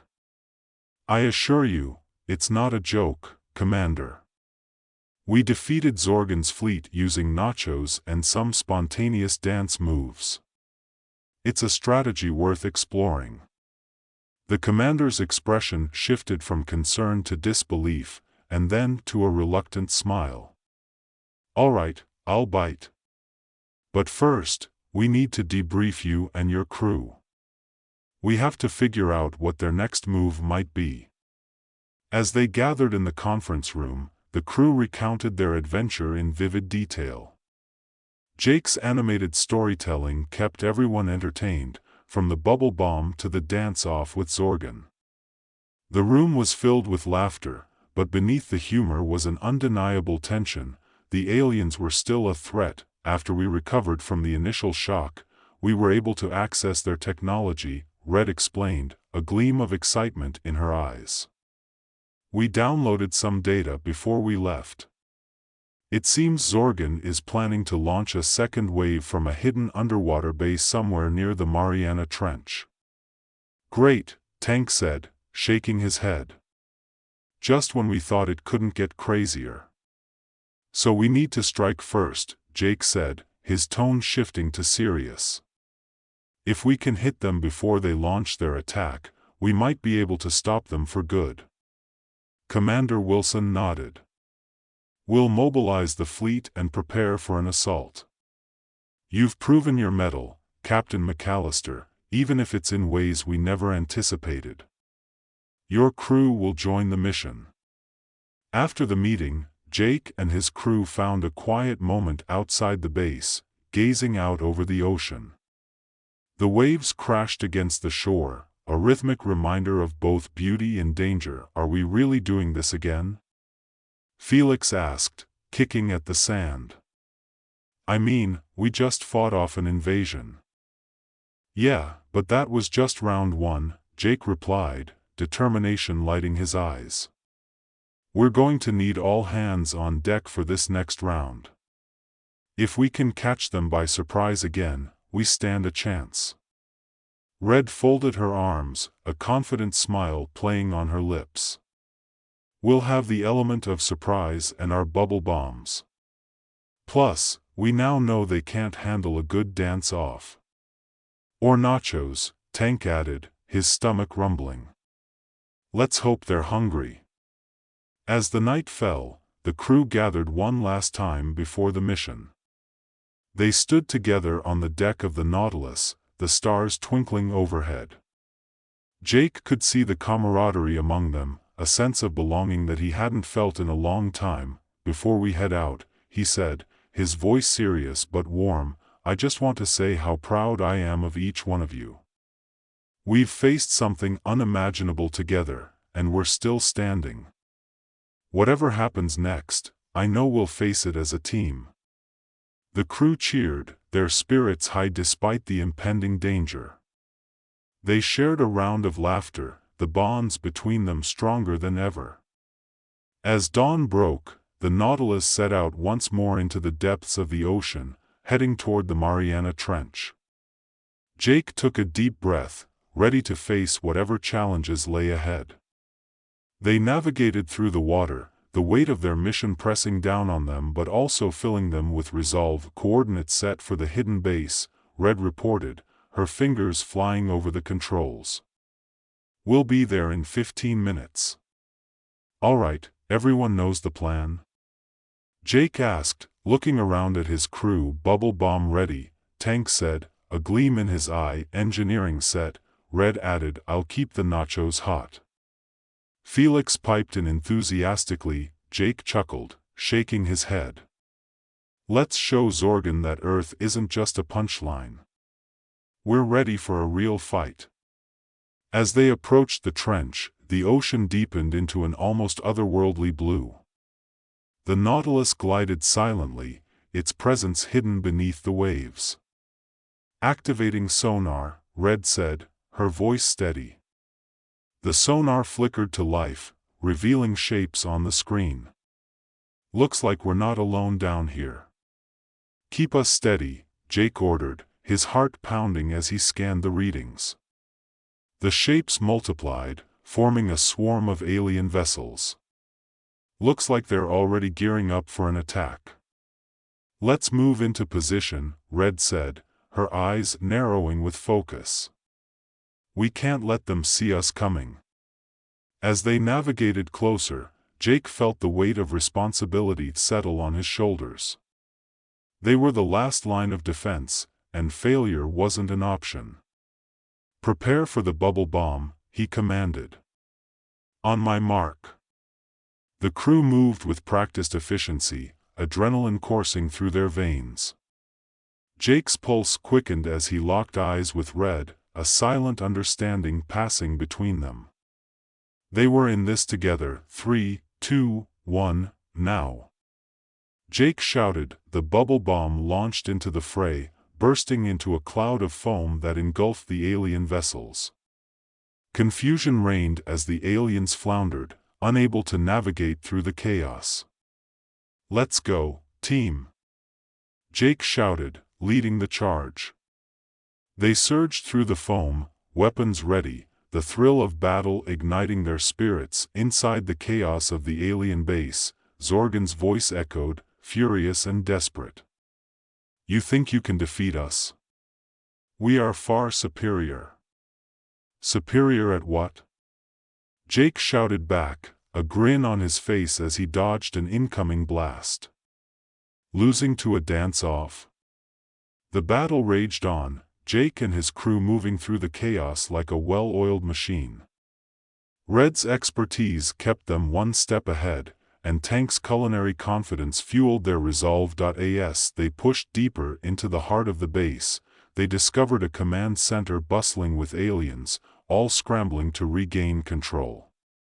Jake led the charge, his crew falling in behind him, a united front against their foes. Hold the line. Red shouted as they encountered a group of aliens, their strange weapons sparking to life. Jake and his crew dove into action, taking on the aliens with a mix of courage and creativity. Who knew kitchen utensils could be so effective? Jake laughed as he swung a frying pan, knocking an alien off balance. Don't underestimate the power of nachos. Tank yelled, hurling a bowl at an approaching alien. The cheesy projectile hit its mark, and the alien slipped, falling into the chaos of the foam. Let's push forward. Jake rallied, his voice ringing with determination. We can't let them regroup. As they fought their way through the command center, they finally cornered Zorgon. The alien leader was seething, his 6 limbs flailing in frustration. You will pay for this insolence. Not today. Jake shot back, his courage unwavering. You underestimated humanity. We're not just here to dance, we're here to win. With one final push, Jake and his crew launched their combined assault. Red's quick thinking disabled the alien technology, while Tank's unconventional tactics kept the aliens off guard. Zorgon faltered, his bravado crumbling as the humans proved their mettle. We're taking back our planet. Jake shouted, his voice echoing through the command center. In a final showdown, they cornered Zorgon, the alien's confidence shattered. You cannot defeat me. Oh, we just did, Jake replied, a triumphant smile spreading across his face. You thought you could come to our home and just take over? Not a chance. With the alien fleet in disarray and Zorgon captured, the crew cheered. They had done the impossible, not just by fighting off the invasion, but by doing it with humor and heart. As they prepared to leave the alien base, Jake turned to his crew, pride swelling in his chest. You all were incredible. This is what teamwork looks like. Next time, let's skip the dance-off and go straight for the nachos, Felix joked, causing the crew to burst into laughter. With Zorgon in custody, they made their way back to the Nautilus, a new sense of purpose igniting within them. They had proven their strength, not just as soldiers but as friends. Together, they could face any challenge. As the Nautilus rose to the surface, the sunlight broke through the waves, illuminating their path. The world awaited their return, and they would be ready for whatever came next. With victory in their hearts, Jake and his crew sailed into the horizon, ready to defend their home with laughter, courage, and a pinch of absurdity. The grand conference room was a marvel of modern architecture, glass walls that shimmered like the surface of a distant planet, and a ceiling that flickered with holographic stars. It was the Earth Intergalactic Alliance Summit, a historical event intended to seal a treaty between humanity and a powerful extraterrestrial coalition. The atmosphere was charged with anticipation and the smell of strong coffee mixed with high-tech snacks that resembled a cross between space food and overpriced artisanal cuisine. At the podium stood Alex Chen, a fresh-faced diplomat who had somehow stumbled into this high-stakes negotiation. With his tousled hair and a blazer that looked slightly wrinkled despite his efforts, Alex was the epitome of a well-meaning but hapless protagonist. He cleared his throat, clutching his notes as if they were a lifeline. "Ladies and gentle beings," he began, struggling to suppress a nervous laugh, "I'd like to welcome you all to what is sure to be a historic occasion. Let's make this treaty more binding than my grandmother's dumpling recipe." As the audience chuckled, an enormous holographic screen flickered to life, displaying an array of alien diplomats. Among them was Zorax, a six-eyed being with a head resembling an oversized grapefruit. Zorax yawned mid-appearance, stretching his spindly arms above his head in a pose that somehow seemed both relaxed and alarmingly intimidating. The sudden appearance of Zorax, still in the middle of a yawn, sent the room into a fit of laughter, effectively breaking the tension. Just as the laughter peaked, Alex's heart sank. He had hoped to win over the delegates with charm, but it seemed they were laughing at him, not with him. Suddenly, Zorax's eyes snapped open, and he leaned forward, his expression shifting to one of concern. "Diplomat Chen," he said in a voice that echoed like a malfunctioning intercom, "you seem discombobulated." Alex, caught off guard, replied with a forced grin. "Just trying to keep things light, Zorax. You know, like a comet on a sunny day." The aliens blinked in unison, their faces revealing nothing but curiosity. Clearly, his humor was lost in translation. Moments later, as Zorax began to speak about the treaty's implications for both parties, Alex's mind raced. He couldn't shake the feeling that something was off about these negotiations. The tone had shifted from cooperation to something darker, more sinister. He scanned the faces of the alien delegates. Some looked eager, while others bore expressions that suggested a predatory intent. After the meeting adjourned, Alex retreated to his small, cluttered office, the remnants of his dignity trailing behind him like an old carpet. "What's wrong with me?" he muttered, kicking a stray piece of paper across the floor. "Why can't I be like my parents? They could charm a star out of the sky." Just then, Maya, his quick-witted assistant with a flair for the dramatic, burst into the room. "You're not your parents, Alex. You're Alex Chen, the guy who once convinced an alien to try a hot dog." She plopped down beside him, her dark curls bouncing as she surveyed the chaos that was his desk. "What's got you down? The speech? The fact that Zorax yawns more than your average teenager?" "I think I might have stumbled onto something," Alex admitted, lowering his voice as if the walls themselves were listening. "I overheard a transmission. I'm not sure what they're planning, but it's not just a treaty. It's something bigger. I think they want to control us, Maya." Maya's eyes widened, the light-hearted banter replaced by seriousness. "Control us how?" "I don't know, but it sounded like they're going to use the treaty to gradually take over. Like we're just resources to them."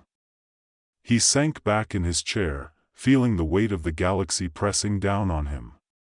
What do I do? Easy. We'll break the treaty. Maya declared with a smirk that made Alex feel both relieved and terrified. We'll expose them for what they are. It's time for a little intergalactic espionage. Alex raised an eyebrow. Espionage? You mean like sneaking into their spaceship, dressed in black, and stealing secrets? I don't even know how to sneak past the reception desk. Exactly. We're going to use your charm and my tech skills to make this work. Besides, if we don't do something, Earth might end up as their interstellar buffet. Maya's enthusiasm was infectious, and despite his reservations, Alex felt a spark of determination. With newfound resolve, the duo began to devise a plan. They enlisted the help of Grebe, a translator from the Alien Coalition who had developed a fondness for Earth culture, specifically late-night television and pizza. Grebe was a peculiar creature, with a bulging body and 4 tentacles, each of which seemed to have a mind of its own. Pizza is love, he often said, nodding solemnly. In a series of comical brainstorming sessions, they plotted ways to subvert the treaty without alerting the aliens.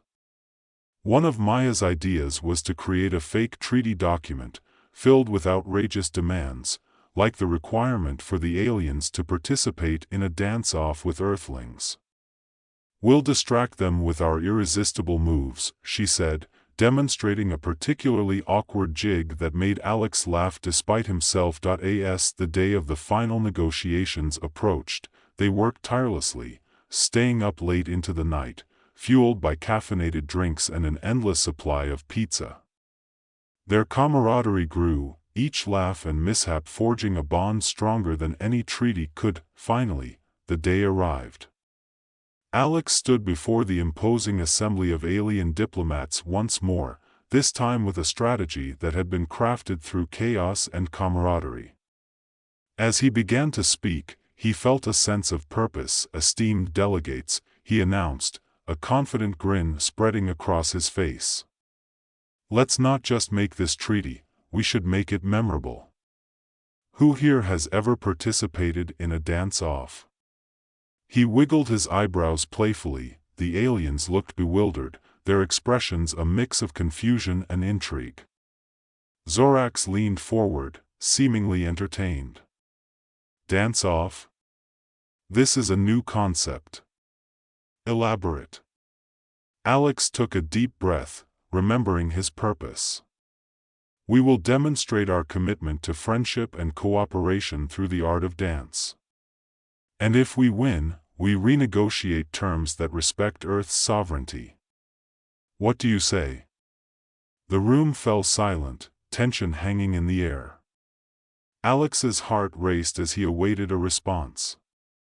But before Zorax could reply, a commotion erupted at the back of the room. A small group of Earth activists had burst in, waving signs that read, "Save Earth from space bullies," and "No more galactic overreach." Alex couldn't believe his luck. The distraction provided the perfect opportunity. In the ensuing chaos, he signaled to Maya and Grebe to initiate their plan.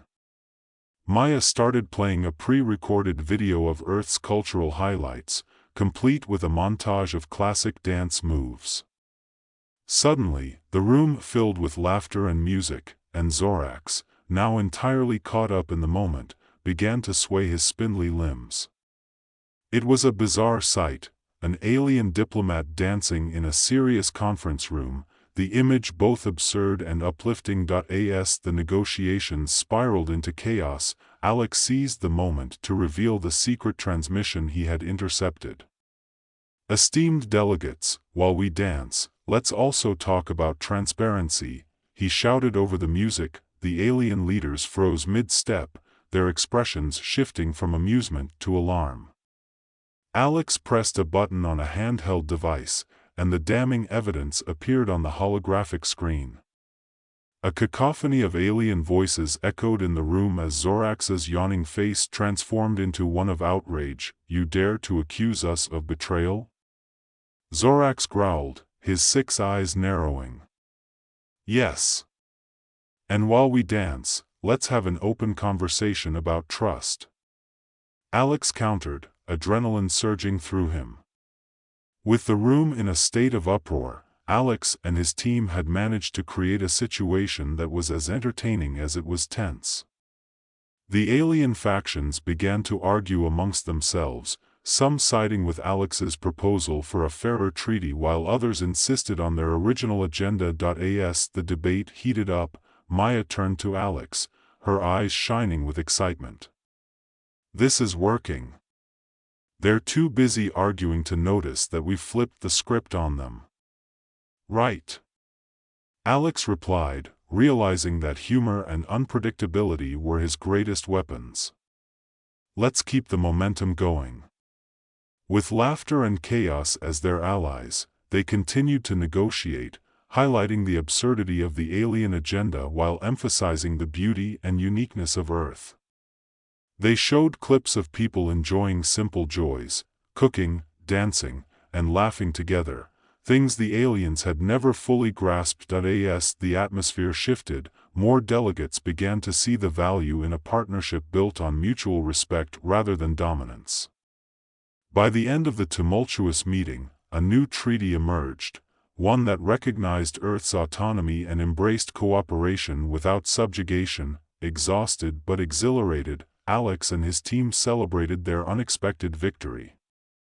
As he stood outside the conference hall, the neon lights of the city shimmering in the night, Alex felt a rush of pride. He hadn't just saved Earth, he had also discovered a strength within himself he never knew existed. As the evening wore on, Maya and Grebe joined him, their expressions lit with joy. "You did it, Alex!" Maya exclaimed, throwing her arms around him. "You're a hero." "Maybe just a lucky diplomat," Alex replied with a grin, the humor of the situation finally hitting him. "But I'll take it. Next time, can we skip the dance-off and just stick to pizza?" Grebe suggested, his tentacles flailing enthusiastically. Alex laughed, the sound ringing out against the backdrop of a vibrant city filled with possibilities. "Deal. But only if you promise to teach me some of those alien moves.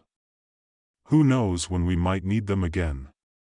The night was alive with laughter and camaraderie, a reminder that sometimes, the best way to face the unknown was with a sense of humor and a bit of creativity.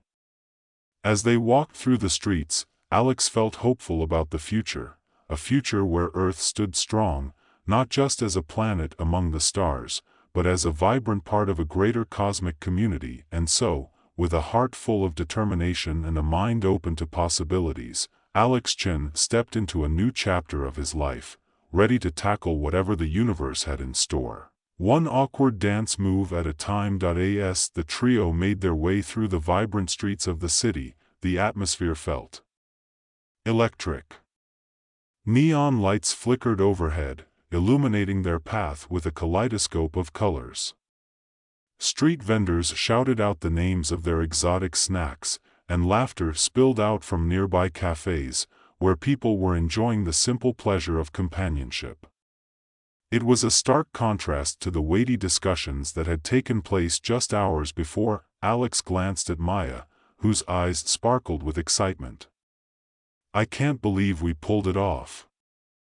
I thought for sure they'd toss us out on our ears when you started talking about a dance-off."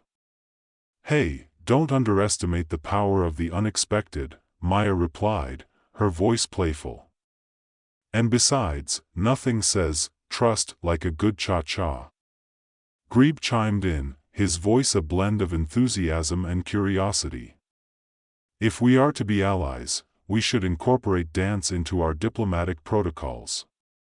Earthlings are fascinating. Your joy is contagious."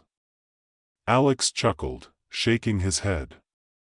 "Well, we definitely can't be the only planet with a dance-off policy. Can you imagine intergalactic summits turning into a massive talent show? Maya grinned. I'd pay to see that. But for now, let's focus on what comes next. We've got to make sure this new treaty is implemented smoothly. As they walked, Alex's thoughts drifted to the implications of their victory. The treaty was just the beginning.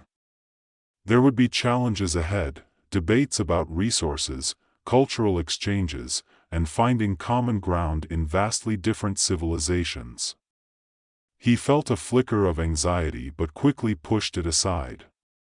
They had made it this far, they could handle what was next. Suddenly, a loud commotion erupted from a nearby alley.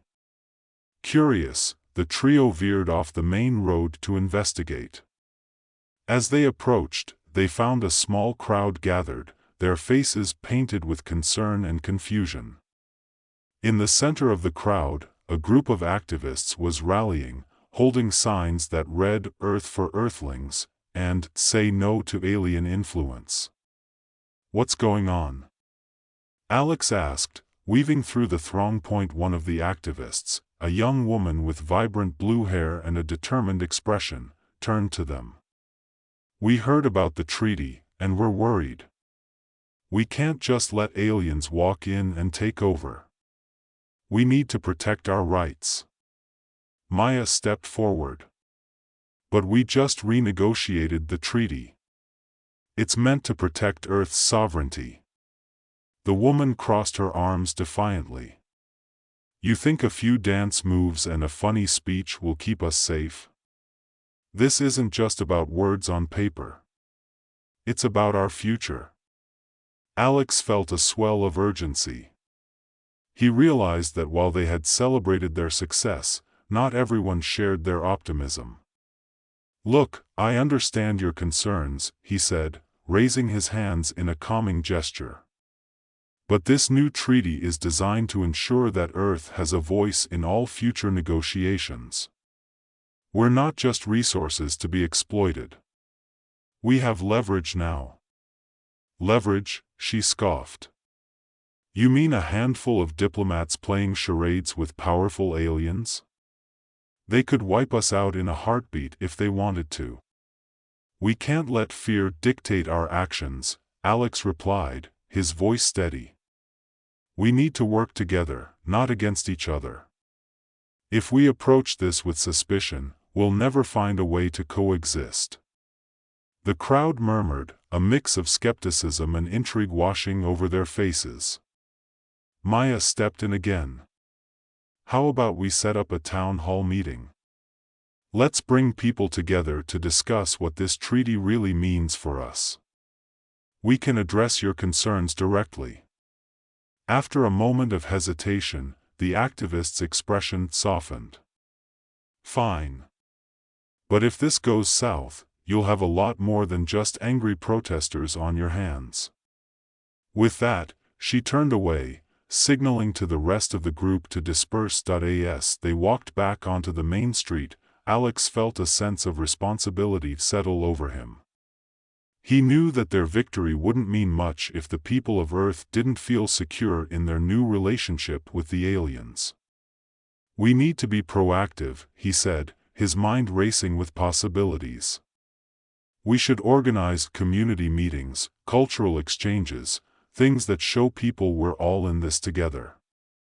Maya nodded enthusiastically. "Yes. We can invite the aliens to join us in showcasing Earth's culture. Let's put on a festival, food, music, art. It'll be a great way to bridge the gap." Grebe perked up. "I can help with that. I have many ideas for activities that Earthlings might enjoy. Perhaps a Learn to Dance with Aliens workshop?" Alex burst out laughing. "I can already see it, a mix of the moonwalk and whatever strange dances you have from your planet. It could be a hit." The idea sparked a flurry of planning between them. They decided to hold the festival in a large park in the city, a place where people from all walks of life could come together.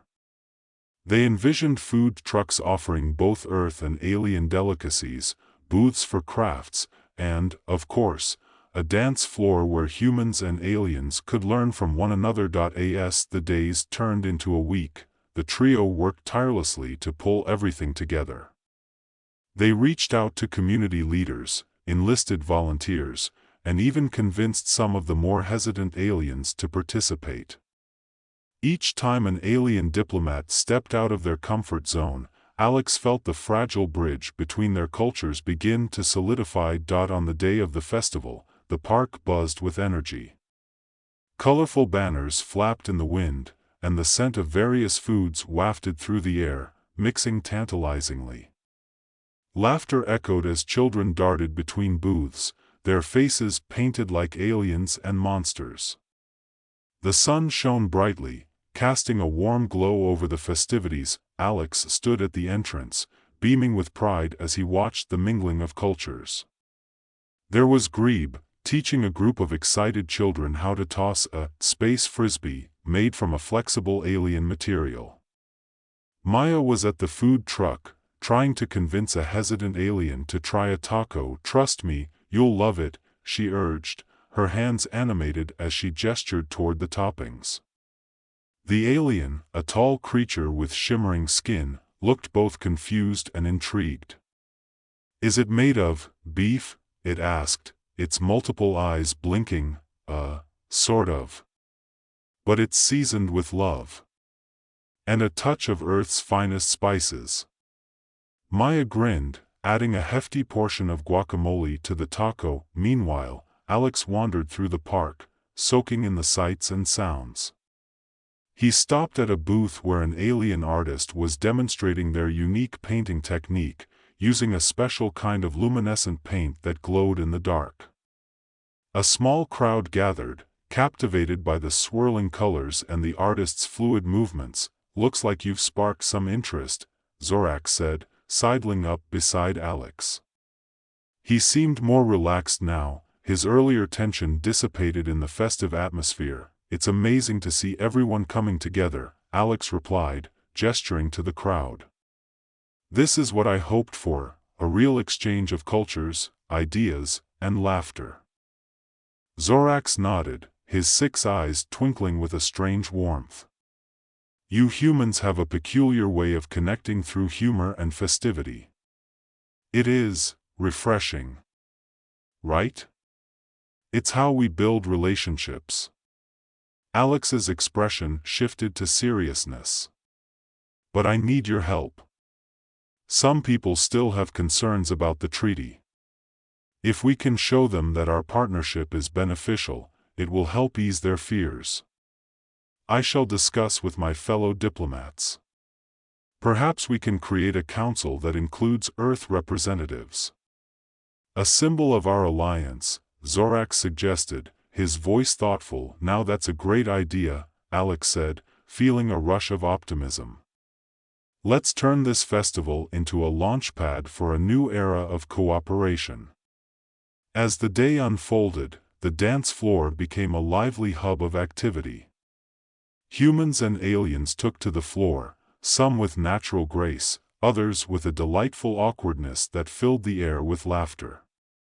Alex found himself swept up in the rhythm, joining in with a mix of moves he'd only ever seen in old movies. "Show us your best move, Earthling." Zorax called out, and Alex, feeling bold, attempted a spin that nearly sent him tumbling. The laughter that followed was light and joyful, echoing the spirit of the festival. Hours passed in a blur of fun, but as the sun began to set, painting the sky with hues of pink and orange, Alex gathered everyone around for a closing speech. He climbed onto a makeshift stage, heart pounding with excitement and nerves. "Thank you all for coming today. This festival is not just a celebration of our cultures, it's a testament to our shared future." He paused, scanning the crowd, their faces eager and open. "Let's keep this dialogue going.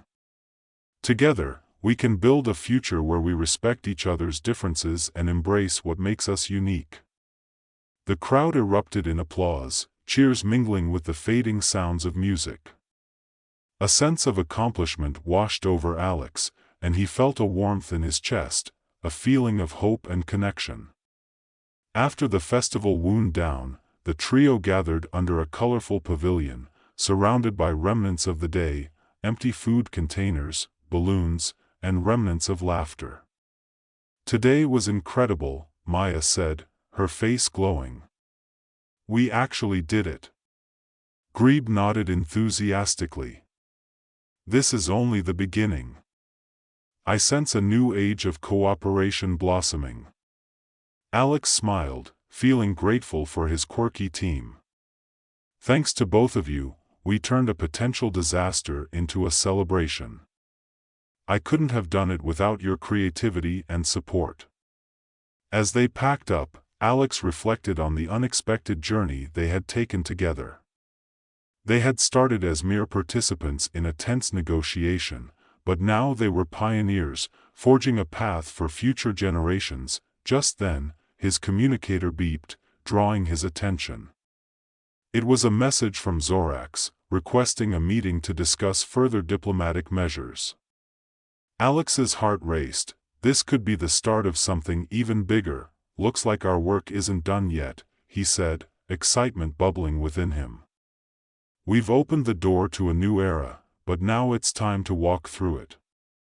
As they made their way home, the stars began to twinkle overhead, each one a reminder of the possibilities that lay beyond Earth. Alex felt a renewed sense of purpose. He had faced the unknown, danced with aliens, and bridged gaps between worlds. Whatever challenges awaited them, he was ready to embrace them with humor, creativity, and an unshakable belief in the power of connection. The journey was just beginning.